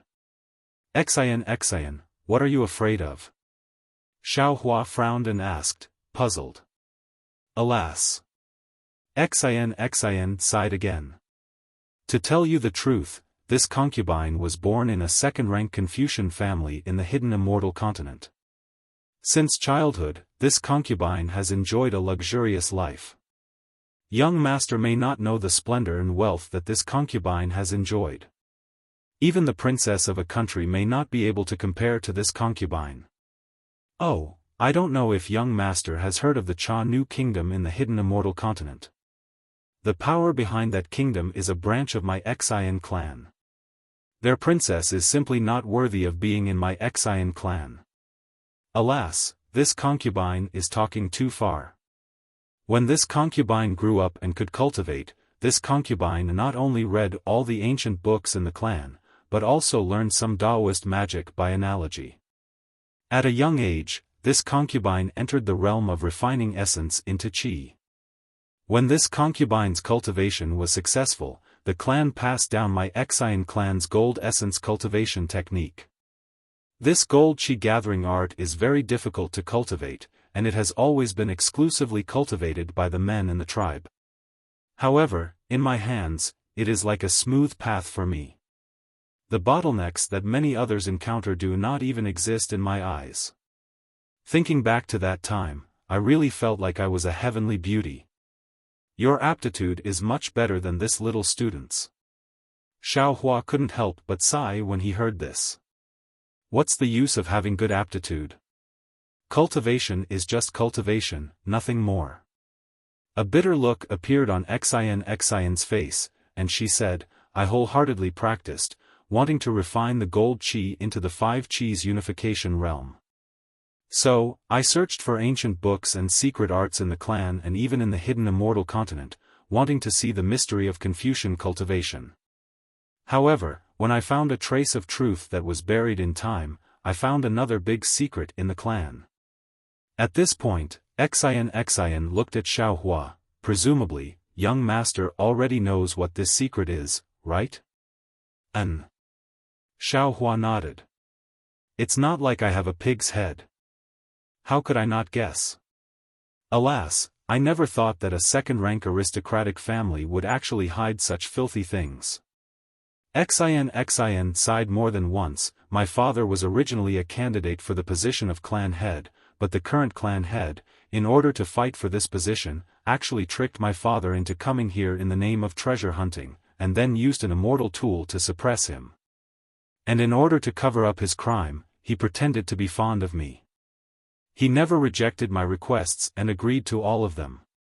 If I didn't obtain the ink cloud pupil personally written by my father, how would I know the big secret of this world? Seeing the always strong Xian become so weak, and the bitterness in her heart poured out, Xiaofan couldn't help but take a deep breath and say, Poor Xian. I didn't think that you had so many difficulties in your heart.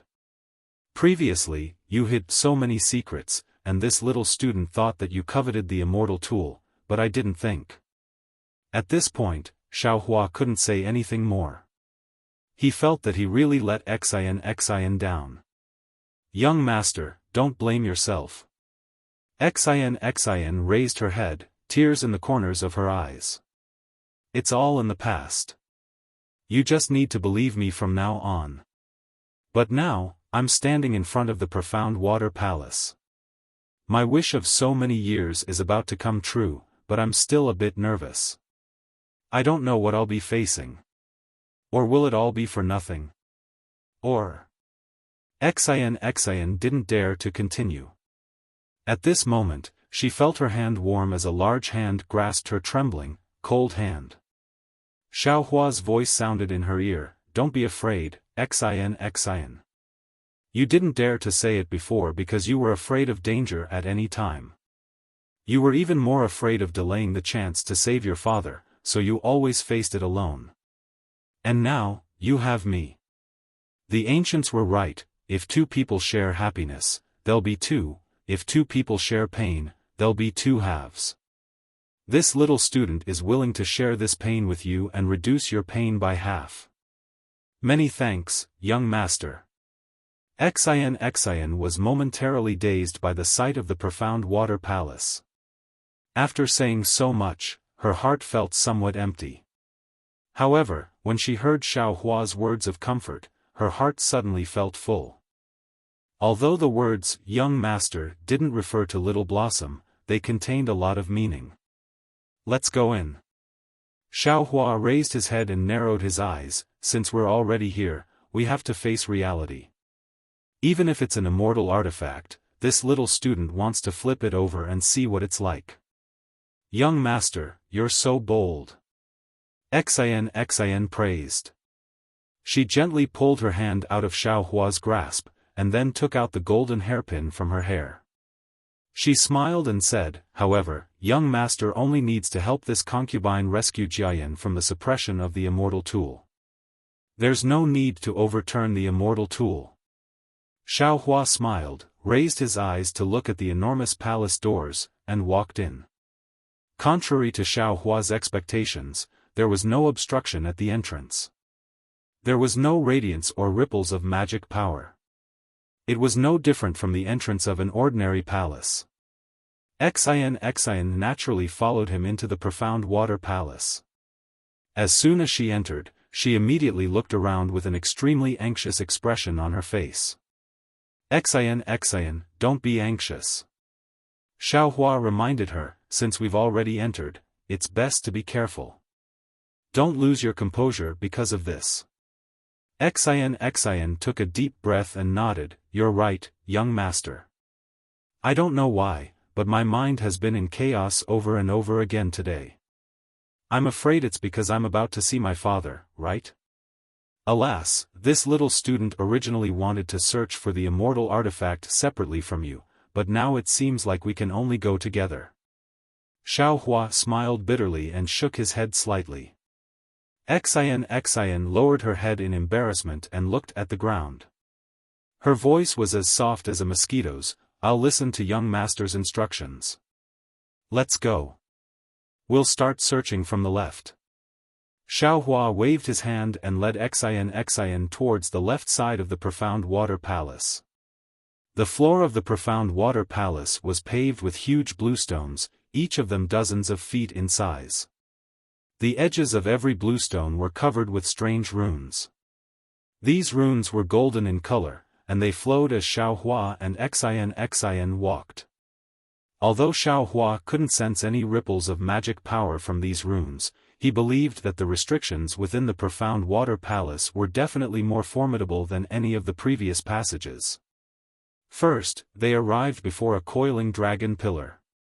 Xiaohua and Xian's gazes fell on the pillar and the coiling dragon.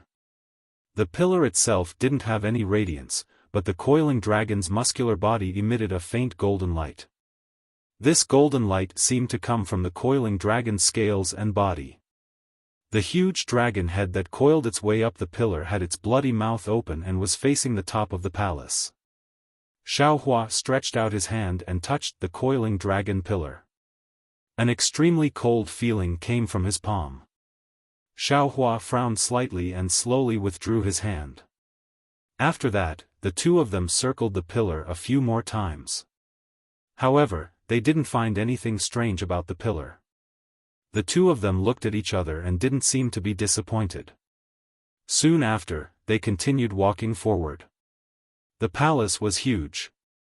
The two of them walked for the time it took to burn a stick of incense before they arrived at a high platform with more than 10 steps. Above the platform was a small space with a golden seat. Xiaohua and Xian were facing the other side of the palace that they hadn't explored before. Xiaohua looked up and said to Xian, it seems that the immortal artifact isn't below the platform. Xian didn't pay attention to Xiaohua. Instead, she looked at the golden seat on the platform and bit her lip. It was unknown what she was thinking. Xiaohua didn't dare to disturb her. He stopped and waited quietly at the side.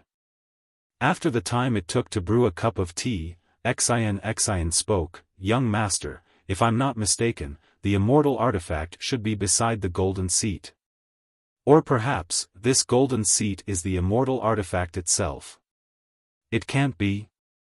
This seat is the immortal artifact? Xiaohua was flabbergasted. Isn't the appearance of the immortal artifact a little too low? If young master doesn't believe me, we can go forward and take a look. Xian slightly tightened her grip on the golden hairpin in her right hand and said with a forced smile. Okay. Xiaohua nodded. He lifted his leg and said while walking, "This young man doesn't believe." However, before he could finish his words, his raised leg stopped in midair. Because a layer of invisible restriction appeared out of thin air above the high platform, blocking Xiaohua and Xian below the high platform. "Young master, move aside. Let me take a look." Xian saw that there was something strange about the platform. Instead of being surprised, she was happy. She took a few steps to the side and closed her eyes. When she opened them again, her originally black and white eyes gradually grew golden threads. Those golden threads grew more and more until her entire pupil turned golden. Suddenly, Xiaohua's vision blurred. It seemed that Xian had blinked. Her pupils suddenly shook and two golden pupils overlapped each other. Immediately, Xian slowly walked to the front of the platform. She looked up and down, left and right. Moreover, she looked while walking, as if she was looking for a flaw in the restriction. After looking for half a meal's time, Xian's figure slightly swayed and then she closed her eyes. Xiaohua was just about to ask with concern when he saw Xian's hand hit the top of her head. Kang! A golden sound soared into the sky. A golden sword appeared in the air along with true energy.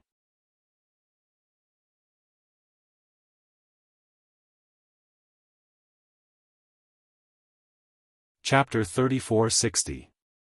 Xian suddenly raised her arms, and the flying sword suddenly disappeared. When it reappeared, it was already in Xian's hands. Open! Xian roared without hesitation. She was not inferior to men. A golden light flashed, and the golden sword slashed into the invisible restriction on the stage. Swoosh! With a crisp sound, a straight crack appeared. Immediately after, the left side of the crack flashed rapidly. The light spread out in all directions, and gradually, a golden halo that sealed off the high platform was revealed. Young master! Xian, whose face was full of joy, suddenly shouted, "Quickly give this concubine a hand." Okay. Xiaohua glanced at the slowly healing crack and answered without hesitation. The staff in his hand slammed down. Boom! A loud sound was heard, and the golden light near the crack immediately turned into golden fragments. A hole in the golden halo was quite eye-catching. Young master, quickly follow this concubine in. Xian seemed to be a little shy. She reached out and grabbed Xiaohua's sleeve. She wanted to jump through the gap, but just as her figure flew up, she suddenly fell from the air. Xiaohua's eyes were sharp and his hands were fast. His right hand held Xian's waist, and she floated into the gap like a fallen leaf. Many thanks, young master. Xian was very shy, and the golden color in her eyes had not faded. Xiaohua very naturally looked into Xian's eyes, and a sharp pain like needles piercing his eyes came from them. Without waiting for Xiaohua to scream, and without waiting for Xian to finish speaking, an unparalleled power, more violent than a flash flood, instantly submerged the two people. Xiaohua was extremely frightened, and his body involuntarily trembled. His legs could not stand firm, and a deep fear was born from the bottom of his heart. At this time, Xiaohua did not pay attention to the stinging pain in his eyes, and looked up with difficulty. The platform in front of him was very different from before. Above the golden throne, there was an oval mirror emitting a silvery white brilliance like a bright moon. This brilliance covered the entire platform, and that unparalleled power was emitted from this mirror. Following the brilliance, the entire platform was enveloped in this brilliance. Ah! Kunlun! Kunlun mirror? Xiaohua was once again stunned. This was already the fourth Kunlun mirror he had seen, right? Plop! Just when Xiaohua recognized the Kunlun mirror, a soft sound came from beside him. Xian could no longer support herself. Although the palace dress on her body was still emitting a golden jade brilliance, she still collapsed to the ground. The golden hairpin in her hand flashed a few times, but it was silent. Clearly, this golden hairpin was not an immortal tool. Puff! Xiaohua's left leg slightly trembled, and he also knelt on the ground. Then, his right leg began to tremble rapidly. It was obvious that he could not hold on any longer. Roar! Xiaohua roared as he waved the wishful staff, trying to resist. Unfortunately, the wishful staff hit the air and seemed to have no effect. Poof! Xiaohua's hands and feet did not listen to him anymore. His other leg was also paralyzed, and the wishful staff was also thrown to the ground. Xiaohua was speechless, his heart thumping. Damn, this is the real Kunlun mirror. Although no one is controlling it, even this Zhao's avatar is unable to stand in front of it. Young master. Next to him, Xian fell to the ground and said with difficulty, "It's all this concubine's fault for implicating young master. This concubine really underestimated this immortal tool. I didn't expect this immortal tool to be so powerful. With my cultivation, I can't even stand in front of this immortal tool. How can I save people? Hee hee." Xiaohua also grinned bitterly. This young master is even more arrogant than you. He actually wants to take this immortal tool. Damn, this young master is really a frog at the bottom of a well. Young master has such ambition. One day, you will be able to take this immortal tool. This concubine believes. Xian also forced a smile. Xiaohua looked up and said, "In any case, at this time, except for the Kunlun mirror, there is nothing else. Your father doesn't seem to be here." Speaking of this, Xiaohua did not know how to comfort her. After all, Xiaohua was confident that he did not have the ability to take this immortal tool. Even if Xian's father was here to suppress it, he was afraid that he would be powerless. But since Xian's father was not here to suppress it, where could he be? Xian's disappointment could be imagined. Sure enough, Xian's face instantly paled. Two translucent crystals flashed in her eyes. She opened her mouth as if she wanted to say something, but thousands of words and indescribable worries only turned into a sigh. It was as if a mountain was pressing down on Xiaohua's body. He could not move at all. Fear grew in his heart. At this time, not only was Xian's hope of finding her father dashed, even his hope of escaping from the mysterious water palace had become slim. How do I get out?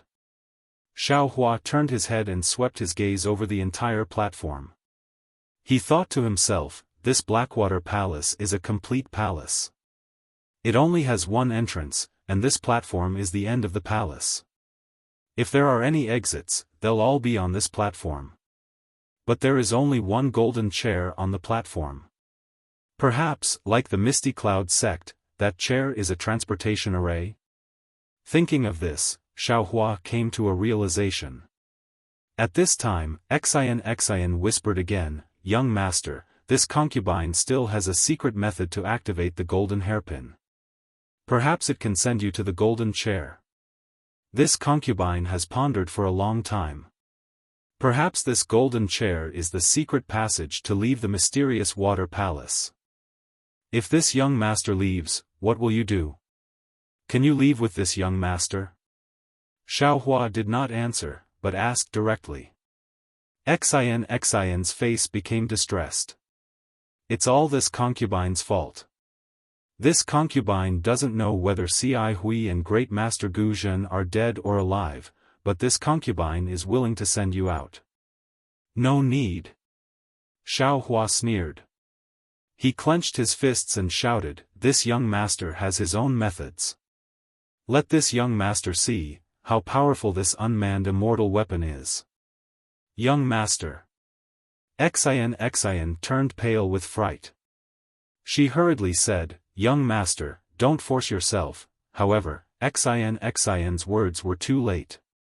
Xiao Hua's body flashed with golden light. Under the suppression of the immortal weapon, the golden light had become extremely thin. However, as the golden light shone, Xiao Hua slowly stood up. At the same time, he used the reflection of heaven and earth mystique. His transcendence golden body expanded inch by inch. Rise. Xiao Hua stretched out his hand and grabbed Xian's arm. With another roar, he swung his arm and threw Xian towards the golden chair. Young master. Xian's eyes were filled with tears. Dong. Xian's body hit the golden chair. Then, she powerlessly slid back onto the chair. However, to Xiao Hua's surprise, not only did the Kunlun mirror in midair not move, but the golden chair itself also did not move. There must be something wrong with the golden chair. Xiao Hua's transcendence golden body had been formed. Now, he was slowly walking in the immortal weapon's power. The pair of eyes on his expressionless face moved slightly. When Xiao Hua raised his head and saw the Kunlun mirror floating above the golden chair, his heart skipped a beat. With a wave of his hand, the icy mirror flew out from the space. Wang wang. When the icy mirror flew out of the space, a loud roar immediately sounded. Three-colored brilliance instantly rushed out from the icy mirror without Xiao Hua's urging. The tricolored light went straight into the Kunlun mirror. The entire mirror surface of the Kunlun mirror was like boiling water. Rings of seven-colored light rushed out of the mirror surface as if they were overflowing, and spun around the entire platform. Dong! Suddenly, as if a huge hammer hit the Kunlun mirror shook heavily. A silver-white brilliance rushed out from the bottom of the seven-colored brilliance and directly fell on the icy mirror. Like an ice cube that saw sunlight, the icy mirror instantly disappeared, leaving behind only a three-colored ball of light. And these three balls of light flew back to the Kunlun mirror like young swallows returning to their nest. Xiao Hua watched all of this with his eyes wide open. His connection with the icy mirror had been cut off the moment the icy mirror flew out of the space. Wang wang wang. The three balls of light fell into the Kunlun mirror. The Kunlun mirror boiled again. This time, the entire Kunlun mirror disappeared and turned into a silver-white ball of light. Shua. One of the rolling balls of light shone on the golden throne. The golden throne also emitted a brilliance. When a golden halo appeared, Xian, who was inside, disappeared. Good. Seeing this, how could Xiao Hua not know that the Kunlun mirror and the golden throne were the key to leaving the mysterious water palace? Xian must have been teleported out. Looking at the halo that was still revolving around the golden throne, Xiao Hua hurriedly walked over and finally stepped into the halo before it disappeared. The moment the halo touched Xiao Hua's foot, it immediately revolved along Xiao Hua's transcendence golden body. With every inch it revolved, Xiao Hua's transcendence golden body disappeared. In just a few breaths, the halo rushed to the top of Xiao Hua's head, and his transcendence golden body completely disappeared. Where is this? No, this is not Sage Jiang Wei. This is where the mysterious water palace just came from. Xiao Hua felt dizzy, just like when he was in the teleportation formation. When he opened his eyes, he was dumbfounded. Looking at the familiar triangular mirrors around him, he complained inwardly. Wasn't this the mirror that Xiao Hua, Xian, Ci Hui, and Guzhen used to avoid the mysterious water ancient beast? Could it be that the Kunlun mirror didn't teleport me out? Xiao Hua recalled his avatar and looked around with doubt. What is this? Xiao Hua's gaze had just moved away from the mirror when he saw a treasured sword flashing with a milky white brilliance. This treasured sword was more than 9 feet long, and the hilt was 1 foot long. There were dragon and phoenix patterns on it, and a fist-sized heart-shaped object was at the end of the hilt. The blade of the treasured sword was 8 feet long, but it didn't look sharp. In fact, it didn't even seem to be sharpened. There were no spikes at the tip of the sword, only an oval shape.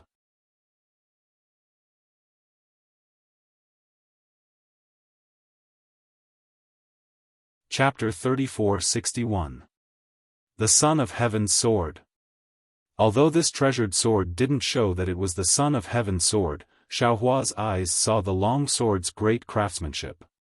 In his heart, he immediately understood that this must be the Son of Heaven's sword, the Son of Heaven's sword that shook the 9 provinces. So the Son of Heaven's sword was hidden here. Perhaps this is the true profound water palace.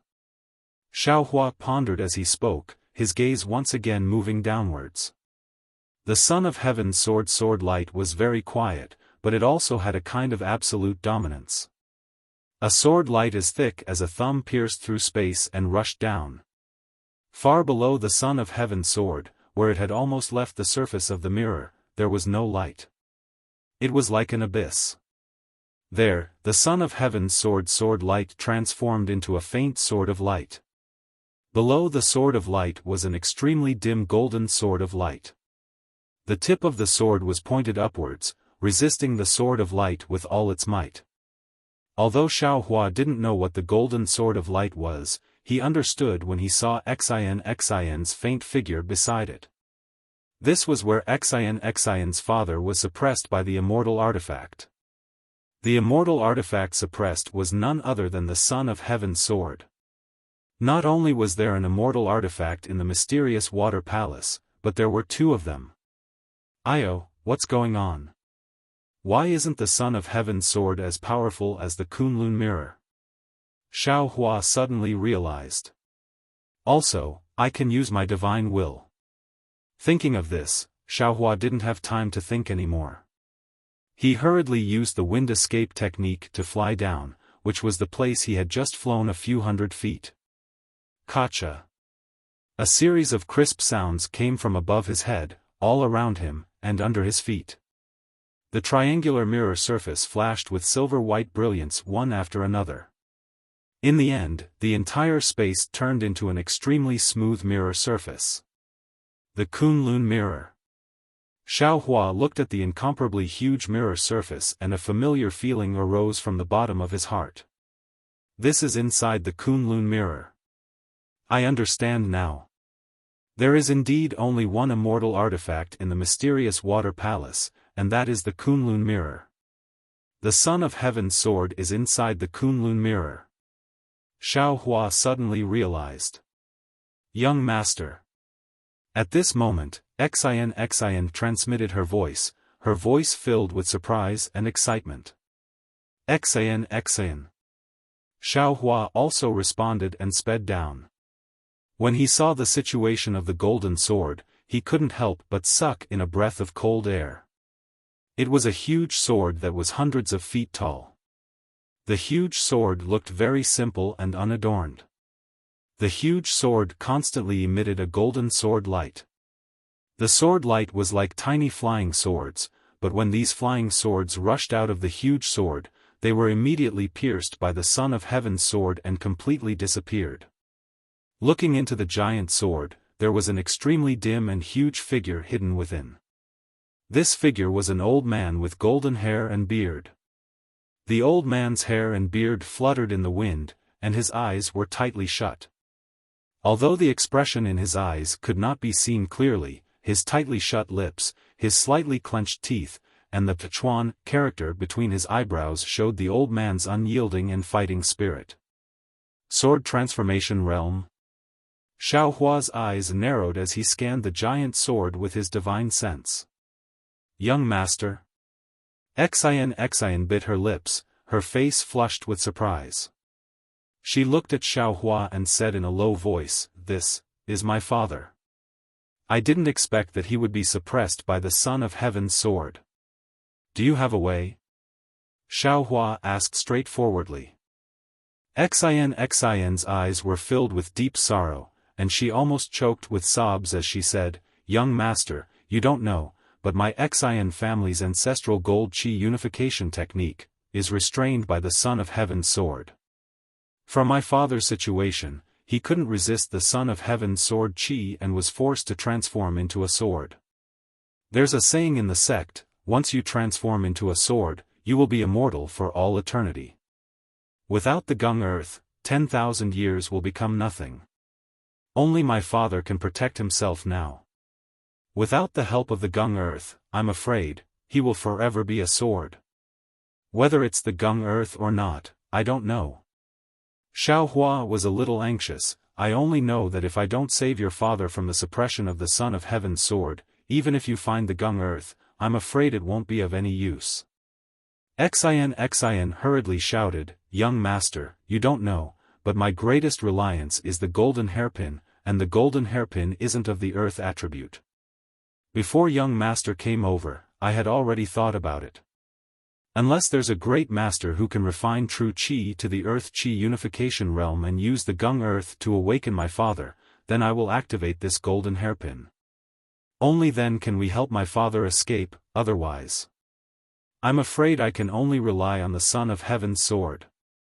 The Son of Heaven's sword? Xiaohua raised his eyes to look at the Son of Heaven's sword floating high in the sky. The sword light was incomparably peaceful, far less fierce than the Kunlun mirror from before. He couldn't help but have an idea in his heart. Xian was worried about her father, but now she was helpless. Seeing Xiaohua looking at the Son of Heaven's sword, she didn't know what to feel. She hoped that Xiaohua could break the suppression of the Son of Heaven's sword so that she could save her father. But she also understood that although Xiaohua's strength far exceeded her expectations, he might not have the ability to break the Son of Heaven's sword. If he wasn't careful, he might even end up dying. Young master. Xian thought for a moment and couldn't help but shout, "This Son of Heaven's sword looks very gentle, just like the teachings of our Confucian cultivators. It's the attitude of a modest gentleman." But young master should know that when the Son of Heaven is angry, millions of corpses will fall and blood will flow for thousands of miles. If young master touches the Son of Heaven's sword's reverse scale, you will definitely provoke the Son of Heaven's sword. The might of the Son of Heaven is far from what we poor people can compare to. Ha ha ha. Hearing this, Xiaohua, who was originally hesitant, looked up to the sky and laughed. What is the Son of Heaven? It's called having a genius and a son. What is the Son of Heaven? The Son of Heaven is where the people go. This Son of Heaven's sword doesn't face the people's hearts and suppresses the innocent. How can it become the Son of Heaven's sword? In the Kunlun mirror, there is no heaven and no earth. How can this Son of Heaven's sword be called the Son of Heaven's sword?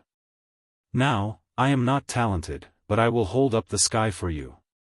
Since I am the sky in the Kunlun mirror, this Son of Heaven's sword should be in my hands. After laughing, the golden light around Xiaohua's body flourished again. Countless hurricanes rushed out of the mirror and landed in Xiaohua's golden body. The golden body, which was originally hundreds of feet tall, became even bigger, reaching hundreds of feet tall. In this space, it was like a demon god. Young master. Xian clenched her hands tightly. Her body trembled slightly. Her eyes looked at Xiaohua's golden body, and an unconcealable light was released involuntarily. Rise. Xiaohua waved his hand. In his huge palm, the heaven and earth sleeve technique was used and firmly covered the Son of Heaven's sword. Then, with a loud shout, he raised his hand and wanted to pick up the Son of Heaven's sword. Clang! A loud sound of metal clashing came from the Son of Heaven's sword. Following this sound, a deterrence that was not inferior to the Kunlun mirror came from the Son of Heaven's sword.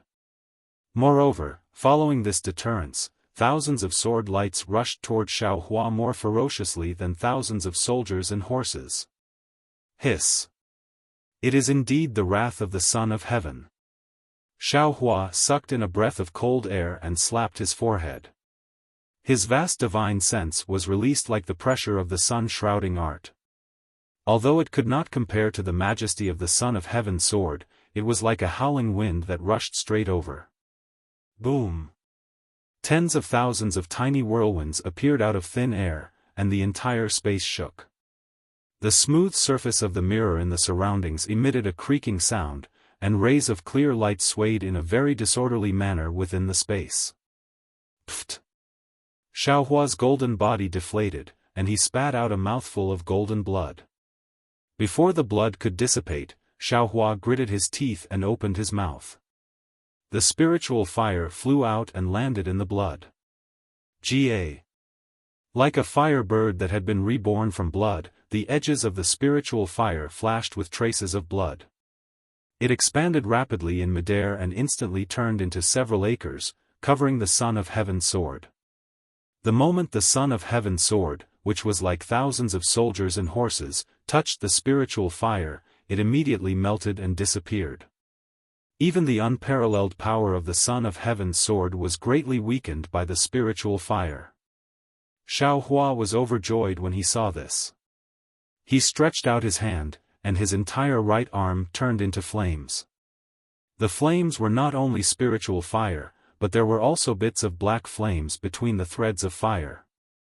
The threads of fire jumped on the side of Xiaohua's arm and turned into thousands of fire birds that danced. The black flames also roared and turned into devils that wreaked havoc beside these fire birds. Bringing the fire birds and devils, Xiaohua's fire arm followed behind the spiritual fire and grabbed at the Son of Heaven's sword. Rumble! The Son of Heaven's sword let out a roar that sounded like heavenly thunder. It was as if the Son of Heaven was enraged as he looked down on the 9 provinces from above. The sword light that was previously charging forward had now completely turned into a faint gold. It was like a war chariot that crushed space in midair and charged toward the spiritual fire. Anger! Anger! Anger! Xiaohua also roared. His left arm that did not transform into flames waved in midair, and 9 lightning balls that were dozens of feet in size also let out a loud roar and fell from afar. Boom boom boom. Lightning flashed. The 9 heavenly lightning bolts were one step ahead of the spiritual fire and smashed onto the sword light that was like a chariot. The lightning was like the sun, and the sword light collapsed with a bang. It was even more tragic than 10,000 horses falling to the ground. Although the majesty of the Son of Heaven's sword barely supported the sword light, the spiritual fire that came whistling over immediately completely wiped out the unyielding sword light. Puff puff puff. The spiritual fire surged and increased its speed. The space of nearly 1,000 feet flashed and disappeared, drowning the Son of Heaven's sword.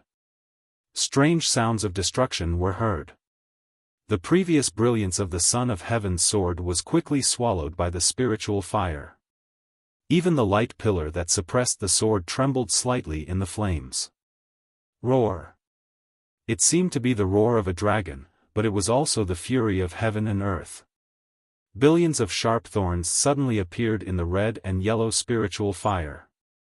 These sharp thorns were like swords, releasing a golden brilliance.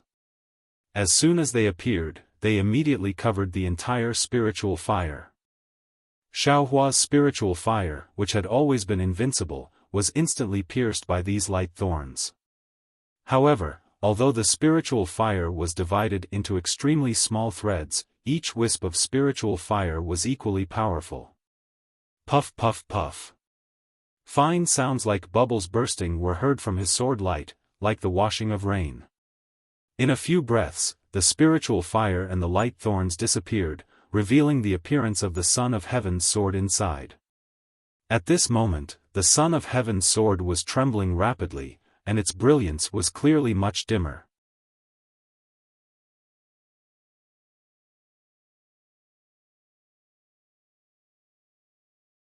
Chapter 34-62. Xiaohua's attack did not stop there. Just as the Son of Heaven's sword appeared, the fiery arm immediately reached inside. The two-colored flame burned the space around the Son of Heaven's sword until it was abnormally distorted. The Son of Heaven's sword could no longer calmly float in its original spot. The entire sword trembled and slashed upward slightly. A gray mark hundreds of feet long flashed in midair. The sword beam streaked past the end of the gray mark and instantly pierced towards the fiery arm. Boom! The moment the Son of Heaven's sword moved, the beam of light that was suppressing the Son of Heaven's sword collapsed. The Son of Heaven's sword phantom on the Son of Heaven's sword shook slightly and looked like it was about to collapse. When Xian saw this, ecstasy appeared on her face. Without any hesitation, she waved the golden hairpin in her hand. A golden-green river of stars rushed out from the golden hairpin and headed straight for the Son of Heaven's sword phantom. Clang, clang, clang.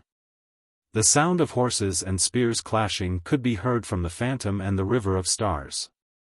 It was as if thousands of soldiers and horses were fighting inside. In just the blink of an eye, the Son of Heaven's sword phantom that was stubbornly resisting flashed a few times and dimmed. Hum. The golden sword that had been suppressed suddenly let out a long howl. The sword beam extended, but the golden sword beam only extended about 3 feet before dimming and rapidly retreating. The figure of an elder that could be vaguely seen on the giant sword flashed a few times before slowly disappearing. Under the golden hairpin's golden-green light, only a flying sword was left. Xian's face was bleak as she called out softly for her father. Unfortunately, the flying sword was cold and she did not hear any response. Xian did not dare to be negligent. She waved her hand, wanting to grab the flying sword. However, the flying sword wailed and with a flash of sword beam, it slashed at Xian's arm. Xian saw the danger and did not dodge. Pfft! Blood flashed as the flying sword slashed into her flesh. Strangely, the moment the blood touched the flying sword immediately stopped. Its brilliance faded and it obediently landed in Xian's hand. There was no joy on Xian's face. She carefully hugged the flying sword and looked up at the sky. At that moment, the space that had been sealed beneath the flaming arm was easily cleaved apart by the Son of Heaven's sword. The Son of Heaven's sword had already stabbed into the flaming arm. The extremely arrogant flaming arm was easily sliced into 2 by the Son of Heaven's sword edgeless. Ouch! An indescribable pain rose from the bottom of Xiaohua's heart. He looked on helplessly as the severed arm turned into a charred mass and disappeared in midair. Black flames rolled rapidly around the severed arm of the embodiment. The golden sword light flashed like lightning in front of the black flames. The severed arm could not be regenerated.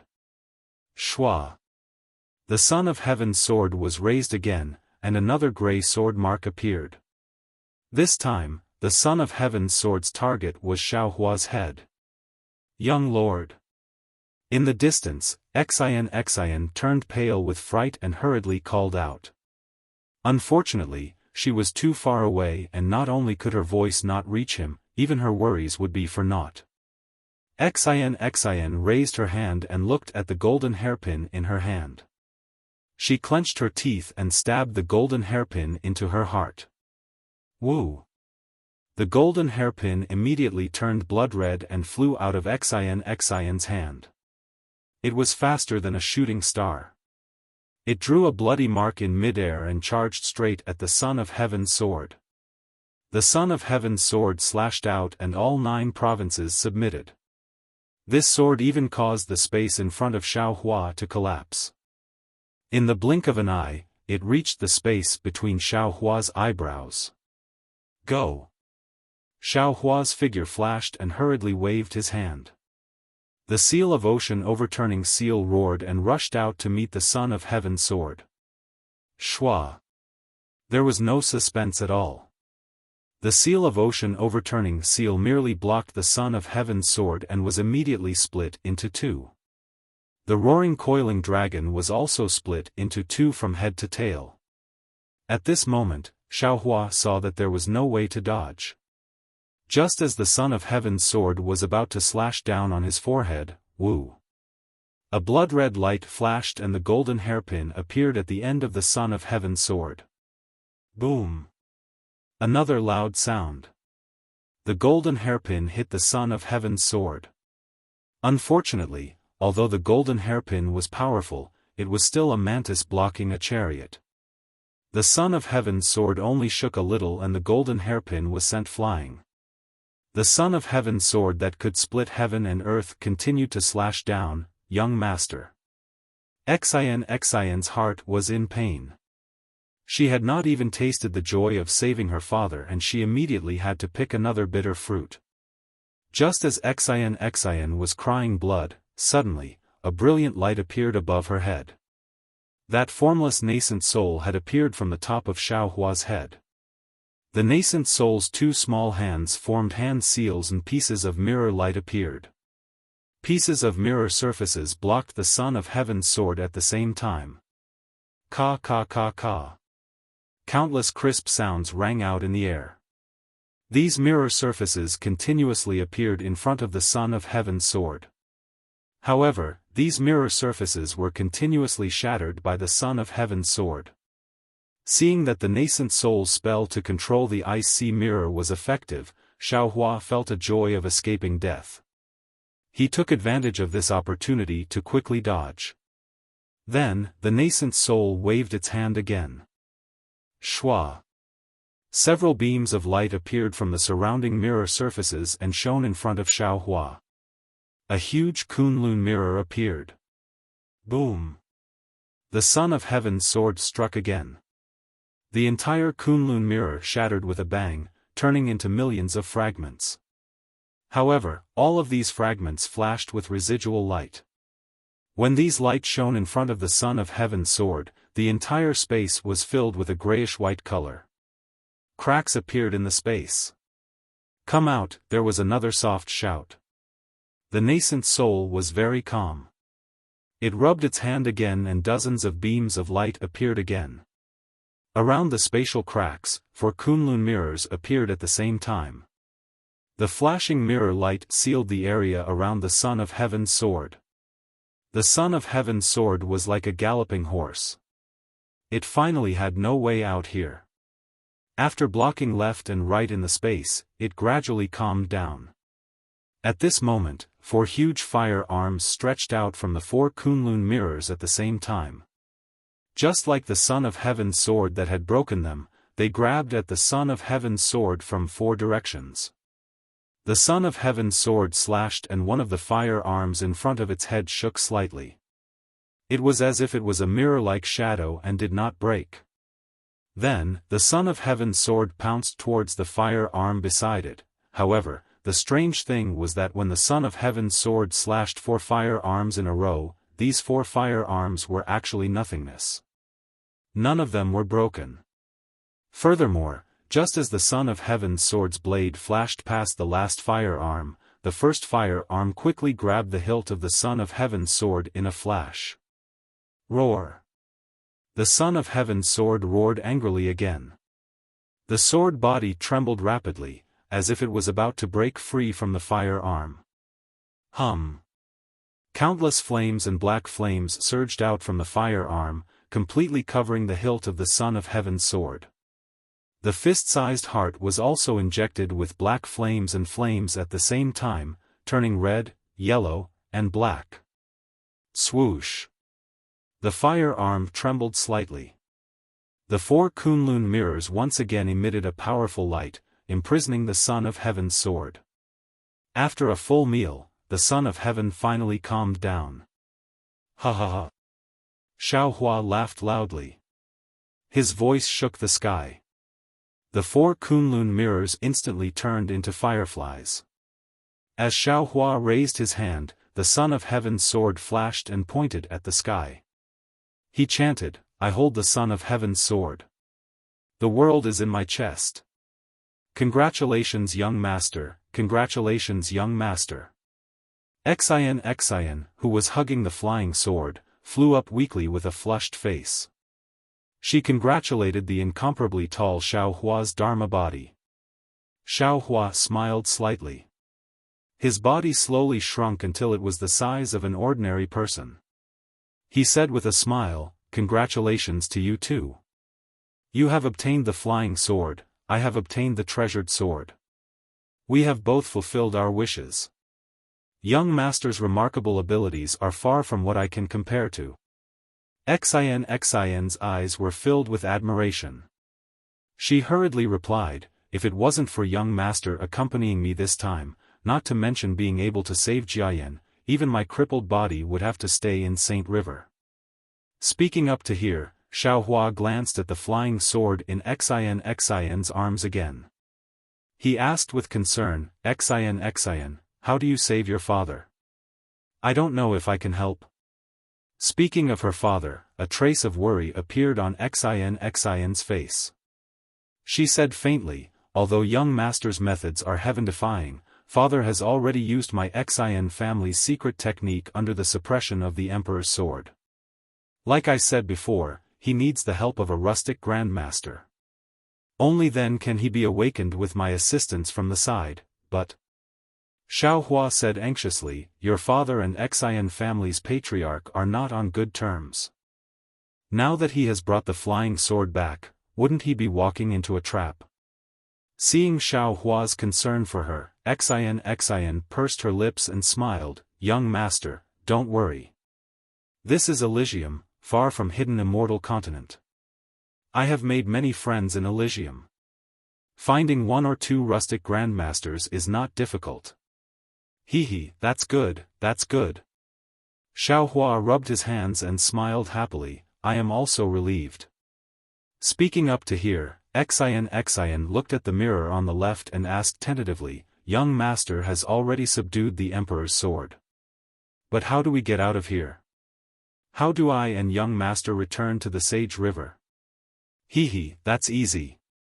Xiaohua waved his hand in the air and a simple Kunlun mirror appeared in his hand. Xian was shocked and asked curiously, "Young master, how did you subdue this Kunlun mirror? How come I didn't see it?" It was a coincidence." Xiaohua smiled and said, "I used to have a magic treasure. It was a fragment of the Kunlun mirror. When I entered this place earlier, the fragment was fused with the Kunlun mirror. Because that magic treasure had already been refined by me, I can use the real Kunlun mirror if I don't have to. Young master is very talented." Xian sincerely admired and praised again. Xiaohua raised the Kunlun mirror and spat a mouthful of clear air on it. The Kunlun mirror shot out a misty blue light and landed in the air. A passage appeared in front of Xian.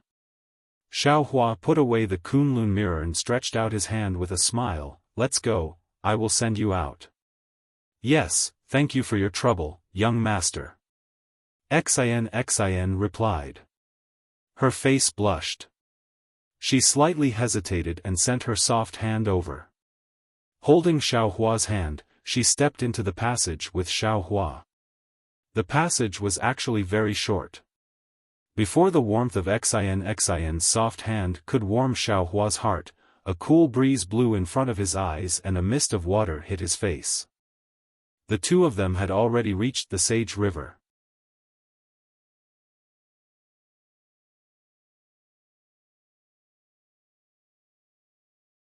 Chapter 3463. The Saint River was still the same Saint River. The thousands of whirlpools on the river were still spinning. However, the sun was already high in the sky. The golden sun shone on the river, making people dizzy just by looking at it. Alas! Xian reluctantly pulled her hand out of Xiaohua's hand. She looked down at the river and sighed, 4 people agreed to enter the river, but only 2 returned. Although you and I both gained something, my heart is still sad. Xiaohua nodded, since you and I walked the right path and found the mysterious water palace, then Ci Hui and Master Guzhen walked the wrong path. I'm afraid they died long ago. The dead are gone, and the living want a better life. Xian, I have something urgent to do, so I'm afraid I can't go with you to find them. I never thought of asking you to go.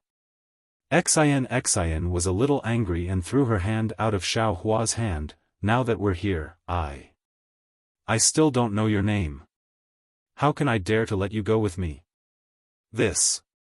Xiao Hua was very embarrassed, and said with a smile, actually, I already told you before, but you didn't care. Oh? When? How come I didn't know? Xian was stunned. Xiao Hua smiled, hee, I'm called Xiao Hua. Xiao as in Xiao Hua, Hua as in Xiao Hua. Didn't I already tell you? Xiao Hua. Xiao Hua. Xian couldn't help but laugh. She raised her fist and hammered Xiao Hua's chest a few times, and said angrily, you call this announcing your name? Xiao Hua felt sweet in his heart, as if he was enjoying it very much. After a moment, Xian's neck turned red. She took out a white flower similar to Xine and handed it to Xiao Hua, saying, Xiao Gongzi, this is this concubine's keepsake. This concubine won't tell you where my Xine family is. After all, this concubine doesn't know how to get along with the Xine family in the future. If you want, you can go to the Cha Nu kingdom to find this concubine. Just give this token to the queen, and she will have a way to inform this concubine. Okay. Xiao Hua took the white flower and carefully put it away. Xine waved her hand, and the strange black and white bird flew out. Xine stepped on it, and looked back with reluctance, and said in a low voice, Young master, this concubine will go now. If you're doing well, then I'm doing well. Xiao Hua nodded, you have to take care of yourself. When I'm done, I'll definitely go to Cha Nu country to look for you. Good. This concubine will wait for young master's news. Hearing this, Xian's face lit up with joy. The strange bird beneath her spread its wings and flew away with Xian. After flying for several dozen meters, Xian's gaze was still fixed on Xiao Hua. Go, saving people is more important. Xiao Hua waved his hand, and Xian's figure finally disappeared. However, just as Xiao Hua was about to fly away, Xian's voice came again, Xiao Hua, the queen of the Cha Nu country is a national beauty, you shouldn't be charmed by them, if this concubine knows, Xiao Hua's body trembled as he looked into the distance in astonishment. Xian's, gu. Laughter gradually became softer in his ears. This little girl. Xiao Hua unhappily snorted, she's not as beautiful as Wuxia fairy, but she's much more jealous. Damn it, why did this young master have feelings for her? Xiao Hua couldn't be blamed. After all, he had been lonely for hundreds of years. Even a cultivator's heart would grow grass. In this Xianshui palace, Xiao Hua and Xian had gone through life and death together several times. Under such circumstances, any man and woman would inevitably feel close to each other, not to mention Xiao Hua had risked his life several times for Xian, and won her heart. In the end, Xiao Hua showed his might, took the emperor's sword and Kunlun mirror, and saved Xian's father. This kind of great kindness could only make Xian repay it with her body, right? Of course, if Xiao Hua could accompany Xian and save Xian's father from the sword, that would be even more perfect. Unfortunately, Xiao Hua was still thinking about Jiang Luer, and Ci Hui's life or death was unknown. Xiao Hua could only go to Jinshan Temple by himself. Fortunately, when Xiao Hua was bargaining with Ci Hui, he had fully considered this accident and asked about the situation of Jinshan Temple. Now that he had bid farewell to Xian, Xiao Hua looked at the sun above his head. His figure swayed, and he flew in the direction of Jinshan Temple. After flying for half an hour, the mountain ridge gradually became steeper. The trees all over the mountain gradually became thicker, and the people gradually became fewer. Even the commonly seen temples in Elysium couldn't be seen. Xiao Hua's heart unconsciously jumped. He had a bad feeling that he seemed to be lost again. But when he looked up at the sky, he didn't know when, but the scorching sun was in the sky, and the sky was covered with dense red clouds. Bolts of lightning flashed in the clouds, and there wasn't a trace of wind in the whole world. This told him that a huge array had enveloped the world. Damn it, there's going to be a big storm. Xiao Hua sighed, even if this young master wants to find someone to ask, I can't. Helpless, Xiao Hua released his Buddhist sense and casually looked around, In just half a cup of tea's time, Xiao Hua suddenly discovered that at the foot of a mountain, next to a stream, under a Bodhi tree, there was a little monk sitting upright. This little monk looked to be around 10 years old. He was wearing an ordinary monk's robe, and his teeth were white and his lips were red. In front of the little monk was a flat piece of land, and there were a dozen or so stones placed on it. Woo! At this moment, a light wind blew from the horizon, gently blowing Xiao Hua's scholarly robe. Along with this light wind, thousands of fierce winds gradually formed. That fierce wind not only wreaked havoc in the sky, but also the green trees and forests between the mountain peaks were blown askew by this fierce wind. Little monk. Xiao Hua used the wind escape technique to land in front of the little monk, and hurriedly shouted, A big storm is coming, why are you still here? Where is your temple? This one will send you back. Hearing Xiao Hua's voice, the little monk's face revealed a smile. He opened his eyes, and his pair of eyes shined like stars. The little monk opened his mouth, and his words almost scared Xiao Hua, You finally came? Xiao Hua was stunned, and his heart became alert. Golden light flashed around his body, and he coldly asked, Who are you? How did you know this one was coming? Speaking up to hear, Xiao Hua suddenly realized that if someone knew he was coming, who else could it be besides the person who built the Shaolin Long Temple? Immediately, Xiao Hua's Buddhist sense swept over the little monk, and he hurriedly said, Senior, who are you? Could it be that you came from the Shaolin Long Temple on the snowy mountain? Were you waiting for this one here? He. The little monk was very indifferent. He pointed in front of him, and said with a smile, Benefactor, don't be anxious. Sit down and finish this game of chess first. This little monk will break it down for you one by one. Play chess. Xiao Hua looked at the stones on the ground.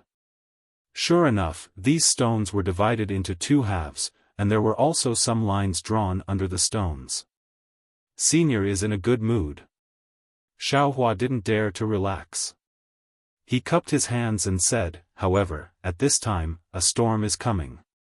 Even if you want to play chess, you still need to find a place to take shelter from the rain, right? Benefactor's words are wrong. Form is emptiness, emptiness is form. As long as your heart is calm, where will the storm come from? The little monk smiled and pointed his finger to the sky. Sure enough, the mountain where the wind was still roaring suddenly stopped. After a few breaths, the clouds that sealed the sky slowly dispersed. In the clear sky, a blazing sun revealed a smiling face. The little monk was smiling under the shade of a tree. Hiss. Xiao Hua sucked in a breath of cold air. He looked at the little monk in disbelief, and then looked at the sky. Xiao Hua, who had mastered the lightning flash and thunder roll technique, could now make the weather change. However, no matter how powerful he was, it was impossible for him to make such a large area of storm stop with just a point of his finger. Without green seal characters, spells, and magic power. Xiao Hua was sincerely convinced. He cupped his hands and said, Senior's method is good, this one has learned. Sit down. Let's play this game of chess first. The little monk faintly smiled and pointed with his finger. Xiao Hua had no choice but to sit down. He lowered his head to look at the chessboard and said with a bitter smile, Senior, this one's talent is naughty and mischievous. I don't know how to play chess. Hee, it's simple. This poor monk will teach you. I guarantee that you will be able to learn it in one try. The little monk faintly smiled and pointed at the chessboard on the ground. Xiao Hua listened with rapt attention. After a short while, he understood. There were only a dozen chess pieces on the ground, and they were divided into two groups. Moreover, the lines on the ground were limited. No matter how difficult it was easy for a cultivator like Xiao Hua. Senior. Xiao Hua frowned and said, It's that simple? It's that simple. The little monk raised his hand, picked up a stone and threw it forward. It landed on one of the intersections. He casually said, It's your turn. Okay. Xiao Hua lowered his head and stretched out his hand. Just as he was about to pick up a stone from his side, he glanced at it and asked curiously, Senior, why is there one missing? Oh, that's right. The little monk raised his eyes and looked. He couldn't help but become slightly angry. This Wang Bianfei is too shameless. He actually took away the chess piece. No wonder he won against this poor monk yesterday. Wang Bianfei. Xiao Hua was stunned. He asked curiously, Senior, who is this? Don't care about him. The little monk looked left and right. He didn't see any stones. He simply used his hand to touch his chest and took out a black triangle. He threw it to Xiao Hua and said, Use this as a chess piece. No need. Senior, I have one here. Xiao Hua caught the triangle. He waved his right hand and picked up a stone from a distance and placed it on the ground. The little monk waved his hand generously and said, I'll give this to you. Oh. Okay. Xiao Hua looked at the heavy triangle in his hand. He didn't know what this thing was for. However, since it was given by the senior, Xiao Hua didn't say anything and casually put it in his chest. He looked at the chess pieces on the ground and very carefully picked one up and threw it on the ground. The so-called way of chess, the rules were very simple. However, it was very difficult to master it. The little monk seemed to be very familiar with this chessboard. He casually broke the move that Xiao Hua had been thinking about for a long time. In just a short moment, Xiao Hua was defeated by the little monk.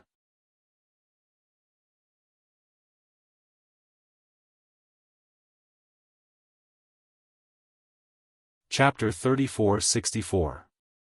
Senior's chess skills are exquisite. This one is unable to catch up to you. Xiao Hua arranged the chess pieces and said with a smile. Then, he looked at the small monk and quietly listened to the small monk's analysis. Unexpectedly, the small monk pointed his finger and said, You can only comprehend the mysteries of chess when your heart is undistracted. How can you beat this poor monk if your heart is distracted? Again. Oh. Okay. Xiao Hua looked at the unfathomable small monk and thought for a moment. Then, he raised his hand and began to play according to the small monk's rhythm. The second game was naturally Xiao Hua's loss. However, the situation was much better and the time taken was much longer. Seeing the small monk beaming with joy seemed very satisfying.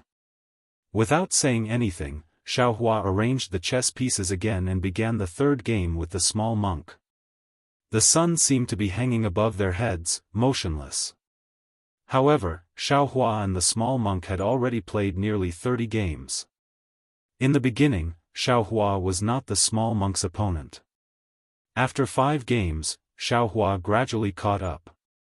After 10 games, Xiao Hua had a card up his sleeve. No matter how the small monk threw the chess pieces, Xiao Hua was able to easily defeat him. He casually threw the chess pieces and forced the small monk to the brink of death every time. After 15 games, it was a complete copy of Xiao Hua's first game. The small monk was utterly defeated as soon as the game started. He was no longer Xiao Hua's opponent. However, what Xiao Hua did not understand was that the little monk seemed to be very happy with this simple game of Go. Despite being killed one game after another, he did not give up one game after another. Aside from the gradually increasing awkwardness between his brows, the expression in his eyes grew even more intense. After one game, a new one was placed. The small monk suddenly flicked his sleeves and stood up. "I'm not playing anymore. Damn it, you are much better than Wang Bianfei." Xiao Hua was stunned when he saw the small monk acting shamelessly like a naughty child. However, before Xiao Hua could stand up, the small monk pointed behind Xiao Hua and said, "Hey, isn't that Wang Bianfei? Are you looking for him?" Xiao Hua hurriedly turned around. However, there was nothing behind him. In the distance, there were still specks of light in the forest. Where was the figure of a person? What is the meaning of this? Xiao Hua vaguely felt that something was wrong. When he turned around, something that shocked him happened. The small monk sitting in front of him disappeared. How is this possible? Xiao Hua turned pale with fright. Presently, he wasn't an ordinary cultivator. He was a nascent soul grandmaster of the Tao sect and a 5-foot golden lotus realm of the Buddhist sect. Which one of his cultivations wasn't enviable? However, this little monk had actually quietly disappeared in front of him. Xiao Hua didn't feel anything at all. How could he not be surprised? What level had this little monk's cultivation reached? However, when he thought of the fact that the other party had been waiting for him at the Little Ling Long Temple on the Great Snow Mountain 10,000 years ago, he must be at least a Buddha Lord, right? In other people's eyes, he really looked like a child. However, when he thought of this, Xiao Hua was stunned again. He looked at the scattered stones on the ground, as well as the vertical and horizontal lines. This so-called chess skill was nothing more than an ordinary country child's play.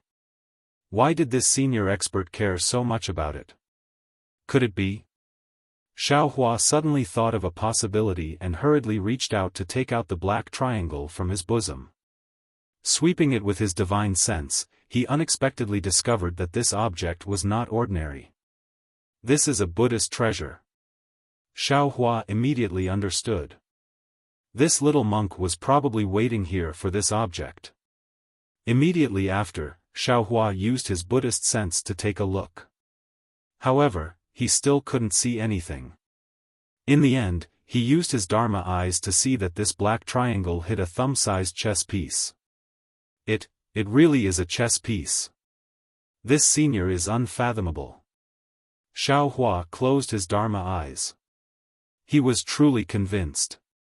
Immediately after, Xiao Hua bowed towards the sky. "I am Bodhi. Thank you Buddha Lord for bestowing this treasure." He. Suddenly, a light laugh came from afar. Wasn't that the voice of the small monk? Xiao Hua hurriedly released his Buddhist sense and scattered it towards that direction. "Oh? Why is there a child here?" Xiao Hua's Buddhist sense naturally couldn't catch up with the small monk. However, 100 li away from the Buddhist sense, he saw a child who wasn't even 10 years old. He was holding a charcoal pencil and sitting cross-legged in front of a flower and tree that was taller than a person. He was drawing something on the ground in front of him stroke by stroke. The child's clothes looked shabby and several places were sewn with patches. He was also carrying a small embroidered bag on his back. Although this embroidered bag was sewn with needle and thread and rags, it was very clean. Just as Xiao Hua was about to withdraw his Buddhist sense, a person who looked like a servant quickly walked over from the valley not far from the child. Seeing the child, he hurriedly shouted, "Wang Bianfei, why are you here? Quick, quick, Lord Wang is looking for you." "Wang Bianfei?" Xiao Hua was stunned and secretly said, "Isn't this the Wang Bianfei that the little monk was talking about?" Soon after, Xiao Hua's eyes turned and he leaped into the sky and flew towards the place where Wang Bianfei was. When he flew closer, Xiao Hua could already see clearly that this was a small mountain village built in the middle of several mountains. There were more than 100 families in the mountain village. At this time, Some people were farming on the mountain and some people were hunting in the mountain ridge. Within the village, women were weaving and planting vegetables, washing and cleaning. There was also a group of children playing and making noise. It was a lively scene of a village.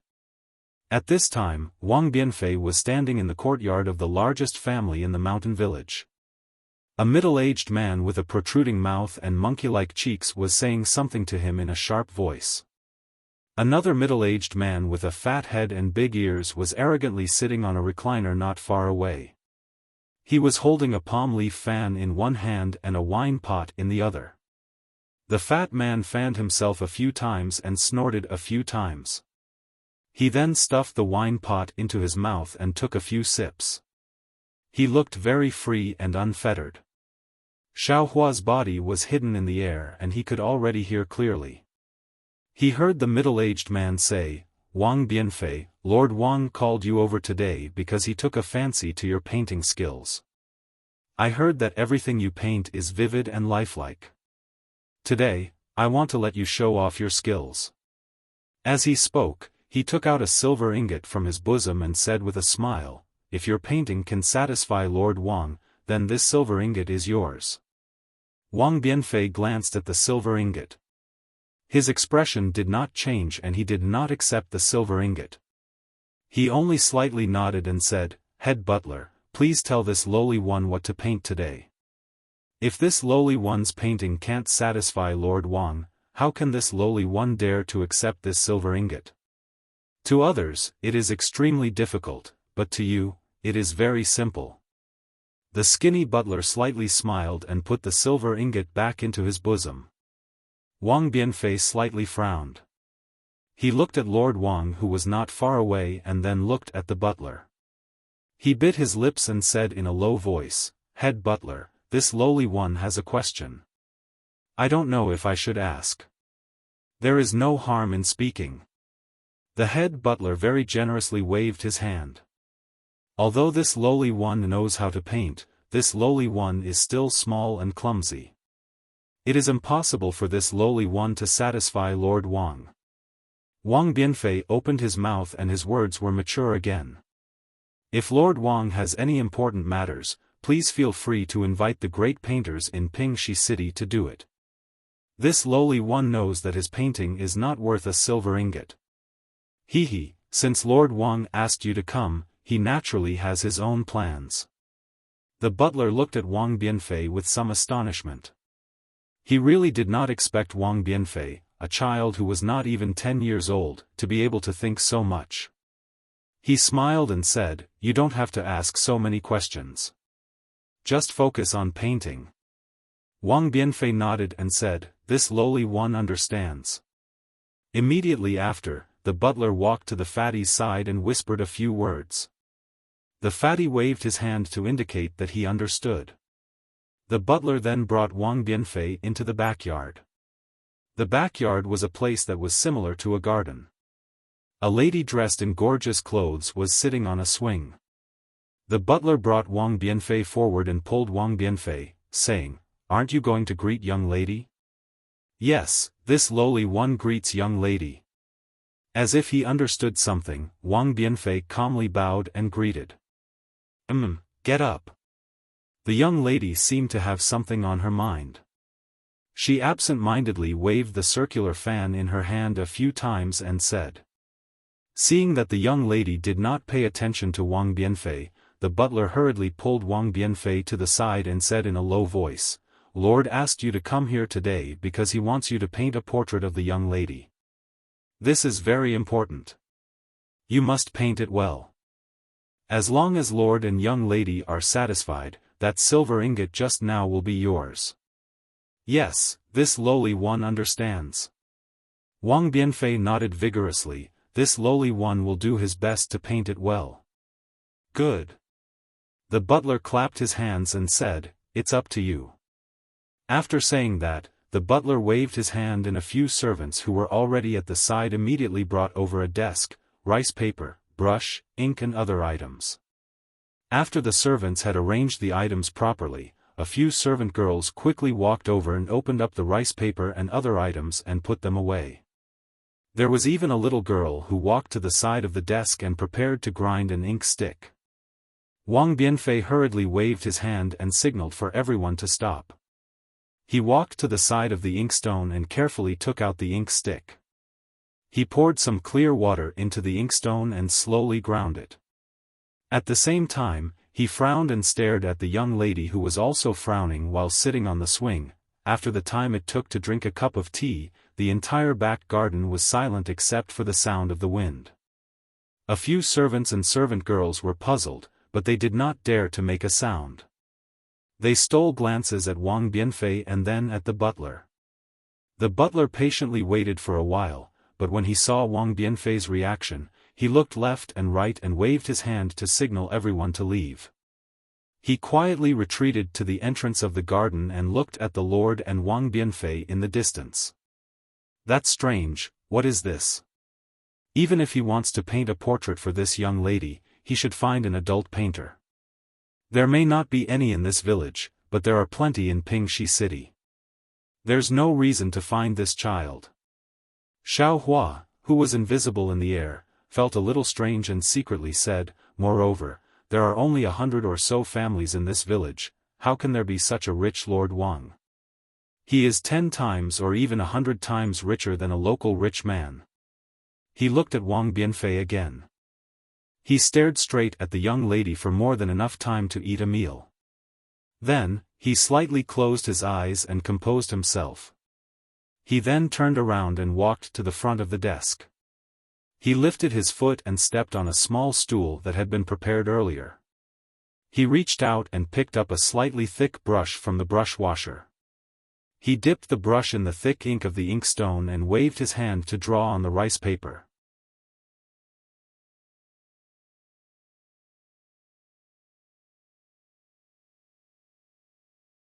Chapter 34-65. Xiaofan was very curious and leaned over to take a look. He saw that Wang Bianfei's first few strokes were actually drawing around the entire xian paper. Not to mention a human figure, even a graffiti seemed to look better than Wang Bianfei's few strokes. However, in just a few breaths, Wang Bianfei only slightly drew on these lines, and an extremely plump woman's silhouette was revealed. Good. Xiaofan didn't know how to draw, but seeing how confident Wang Bianfei was and how he didn't even look at the woman, and how his brush seemed to have the help of the gods, he couldn't help but praise in his heart, such an intelligent child is indeed rare in this world. And at this moment, he also understood why Lord Wang didn't look for other painters. Wang Bianfei used a thick brush to outline the rough outline of the portrait. Then, he picked up a small, thin brush to draw on the outline in detail. In the end, he took out a small, rough red brush from his embroidery bag and slightly modified the cheeks and lips of the portrait.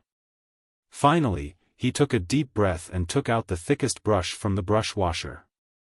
He dipped it in ink and touched the eyes of the portrait twice with lightning speed. Xiaofan felt his eyes light up.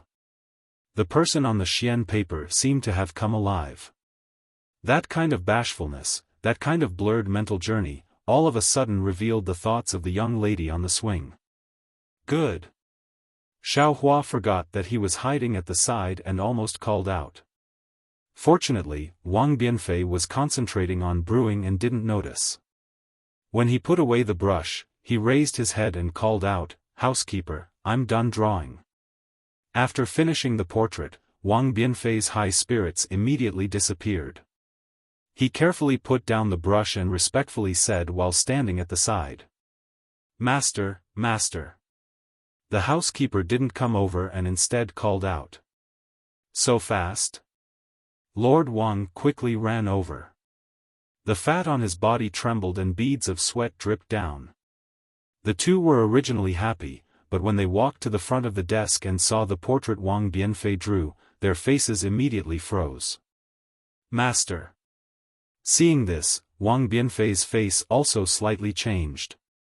He said in a low voice, "Could it be I didn't draw well?" "Humph." Old Master Wang snorted coldly and didn't say anything. He glanced at the butler. At this moment, the young lady also walked over from the swing. When she saw the portrait, her expression changed greatly. There were tears in her eyes. She covered her face and quickly walked away. The steward's face changed, and he said angrily to Wang Bianfei, "Don't you have eyes?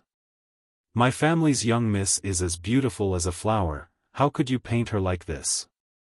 With this painting of yours, how could the son of the deputy county magistrate take a fancy to miss?" But. Wang Bianfei was stunned. He looked at his painting in confusion and said curiously, "Master, I painted it according to Miss's appearance. It's exactly the same." Wang Yifei didn't understand the inside story, but Xiao Hua, who was in midair, had a clear mind. Sure enough, that housekeeper pointed his finger at the left cheek of the portrait and shouted, "My family's miss clearly doesn't have a mole here, why did you draw one here?" "Master, I've been wronged." Wang Bianfei hurriedly defended himself. "Miss clearly has a black mole on her left cheek, and it's not small. There are 4 more on it." "Shut up." The steward slapped Wang Bianfei's face and said angrily, "Quickly, remove this black mole." "No." Wang Bianfei's face was red with 5 finger marks. His tears flowed out, but he still clenched his teeth and said, "Father said that a painter is the eyes of people. Whatever you see, you have to draw. If you fake it, you're not a painter. Little baby." Master Wang next to him took out a gold ingot from his arms and shook it in front of Wang Bianfei's eyes. He smiled and said, "If you remove this black mole, I'll give you this gold ingot." Unfortunately, Wang Bianfei looked at the gold ingot, slightly bit his lips and shook his head. "No, I saw it, so I have to draw it, humph." Master Wang flung his sleeve and threw the gold ingot on the ground. He said coldly, "If it weren't for this black mole, I wouldn't have asked you to draw it." After saying that, he panted and left. "Wang Bianfei, don't refuse a toast only to be forced to drink a forfeit." The steward looked at the gold ingot on the ground and a trace of greed flashed in his eyes. He carefully picked it up and wiped away the dust on it and said, "I know that in your family, only your mother makes a living by weaving and starching. The charcoal and paper that you use to draw every day are all exchanged by your mother's hard work every day and night. Now you only need to gently move the brush and this gold ingot is yours. It's enough for your family's expenses for 10 years. Think about these 10 years, your mother doesn't have to work hard, don't you think that you..." At this point, the steward didn't say anything more and looked at Wang Bianfei with confidence. "No." Unfortunately, Wang Bianfei still shook his head, as the saying goes, "Don't do good because it's small, don't do evil because it's small. 1,000 miles of dike can be destroyed by an ant's nest. As long as I start to draw a fake painting and lie for the first time, I can't do it again. Pa." Without waiting for Wang Bianfei to finish speaking, the steward gave him another slap. The other half of Wang Bianfei's face turned red again. Xiao Hua was slightly angry and raised his hand. But just as he was about to make a move, he frowned again. He looked left and right and asked curiously, "This Wang Bianfei should be that senior's friend despite the difference in age, right? With that senior's divine ability, it's impossible that he doesn't know about this matter. Why doesn't he make a move?" Thinking of this, Xiao Hua also put down his hand and looked on with interest. "Master." Wang Bianfei's tears fell down, feeling very wronged. Unfortunately, the steward still didn't plan to let him go. He pointed at the painting and said coldly, "Wang Bianfei, look at what you've drawn. It doesn't look like my family's young miss at all. I won't let you remove the mole. This rice paper is 1 tael of silver. You can leave after you pay the money." You. Wang Bianfei turned pale with fright. "Where do I have 1 tael of silver? You also didn't say that I have to pay the money if I don't draw well. I don't care so much. Since your drawing doesn't look like it, you have to pay the money. I can draw whatever I see. How can my drawing not look like it?" Wang Bianfei argued, "How about master let the young miss compare with this painting? Is the young miss someone you can see whenever you want? The steward sneered, unless you can prove that whatever you draw looks like it, otherwise, Wang Bianfei might not be able to tell that this was a small trap, but Xiao Hua understood. However, with him here, he wasn't afraid that Wang Bianfei's life would be in danger. Thus, he simply flew to the top of the wall and sat there to watch. However, after that little monk disappeared, he didn't appear again. Xiao Hua released his Buddhist awareness several times, but there was no trace of him within 100 li. Master, how do you want me to prove it? Wang Bianfei took the bait as expected. After all, he couldn't afford to pay that tael of silver. The steward's mouth revealed a trace of a sinister smile and said, "This is easy. I will invite your mother from home and let her be locked together with my family's vicious dog. As long as you can draw a tiger that scares the vicious dog, it will prove that your drawing is good. If you can't, tsk, either you let the vicious dog eat your mother, or you remove the mole from this painting." You. Wang Bianfei didn't think that he would suddenly drag his mother into this. His mind was in a mess. Men. Steward ordered, tie up Wang Bianfei's mother and bring her here. Yes. The nearby servants had already responded and hurriedly left. But. I have never seen a tiger before. How can I draw this? Wang Bianfei's face turned red as he hurriedly explained. Steward flicked his sleeve and left with his head raised. Mother. Wang Yifei cried and stumbled as he ran out. The servants were in high spirits. Without waiting for Wang Bianfei to plead with Master Wang, they had already brought Wang Bianfei's mother over. Wang Bianfei's mother looked to be around 30 years old. However, the hair on her temples was already white and there were many wrinkles at the corners of her eyes. Even that pair of eyes were slightly squinted. Clearly, she had been working very hard under the oil lamp at night. Son, how did you offend Master Wang? Hurry up and apologize to him. Wang Bianfei's mother didn't know what happened. Seeing the Wang family servants' ferociousness, she was already trembling in fear. The moment she entered the courtyard, she hurriedly shouted. Unfortunately, before Wang Bianfei could reply, woof woof. A few fierce dog barks sounded and a dog cage that was taller than a person was already carried out. Wang Bianfei's mother seemed to be extremely afraid of dogs. Upon hearing this sound, she immediately collapsed onto the ground. Mother. Wang Bianfei didn't seem to think that his mother would be so afraid of dogs.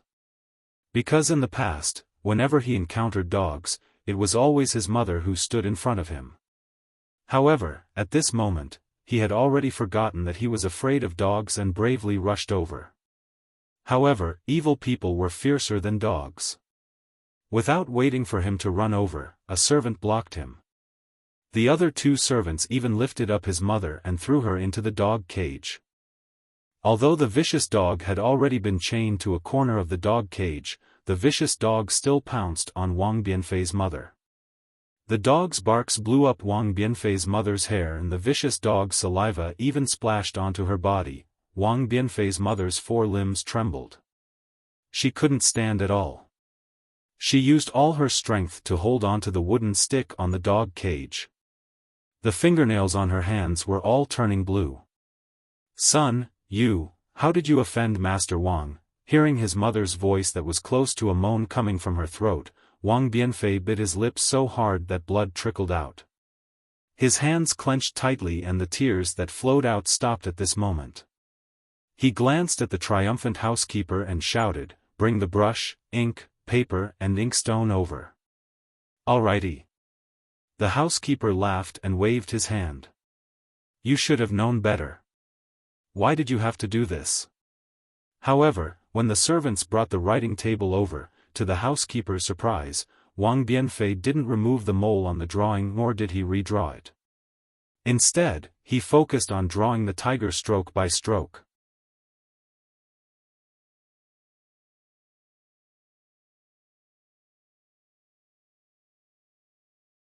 Chapter 3466. Xiaofan was also filled with righteous indignation as he watched from the high wall. Even though he was already a nascent soul master, he still couldn't help but want to take action when he saw such an evil thing. However, when he saw Wang Bianfei unyieldingly draw the tiger, his heart moved again. He looked at the lady in the dog cage and saw that there was no danger to her life. Moreover, the metal chain was extremely sturdy. He stopped and watched with great interest as Wang Bianfei drew the tiger. He wanted to see how Wang Bianfei's tiger would be able to scare the evil dog. Unfortunately, after a moment, Xiaofan smiled. It was very simple. Wang Yifei's tiger was not a tiger at all. Instead, it was like a cat, an enlarged cat. Is this what it means to draw a tiger but not a cat? Xiaofan laughed in his heart. The evil housekeeper's face was originally ugly, but when he saw Wang Yifei's tiger, he unconsciously became happy. Knowing that Wang Yifei didn't know how to draw a tiger, he had to modify the young Mrs. portrait according to his own calculations. Moreover, he also understood that his young Mrs. face was flawed. He absolutely couldn't let the painters in Pingxi City draw it. In that case, before the young Mrs. portrait was sent to the county magistrate's mansion, the county magistrate's son would already know. Although this Wang Yifei was young, he seemed to draw better than ordinary painters. His master really had to rely on this Wang Yifei. How about it? The evil housekeeper laughed. You want to scare the evil dog with this tiger? Do you want me to release the evil dog? But Wang Yifei's face turned red. I said that I can draw anything that I have seen. I have never seen this tiger before. The evil housekeeper grinned. Whether you see it or not is your business. Whether you release the dog or not is my business. Master, master. Wang Yifei saw that the evil housekeeper was about to raise his hand. His eyes turned and he hurriedly ran in front of Master Wang. With a plop, he knelt on the ground and said anxiously, Master, can you give me 3 days? No, 1 day, I will go up the mountain. Go up the mountain? Master Wang looked at the side helplessly. Hearing Wang Yifei's pleading, he couldn't help but stare blankly. Wang Yifei shouted, I will go up the mountain to see if there is a tiger. I will come back and draw a real tiger. When old Master Wang heard this, he didn't know whether to laugh or cry. He didn't want Wang Yifei to draw a tiger. He wanted Wang Yifei to draw a portrait of his daughter. Just as old Master Wang was about to get angry, young Miss Wang came out. At this moment, young Miss Wang's face was covered with a veil. She said a few words in front of old Master Wang, then turned around and left. Old Master Wang looked at his daughter with pity. He raised his hand and said, All right, I'll give you 1 day. Go and come back quickly. If by this time tomorrow, you still can't draw a tiger that can scare the evil dogs, don't blame me. Yes, I understand. Wang Bianfei hurriedly got up from the ground and ran to his mother, shouting, Mother, wait for your son for a day, your son will definitely save you from inside. Wang Bianfei's mother did not understand what had happened, but she understood that her son wanted to go up the mountain to find the tiger. She was originally frightened by the vicious dog, but at this time, she did not know where the courage came from. She stood up from the ground and said anxiously, Son, you are not even 10 years old, how can you go up the mountain by yourself? How can you escape from the tiger's mouth? Don't worry about mother, mother would rather be eaten by this vicious dog than let you go up the mountain. With that, Wang Bianfei's mother walked towards the vicious dog. Wang Bianfei was scared out of his wits, but the servants next to him were nimble. They hurriedly took a few wooden forks and pressed the vicious dog that pounced on Wang Bianfei's mother to the ground. Mother! Wang Bianfei gritted his teeth and forced a smile on his face. Don't worry, boy secretly went up the mountain to draw last year. He also saw the tiger, but he did not draw it. This time, boy went up the mountain to secretly take a look. He will come back immediately after drawing the tiger. There will be no problem. But Even after listening to Wang Biafei's explanation, Wang Biafei's mother was still not at ease.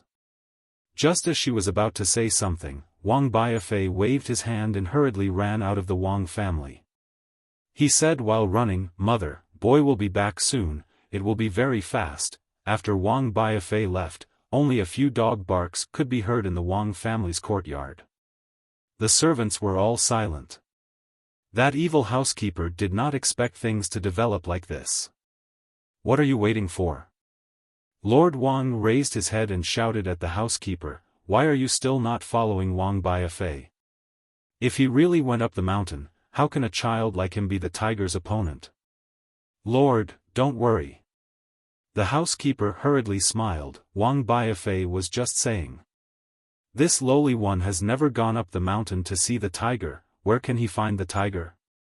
He probably went to the mountain and saw that he could not go up the mountain, so he naturally came back. Go quickly." Lord Wang impatiently said in anger, "This is what Miss said. You can't even do such a small thing, what a fool." Yes, this lowly one will go now." The housekeeper promised and hurriedly left with 2 servants. Not long after, a servant girl hurriedly came out from the backyard. She said a few words in front of Lord Wang and hurriedly went out. Lord Wang's face showed helplessness. He waved his hand and ordered a few servants to carry Wang Biafei's mother out of the dog cage and bring her to a firewood room at the side. "This miss is not bad." Xiaofan stood in the air and watched, nodding slightly. Then his figure flew up again and followed Wang Biafei, who was running in the distance. Behind Wang Biafei, there were naturally the housekeeper and a few others. However, these people chased Wang Biafei out of the village and lost him. After all, the mountain village was surrounded by fields and could go up the mountain from anywhere. Wang Biafei was also small, so who knew where he went? Housekeeper. A servant looked at the road leading up the mountain and said with a smile, "Wang Biafei is only a child, how can he go up the mountain by himself? Besides, this mountain is so big, where is he going to find a tiger? Don't worry, even if he goes, he will come back in less than half a day when it's dark. You and I don't have to accompany him to run around blindly." "Humph, how can I go up the mountain?" "Go, bring the wine and meat, I will wait here for that kid to escape back." The housekeeper ordered and sat down on a stone. The other 2 servants secretly went back. Looking at the corner of the mountain village, the servant girl who came out earlier also came out of a small courtyard. Behind her was an old hunter with white hair and beard. The servant girl returned to the Wang family's courtyard and the old hunter quickly went up the mountain. Xiaofan flew in the air while invisible, overlooking everything that happened in this small mountain village. He couldn't help but sigh inwardly. Who said that the Pure Land world is a paradise? Not to mention that there are wild beasts and evil dogs here, there are also a lot of evil people and evil deeds here. It is no different from the hidden immortal continent. People, won't change their nature just because they are in a different place. Clasping his hands behind his back, Xiaofan released his Buddhist sense and followed Wang Biafei up the mountain. He didn't understand why the so-called senior led him to this small mountain village and why he met Wang Biafei. However, he was also patient. It was only a day, he wanted to see how things would end in the end. This was not out of the Wang family's servant's expectation. However, this servant only guessed half of it right. This mountain was indeed big. Wang Biafei couldn't find the tiger in a day. However, what he didn't guess was that Wang Biafei didn't hesitate at all and went up the mountain by following the vague mountain path. However, this mountain was really big. Wang Biafei went straight for nearly half a day. Seeing that the sun was about to set, he was still groping in the mountain forest and didn't even see a tiger's hair. Of course, Xiaofan knew where the tiger was. However, he didn't need to remind him. The old hunter found Wang Biafei's trace and went up the mountain from the side. He even took advantage of Wang Biafei's blind groping to catch a tiger cub from the tiger's den and went to meet Wang Biafei. This was definitely an intentional chance encounter. Wang Biafei saw the old hunter. When he saw the tiger cub in the old hunter's hand, Wang Biafei hurriedly shouted, "Grandpa Zhang, did you catch a tiger cub?" "Oh. Wang family's boy, it's so late, why are you still on the mountain?" The old hunter naturally didn't reveal any trace of his whereabouts. He was very surprised, and shouted, "Quickly go down the mountain, it's already late, it's too dangerous here." "Grandpa, where did you catch this tiger? Are you going back to the village?" Wang Biafei asked somewhat anxiously. The old hunter smiled and said, "Grandpa is old, how can I catch a tiger? This tiger cub was picked up by Grandpa on the road. Now, I am going to send it back to the tiger's den." Why do you want to send it back?" Wang Biafei didn't understand. "Little guy, if you don't go home, won't your mother look for you all over the village?" The old hunter smiled and said, "If this tiger cub is missing, won't that dumb insect look for you all over the mountain? And it is very likely that it will directly rush into our village, that will be troublesome." Hearing the old hunter mention his mother, Wang Biafei couldn't help but cry again. After all, he was still a child who was not even 10 years old. "Oh, little boy, what happened to you? Are you lost? Don't worry, Grandpa will send this tiger back, and then we will go down the mountain together." The old hunter hurriedly comforted him. But Wang Biafei asked again, "Grandpa, can you take me to the tiger's den? I want to see what a real tiger looks like." You don't want to live anymore?" The old hunter was shocked. He was afraid that the maid who looked for him earlier didn't explain clearly, so he quickly replied, "Even I don't dare to go to the tiger's den. Don't forget, a tiger's nose is more sensitive than a dog's, and it can run faster than a dog. Once you get close to its den, it will immediately notice you, it will be too late for you to run away." Then Wang Biafei hurriedly said, "Grandpa, I just want to see a real tiger, it's fine if I don't get close to it." "You silly child." The old hunter smiled and said, "Don't I have a tiger here? Although it's not a big tiger, after you see it, you can think of it as a big tiger, right?" This. Wang Biafei was a little hesitant.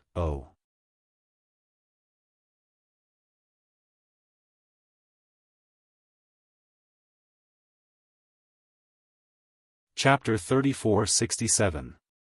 The old hunter urged, "Little guy, if you want to see it, hurry up. I estimate that there's still more than an hour before the tiger returns to its den.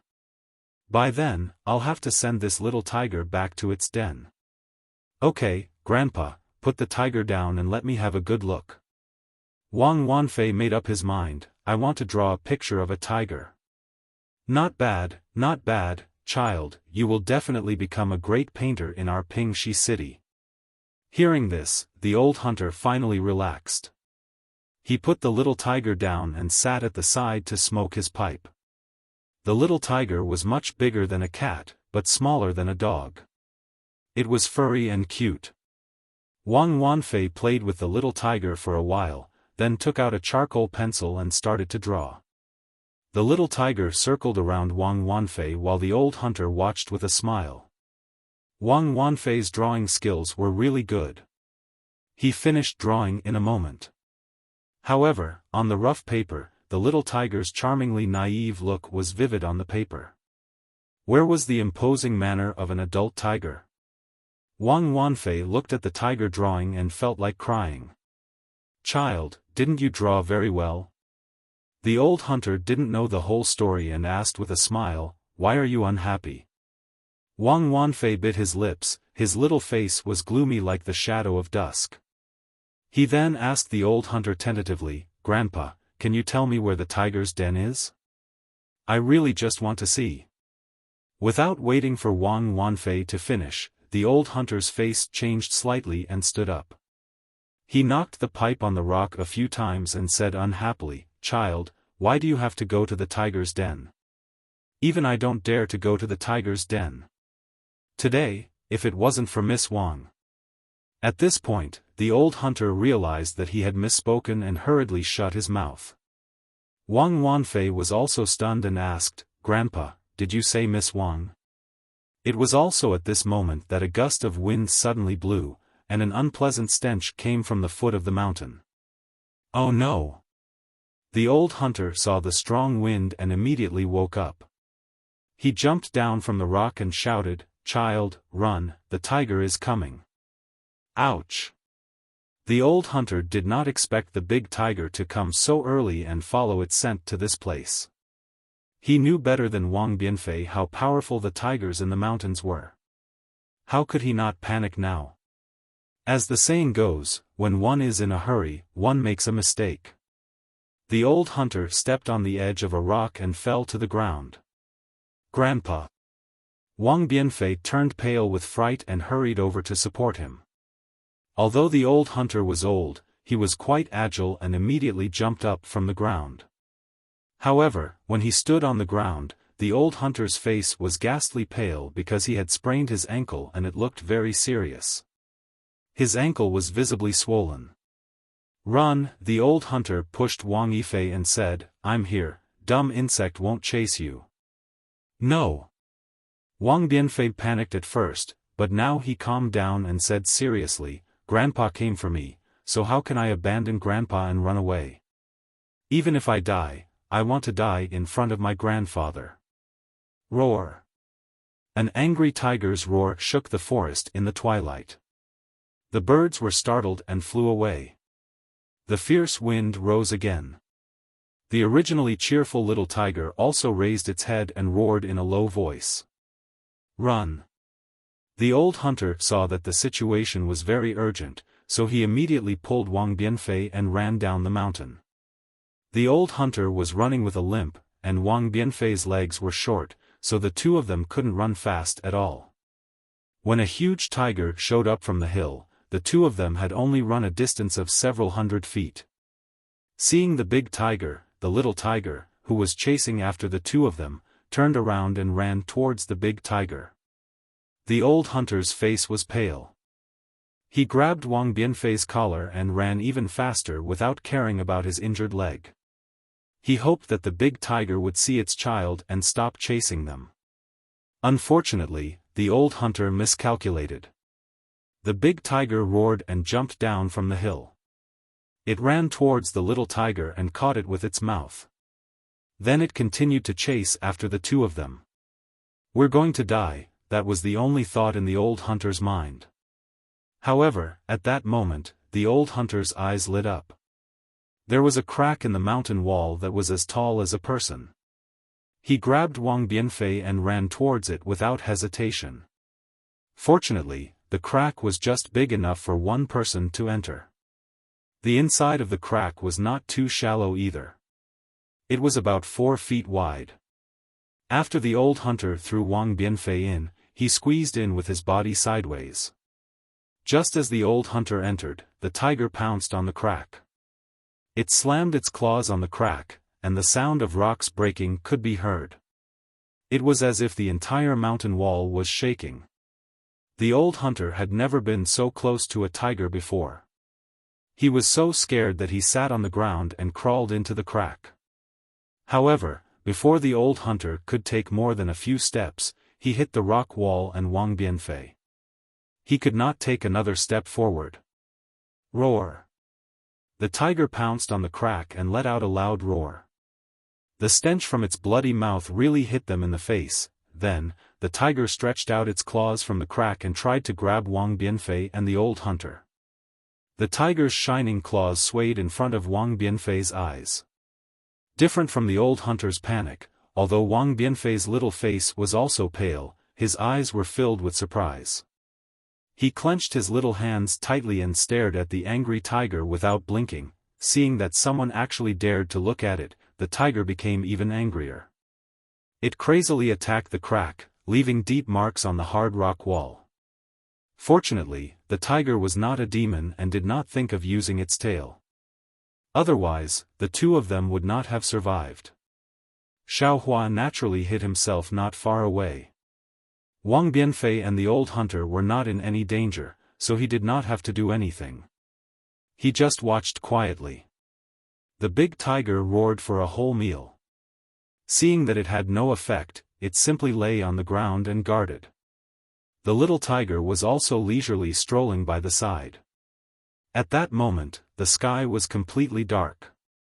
Inside the crack, Wang Bianfei's eyes were like stars. The tiger's madness just now was deeply imprinted in his mind. He stared at the tiger outside the crack, not daring to close his eyes, for fear that he would forget the tiger's anger. However, a child was still a child after all, especially after being frightened. In less than an hour, his eyes slowly closed. He had experienced too many things today, and only a peaceful sleep was the best place for him to go. Wang Bianfei fell asleep, but the old hunter did not dare to sleep. He exercised his ankle while paying attention to the movement outside the crevice. However, the night wind was getting colder, and it was quiet outside. He could not hear the tiger's voice at all, so the old hunter gradually fell asleep. When the sun rose and the light shone into the crack, the old hunter hurriedly opened his eyes. His feet were getting more and more swollen, and he could not touch the ground at all. However, he still leaned in front of the crack and secretly peeked outside. Roar. An angry roar, followed by another black shadow. The old hunter was so scared that he hurriedly retreated. Rip! The tiger's claws tore the old hunter's lapel. The furious tiger had actually waited for an entire night. What? What should we do? The old hunter sat on the ground, worried because his stomach was growling and his mouth was dry. If the tiger did not leave and stayed here for a day or two, even if they did not starve to death, they would die of thirst. When the tiger roared, Wang Bianfei was also startled awake. He looked around and realized his situation. Looking at the old hunter's worried face, he thought for a while and said, "Grandpa, don't worry. I have an idea." "You? What idea do you have?" The old hunter looked at Wang Bianfei. He did not blame Wang Bianfei, but how could he not hate him in his heart? However, Wang Bianfei said confidently, "Grandpa, please wait." As he spoke, Wang Bianfei took out a piece of straw paper and a charcoal pencil from the embroidered bag he carefully placed on the ground. He closed his eyes slightly, then waved the charcoal pencil and drew something on the straw paper. The old hunter naturally did not believe Wang Bianfei. He did not look at him, but stared at the crack with his brows tightly knitted. No one knew what he was thinking. After the time it took for a stick of incense to burn, Wang Bianfei stopped and put away the charcoal pencil. He looked at the drawing on the straw paper and was very satisfied. However, when he raised the straw paper, he looked at the rock wall again. He thought for a while and said a few words to the old hunter. "What? You're saying that I'm holding this straw paper? But you think that a tiger drawn on the straw paper can scare away a real tiger outside? Are you sure?" The old hunter heard and said in disbelief. Wang Bianfei smiled, "Grandpa, you can try. If it weren't for the fact that I'm short and can't be compared to a tiger, I would have tried it myself." The old hunter looked at the lifelike tiger on the straw paper. Although he did not believe Wang Bianfei's words, his heart was moved. After thinking for a while, the old hunter raised the tiger drawing and slowly walked behind the crack. Roar! As if it had heard the footsteps, the tiger pounced again. However, it was different this time. The tiger suddenly saw another tiger coming out from the crack. It was stunned at first and stared at the tiger drawing for a moment. Then, it growled a few times, grabbed the little tiger by the neck, curled its tail and ran away quickly. The old hunter's hands and feet were trembling. His ears were pricked up and he did not dare to breathe loudly. He waited for a full meal before he carefully jumped out. Looking at the mountain path that was already calm, he looked at the tiger drawing in his hand. He could not believe what had just happened. "Let's go, Grandpa." Wang Bianfei took the tiger drawing from the old hunter's hand and carefully put it away. He looked down the mountain and said firmly. The old hunter nodded. The old and the young cuddled together and slowly walked down the mountain. The housekeeper at the foot of the mountain was now very anxious. He waited at the foot of the mountain until the sky turned dark, but Wang Bianfei did not come down. When he returned to the Wang family to report, he was reprimanded by the young lady of the Wang family and was forced to go up the mountain to search. However, who dared to go up the mountain when the sky turned dark? He could only wait at the foot of the mountain with a few servants and wait until dawn to go up the mountain to search.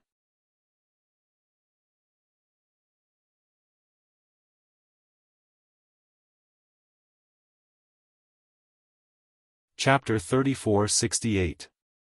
Wang Bianfei wasn't surprised to see Butler Yi go up the mountain. Since Miss Wang could let the old hunter go up the mountain, she could naturally let the butler go up the mountain. However, when he thought of how Butler Yi's idea almost cost him his life, Wang Bianfei's face turned cold. The butler didn't care about Wang Bianfei's attitude. As long as Wang Bianfei didn't die, he could answer to Miss Wang. The old hunter was naturally sent home by the servants while Wang Bianfei was brought back to the Wang family by the butler. Wang Bianfei's mother didn't sleep the entire night. When she saw her son return safely, her vision turned black and she couldn't stand steadily. Wang Bianfei was shocked. He didn't care about anything else and wanted to pounce over. However, he was stopped by the butler. Wang Bianfei. The butler sneered, "Your mother is fine. She ate a lot of chicken, duck, and fish last night.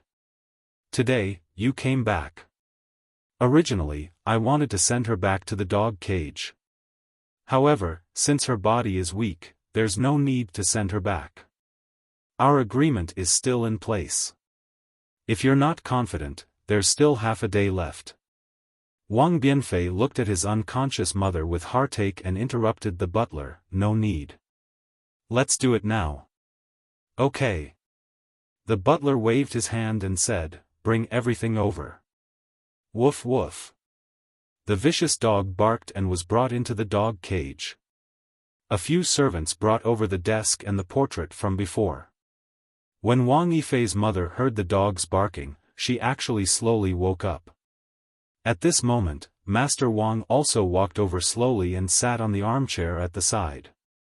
Wang Bianfei didn't walk to the desk. Instead, he took out the straw paper from his embroidered bag and walked quickly to the dog cage.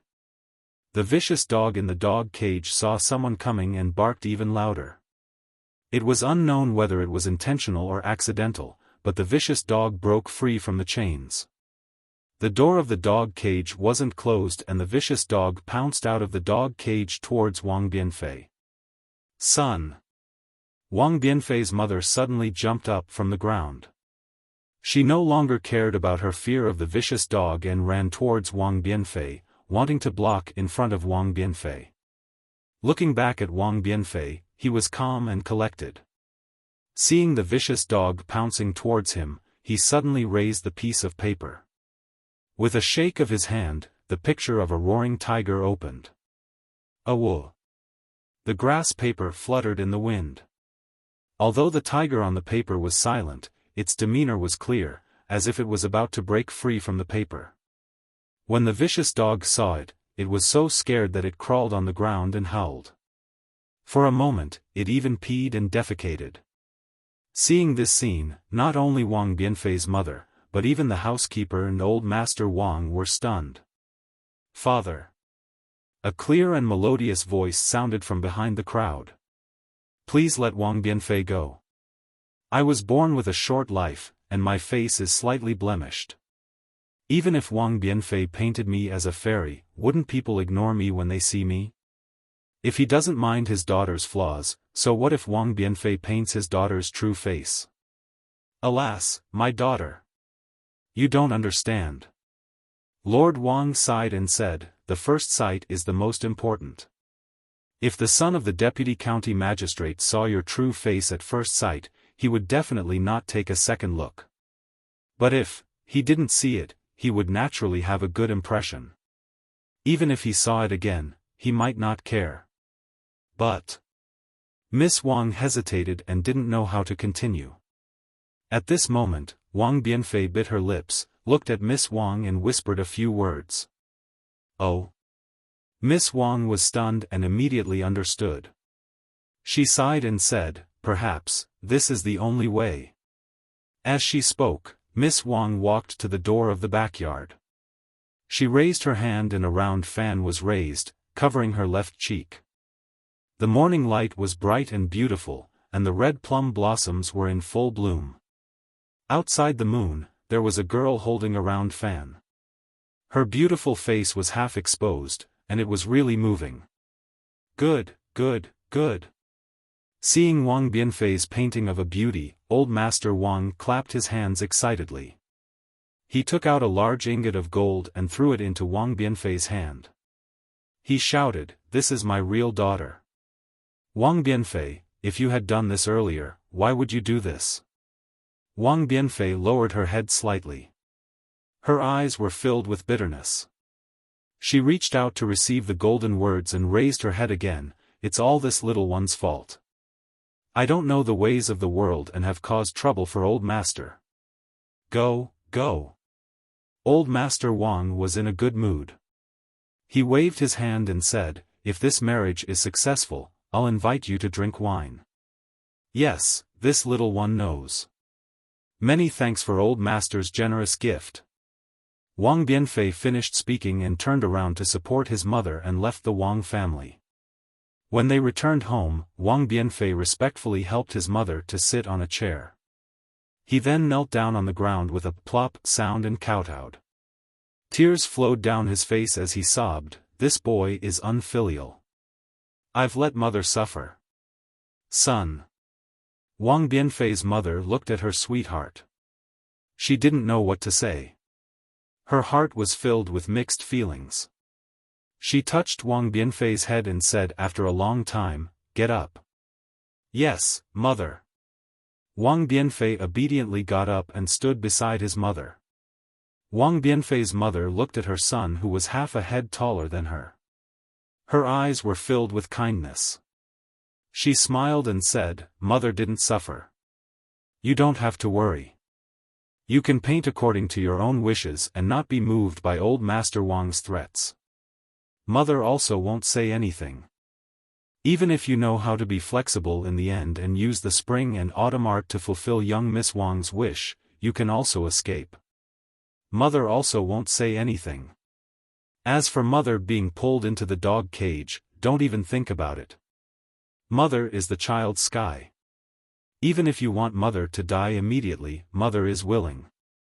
Mother." Wang Bianfei's face was really red. He really regretted that his persistence put his mother in danger. As she spoke, Wang Yifei's mother's smile immediately vanished and changed into a serious expression. She reprimanded, "What mother wants to punish you today is that you actually lied to mother and went up the mountain to look for a tiger without permission." Wang Bianfei didn't dare to be negligent. He hurriedly knelt down again and extended his hand. He lowered his head and said, "Boy knows his wrongs. Boy is willing to accept punishment. And, come over here and receive your punishment in front of your father." Wang Bianfei's mother got up. Her tone was a bit sad. She turned around and went to the inner room. Wang Bianfei's face slightly changed. His small teeth bit his lips until they turned white. He knew that if he didn't make mother sad, mother definitely wouldn't let him be punished in front of father's portrait. On the wall of the inner room, there was a portrait. The middle-aged man in the portrait was very similar to Wang Bianfei. It was Wang Bianfei's father who died early in his prime. Wang Bianfei obediently knelt in front of father's portrait and extended his two small hands. Wang Bianfei's mother picked up a ferule from the offering table. She slightly bit her lips and raised the ferule up high. With a "pa" sound, it hit Wang Bianfei's small palm. Hiss. Wang Bianfei took a cold breath and didn't cry out in pain. Even so, how could Wang Bianfei's mother not hear it? The corner of her mouth slightly twitched and her hand unconsciously trembled. However, she gritted her teeth and raised it again. With a "pa" sound, the ferrule came down again. Wang Bianfei's arm involuntarily trembled again. However, when Wang Bianfei's mother raised the ferrule again, her gaze fell on Wang Bianfei's hand. On his palm, there were 2 dark red marks from the ruler. There were a few bloody scratches from the mountain rocks. Now, with a hit, they split open again and blood flowed out. These blood stained the rough calluses on his fingers red. Son. Seeing this scene, how could Wang Bianfei's mother still hit him? She couldn't help but let out a heart-wrenching cry and threw the ferrule to the ground. She hugged Wang Bianfei's small head and cried out loud. Seeing his mother's loss of self-control, Wang Bianfei instead calmed down. He leaned into his mother's embrace and said word by word, "Mother, don't feel sorry for this boy. Boy made a mistake and should be punished. It's this boy who is unfilial and made mother sad." However, the more Wang Bianfei spoke like this, the more Wang Bianfei's mother's heart ached. She cried for an entire meal's worth of time before stopping. Xiaofan, who was invisibly standing outside the room, felt his heart ache when he heard this. He used his hand to touch his chin and seemed to be thinking about something. After Wang Yifei's mother finished crying, she remembered that Wang Yifei had not eaten a drop of rice or drank a drop of water for half a day and a night. She hurriedly took her son out of the room and prepared food for him. Although the food was simple and crude, Wang Yifei sat by his mother's side and ate very happily.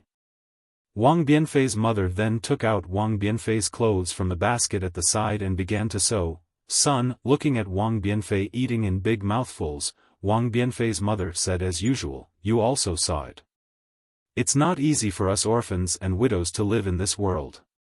You have to properly learn painting and become the best great painter in Pingxi City like your father.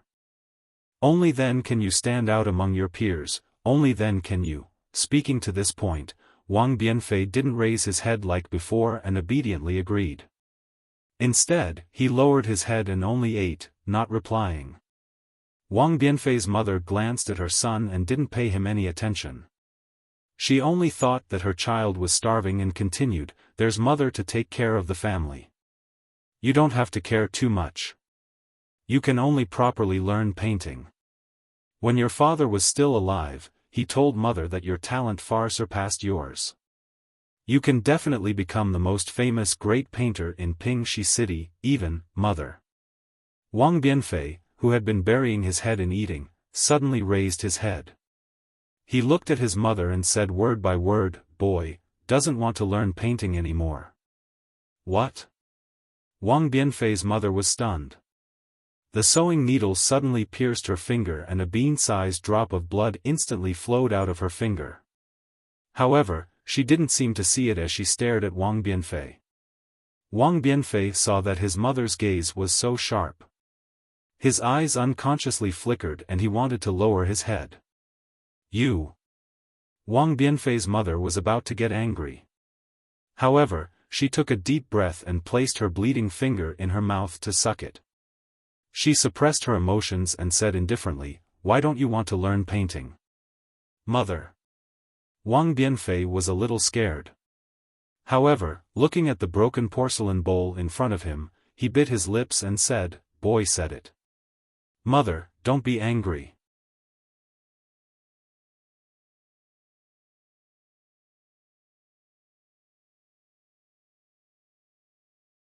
Chapter 3469. Say it. You're all grown up. Mother can't possibly worry about everything for you. Wang Yifei's mother nodded and asked, "Moreover, mother doesn't know how to paint. If you have any thoughts, you can say them.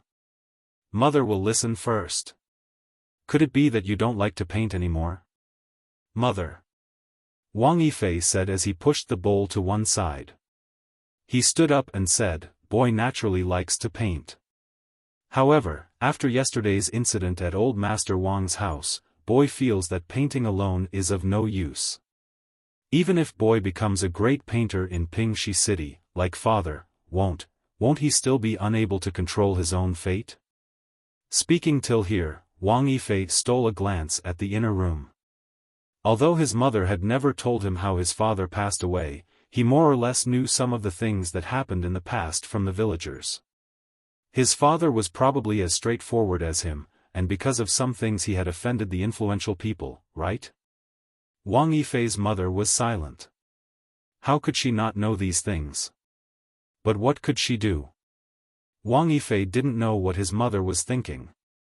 He hurriedly explained, "Mother, perhaps you still don't know the details."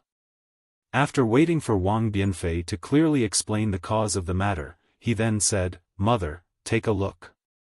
Facing a rich man from a village, this child only slightly resisted, and they took mother away and threw mother into a dog cage. How can they treat a person's life as their own?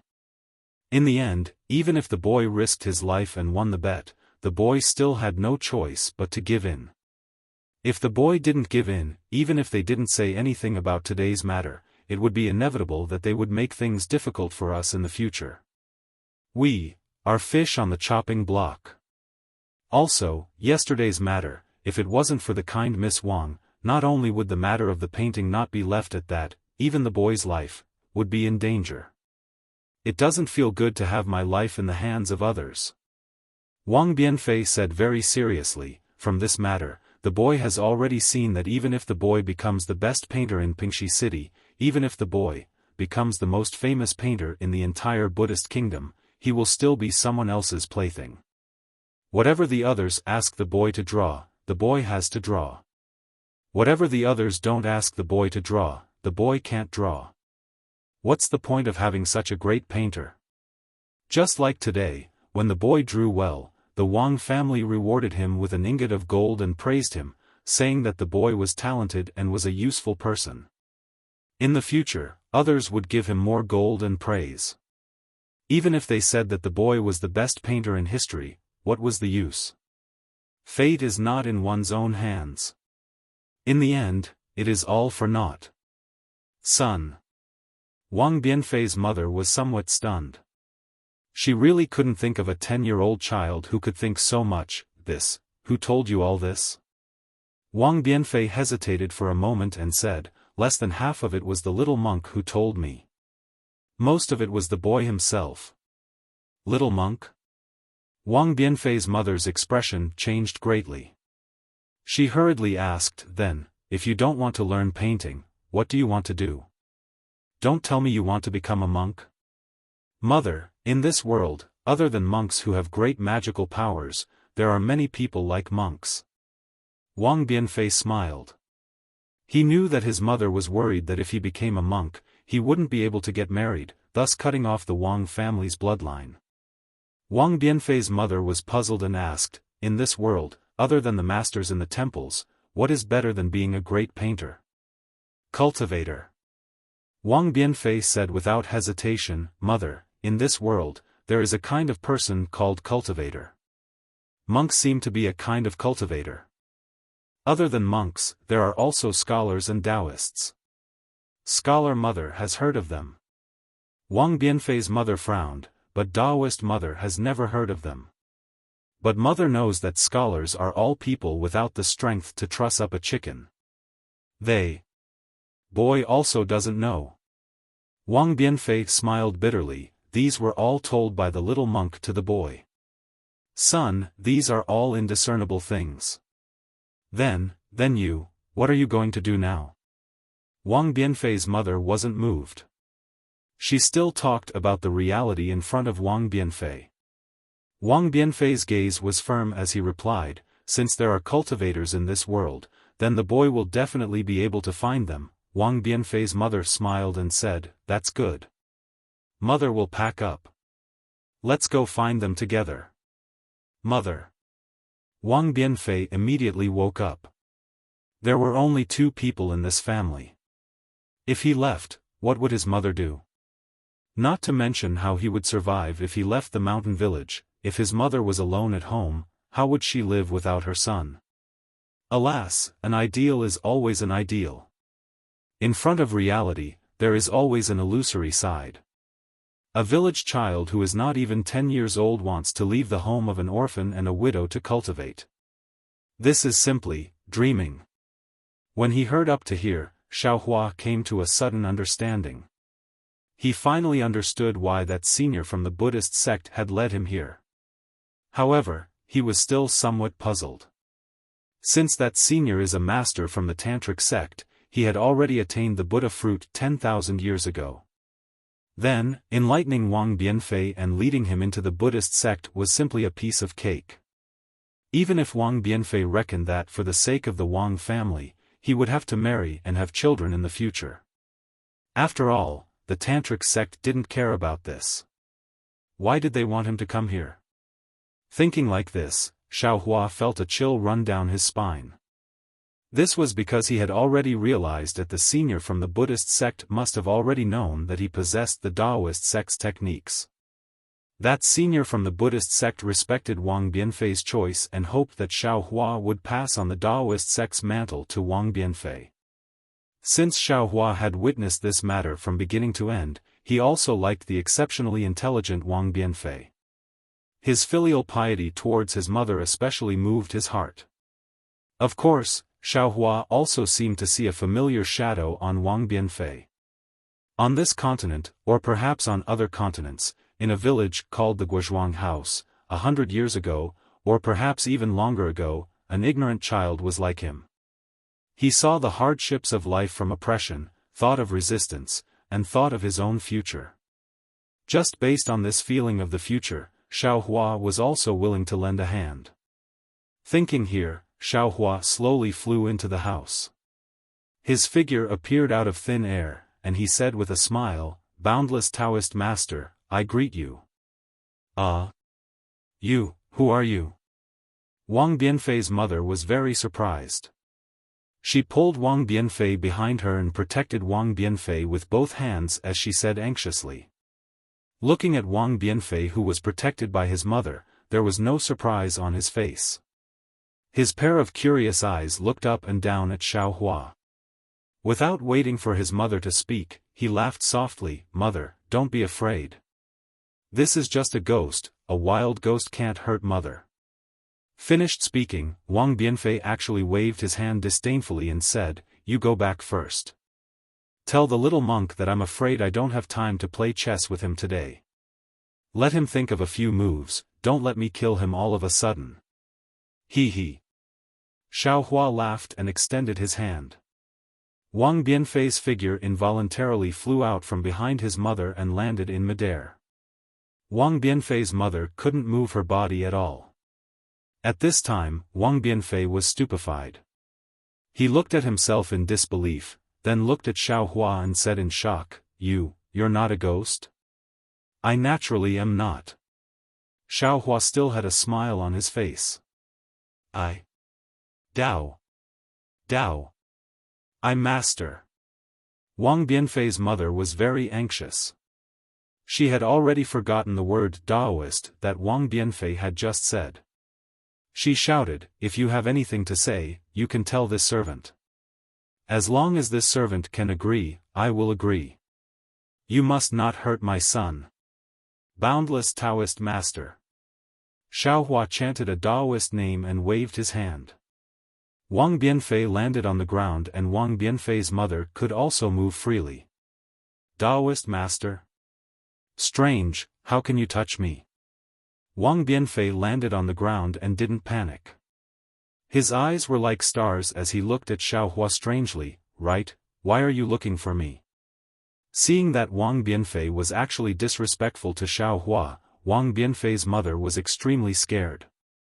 She hurriedly smiled and said, "Taoist master, please don't mind him. My son is still young, please don't lower yourself to his level." "No matter." Xiaohua said with a smile, "I's name is Xiaohua, Taoist name is Taoist Master Xiao. Yesterday, when I passed by here, I just happened to witness Wang Bianfei painting a tiger. Last night, when that hungry tiger was roaring in the mountain ridge, I was also at the side. I extremely admire Wang Bianfei's aptitude and filial piety. Just now, I heard that Wang Bianfei had the heart to pursue the Tao, so I showed myself." Wang Bianfei's mother was dumbfounded. She looked at Xiaohua up and down and said in a low voice, little monk, you don't have a fever, right? Wang Bianfei even laughed out loud. He pointed at Xiaohua and said, Taoist Master Xiao, did you team up with this little monk to brush me off? You're really funny. You even passed by here, and you can actually look at me from the side. Why didn't I see you? He. Xiaohua naturally knew that someone as intelligent as Wang Bianfei wouldn't casually believe him. He said with a smile, you've never cultivated before, so how can you see I? Come, don't be afraid. I'll let you see I's methods. After saying that, Xiaohua waved his hand and sucked in the two people. His figure turned into the wind and flew towards the sky outside the house. How was it? Standing in the air, Xiaohua asked with a smile. Wang Bianfei supported his mother and stood in the air. His eyes were shining as he curiously looked at everything that had shrunk below his feet. Wang Bianfei's mother's face was pale. Her hands tightly held onto her son's hand, not knowing how to answer. Go. Xiaohua once again used the wind escape technique. He suddenly rose another 100 feet and asked again, how was it? Wang Bianfei bit his lips and looked at his mother who had already closed her eyes. He said, Taoist Master, can you go any higher? What's so difficult about that? Xiaohua laughed loudly. He brought the two of them to the edge of the heavenly fire, wind, and lightning before stopping.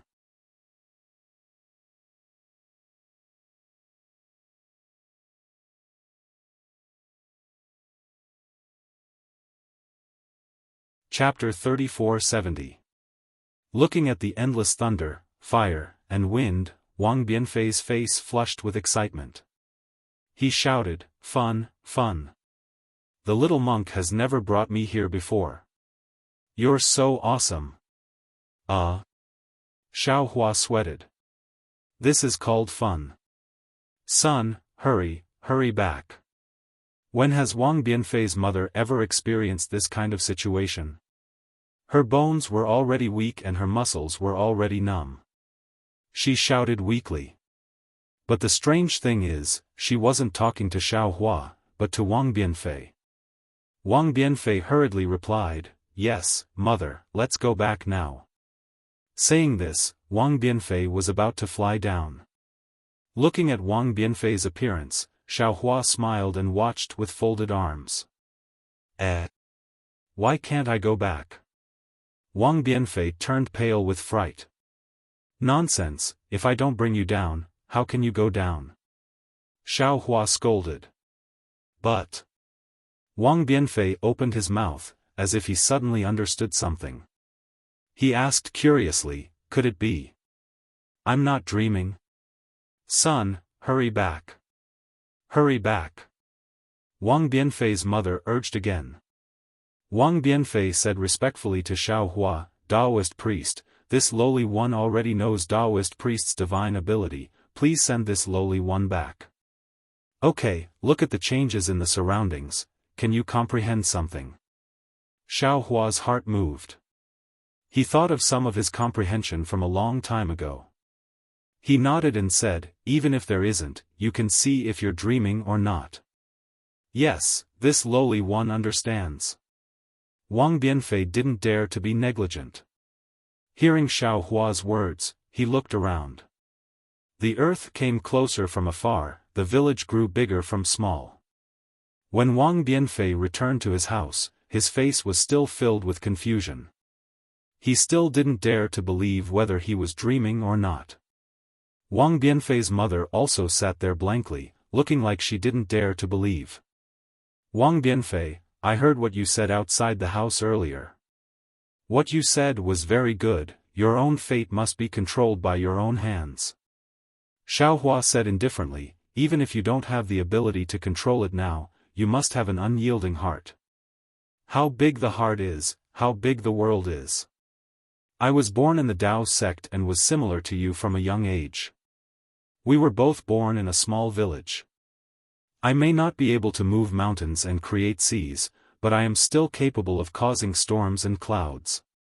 Are you willing to be my disciple in name? Taoist priest. Without waiting for Wang Bianfei to speak, his mother cried out, "Please don't take my son away, he's still young." Don't worry, sister-in-law. Xiaohua said with a smile, "I won't take him away for the time being, and I won't forbid him from getting married in the future either. If he is willing to enter I's tutelage, I will only temporarily pass on the mnemonic chant and cultivation method to him, and wait until he cultivates to a certain level in the future. By then, not only will sister-in-law live a long life, even your son will be able to marry a celestial immortal for you." Really? Wang Bianfei's mother couldn't believe it.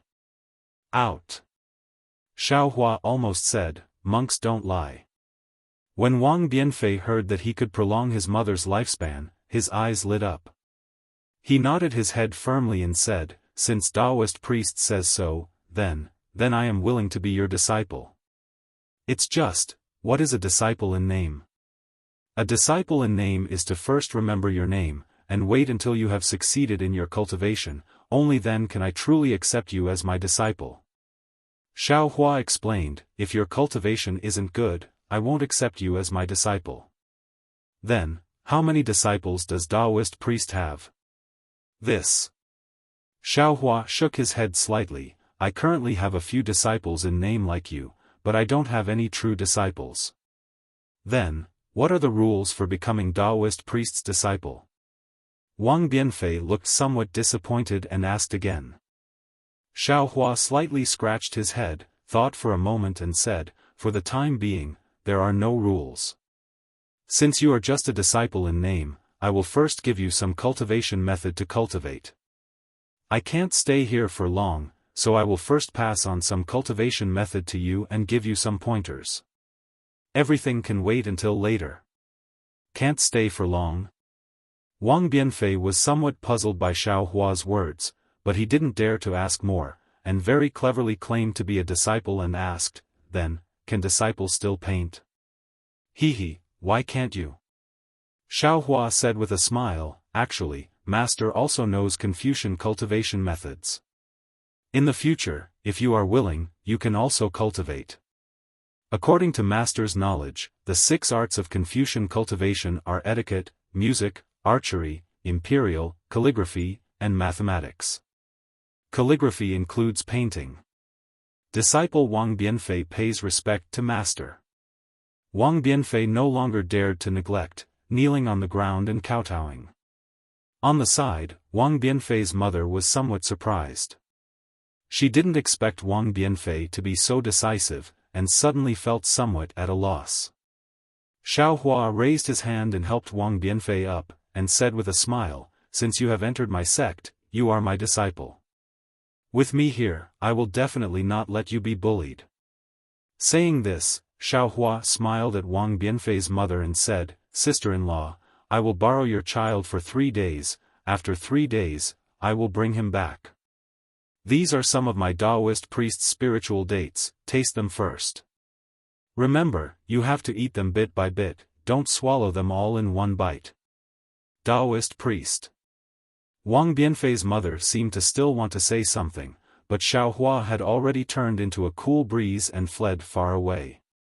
Only a few dates that looked dazzling with golden light were left on the table. When Wang Bianfei opened his eyes, he was on the mountain ridge beside the mountain village. From the top of the mountain, he could still see his family's house. Seeing that he was not far from home, Wang Bianfei's heart felt a bit more at ease, and said with a smile, "Master, you are very good to disciple, wanting to quickly teach disciple divine abilities, disciple is very grateful. But next time, can you properly talk to mother first?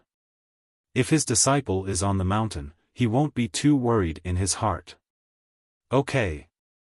Xiaohua nodded, opened his mouth and said a few words, then turned his head and said with a smile, "Master has already told your mother." Thank you Master."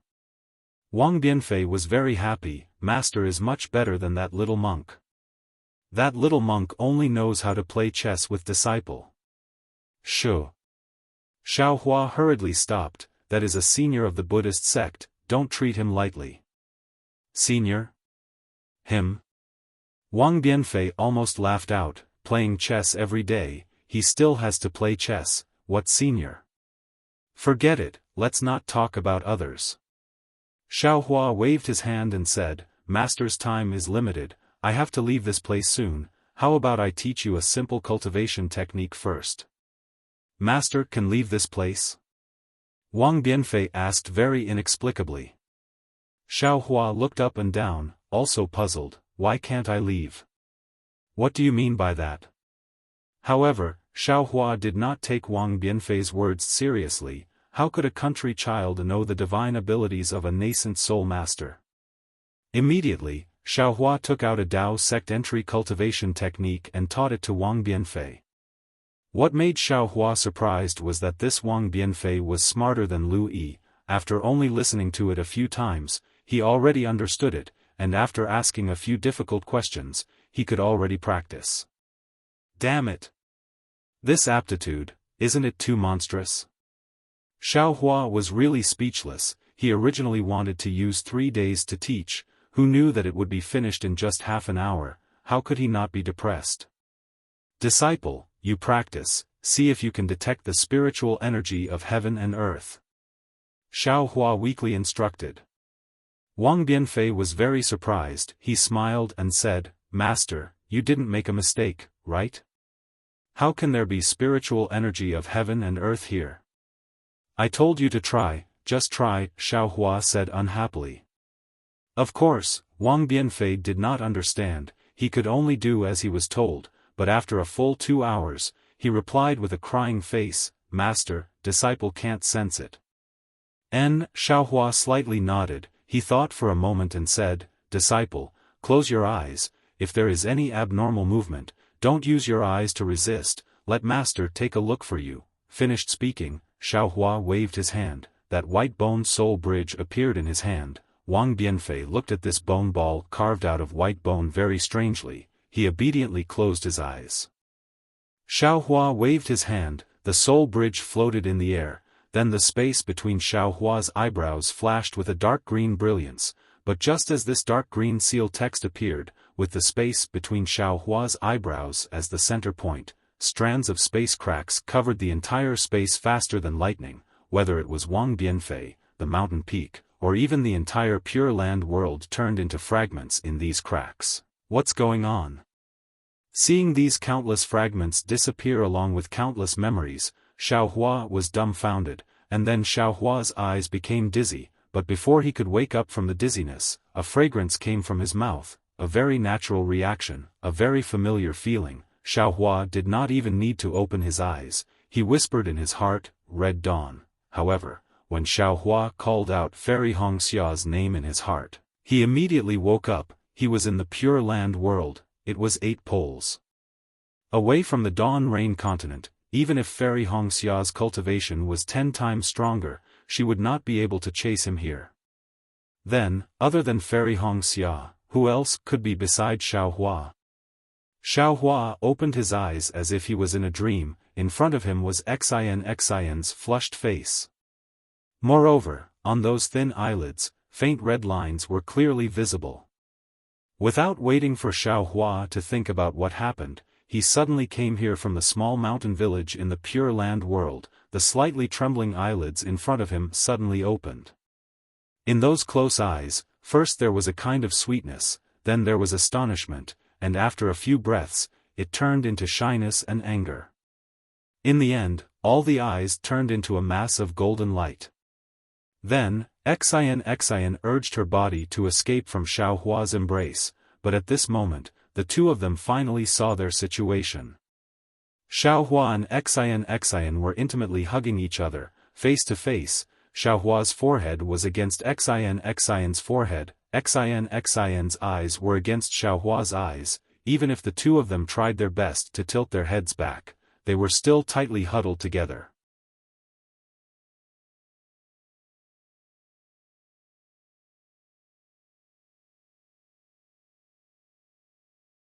Chapter 34-71. Their auras had never been so close before. Xiaohua slightly tilted his head, trying his best to avoid looking at Xian's face. He hurriedly asked, Xian, what's going on? Little monk. Xian's tone was extremely cold. She also tilted her head, as if she hated Xiaohua very much. Can't you see for yourself? How would I know what happened? While speaking, Xian also looked up and down. See. Looking around, Xiaohua unconsciously sucked in a breath of cold air. This was a space of nothingness. The entire space seemed to be boundless. In this space, there were two kinds of colors. One was the part where Xiaohua and Xian were. It was completely pitch black. The endless black gas mixed with the black flame was surging violently like the sea. The other was pure blue. It was above Xiaohua's head. This pure blue was not the sky blue of the space outside, but a kind of crystal clear blue of water.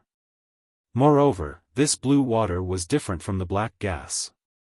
It took the shape of a jade and flowed above the entire space like a fountain. Not only did it cover the entire sky above the black gas, even the boundless distance was filled with a kind of blue water. As for Xiaohua and Xian, they were at the intersection of this water blue and pitch black. After Xiaohua finished looking around, he hurriedly lowered his head. He saw that his entire body was bound by strands of black gas. This black gas was mixed with black flames. Wasn't this the demonic gas he was extremely familiar with? Damn it, how can there be demonic gas? Xiaohua was puzzled. What is this place? Didn't you already take your father's flying sword and leave? Why did you suddenly appear here? That's not right, you called me little monk? Suddenly, Xiaohua distinguished from the appellation. How could Xian, who had just escaped, still call him little monk? Even if she didn't call him Xiaolang, young master was already catchy. Your father just turned into a flying sword. Xian angrily said, you're a Buddhist disciple, don't tell me you don't even know about illusion arrays. Illusion array? Xiaohua was stupefied, completely stupefied. He knew about illusion arrays, but he didn't think that illusion arrays could actually become real. Everything that had happened to him seemed to be vivid in his mind. No matter how he looked at it, it seemed to be real. Xian didn't say anything. Everything that happened in the profound water palace might have been his own wishful thinking, but what about the little monk, Wang Bianfei, and everything that happened to Wang Bianfei? Could it be that everything was what he was thinking? Xian gazed at Xiaohua, who was hugging her tightly, and she said furiously, we fell into an illusion formation as soon as we entered the dark water palace. If my guess is correct, then this is an illusory formation created by the demon Qi. Everything that has happened since we entered the profound water palace is an illusory formation. Xiaohua frowned slightly, and asked curiously, how can you be so sure? Why don't you say that this is the illusory array? Or perhaps, you and I haven't escaped from the illusion array yet? When Xian heard this, she didn't refute and said, that's right. I can't deny that what we're seeing right now is also an illusion. Then what should we do? Xiaohua was hugging Xian with both hands. He couldn't pinch his thigh even if he wanted to. He even felt that even if this was an illusion array, pinching his thigh would definitely hurt because this wasn't a dream. However, he could vaguely confirm that everything in front of him was probably real because the injuries to his internal organs had appeared again. Let's break free first. Xian said helplessly, don't tell me you want to hug me for the rest of your life? Xiaohua's heart skipped a beat. Thinking about the Xian in the illusion, he originally wanted to say something glib, but when he saw the disdain at the corner of Xian's mouth, he didn't dare to say anything. He smiled bitterly and said, do you think this little monk doesn't want to? This little monk has already tried just now. This demon Qi is extremely powerful. Every strand has the strength of 1,000 caddies. Although this little monk has some strength, I'm afraid I won't be able to break free. Moreover, this demon chi seems to be restricting this little monk's telekinesis. This little monk wants to use the golden body technique, but this little monk is afraid of hurting benefactor. In fact, there were some things that Xiaohua didn't say. His divine sense couldn't leave his body, his true essence couldn't be activated, and he couldn't even send his primordial spirit into his nascent soul. Xiaohua certainly had other divine abilities, but he didn't try them one by one. Buddhism has always been the nemesis of demons. But in this place, Buddhism's cultivation is completely restrained by demon chi. Serves you right. Xian coldly snorted, compared to my Confucian cultivation, you're really lacking. As she spoke, Xian waved her hand and took out the golden hairpin from her hair. She opened her mouth and spat out a mouthful of golden chi on it. Benefactor, isn't your imperial equipment only able to be used 3 times? Xiaohua suddenly thought of something and hurriedly reminded her. Xian rolled her eyes at him and said indifferently, if this little one doesn't use it, could it be that you have a way? Besides, this little one didn't completely activate this item, so it can't be considered the last time. Okay. Xiaohua was reprimanded by Xian. His mouth and nose were itching from Xian's hair, so he couldn't get angry anymore. He then looked at Xian, who saw the golden hairpin flickering with brilliance, and hurriedly slapped the golden hairpin on her head. Boom! A thunderous sound rang out, and a golden light soared into the sky, like thousands of golden swords stabbing into the void. Whoa! An extremely loud rumbling sound rang out, and a boundless amount of righteous chi bombarded down from the void. Not only did it crash into the demonic chi binding Xiaohua and Xian, it also knocked down the demonic chi several zhang around them. That righteous chi really was the nemesis of demon chi. In an instant, the demon chi completely melted away, and the blue water jade necklace above Xiaohua and Xian's heads pressed down. Let's go. Seeing the demon chi around him greatly reduced, Xiaohua stretched his arms and tore apart the remaining demon chi. Xiaohua didn't have time to remove his arms from Xian's back, so he grabbed Xian's slender waist and soared into the sky. Let go. Xian's face was cold. It's not like I can't fly, I don't need you to carry me. You're a little monk of the Buddhist sect, remember your identity. Xiaohua was quite embarrassed, and hurriedly withdrew his hands, and said with a smile, this little monk was rude, female benefactor, please don't blame me. Xian coldly snorted, no longer paying attention to Xiaohua. The golden hairpin above her head turned into a ball of golden light, protecting her. Xian's eyes slightly narrowed, and the golden light in her eyes flourished, looking around. After escaping from the demon chi, Xiaohua's divine sense returned to normal. Moreover, in this space, divine sense and Buddhist sense were not restricted, so Xiaohua released his divine sense as well. The space seemed to be as boundless as it could be seen with the naked eye. Xiaohua's divine sense swept around, but didn't find the boundary. When his divine sense came into contact with the pitch-black demon chi, it was immediately swallowed, and when it came into contact with the blue water jade necklace, it was immediately bounced back. In the end, after searching for a while, Xiaohua didn't find anything. When he looked at Xian again, the golden pupils in her eyes gradually disappeared, and her face revealed disappointment. Xiaohua's heart moved, and he asked, female benefactor, the person you're looking for isn't here? That person isn't here. Xian slightly nodded, seems like this time I came in vain. It's not a wasted trip. Xiaohua indifferently said, at least we know that in this ancient array, there is an immortal artifact, and this immortal artifact is suppressing a demon artifact. At this point, Xiaohua asked again, but this immortal artifact, this little monk feels that it doesn't live up to its name, why doesn't it have the aura of an immortal artifact? Oh. What kind of aura does the immortal artifact in Little Monk's eyes have? Xian asked with interest.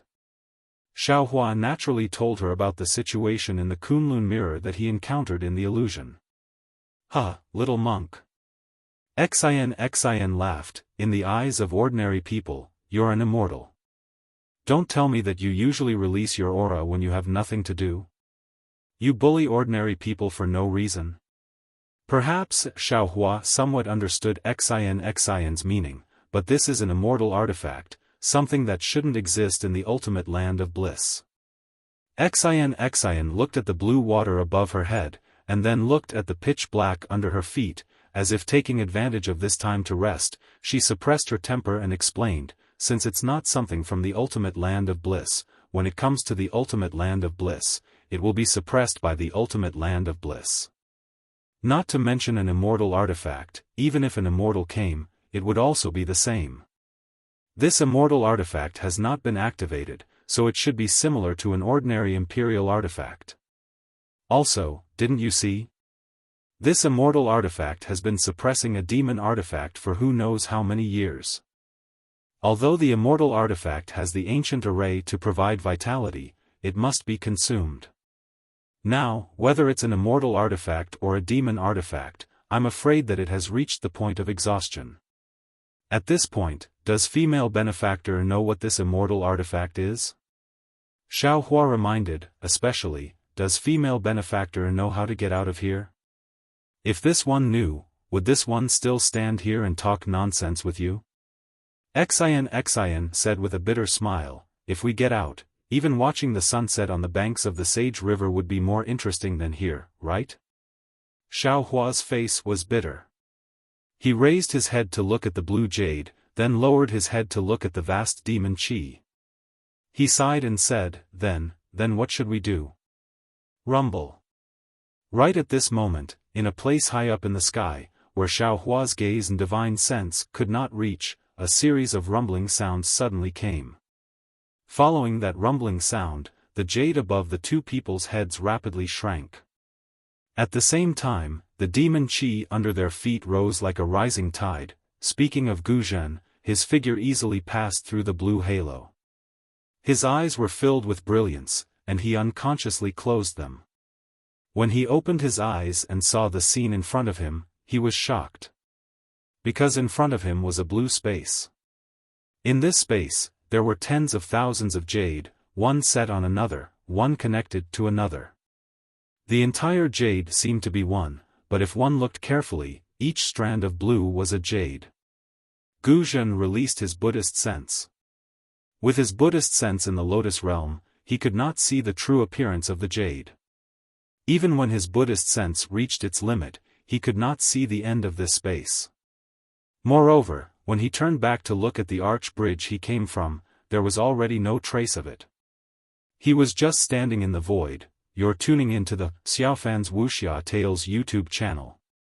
Don't forget to subscribe and join us on this journey to catch the most captivating stories.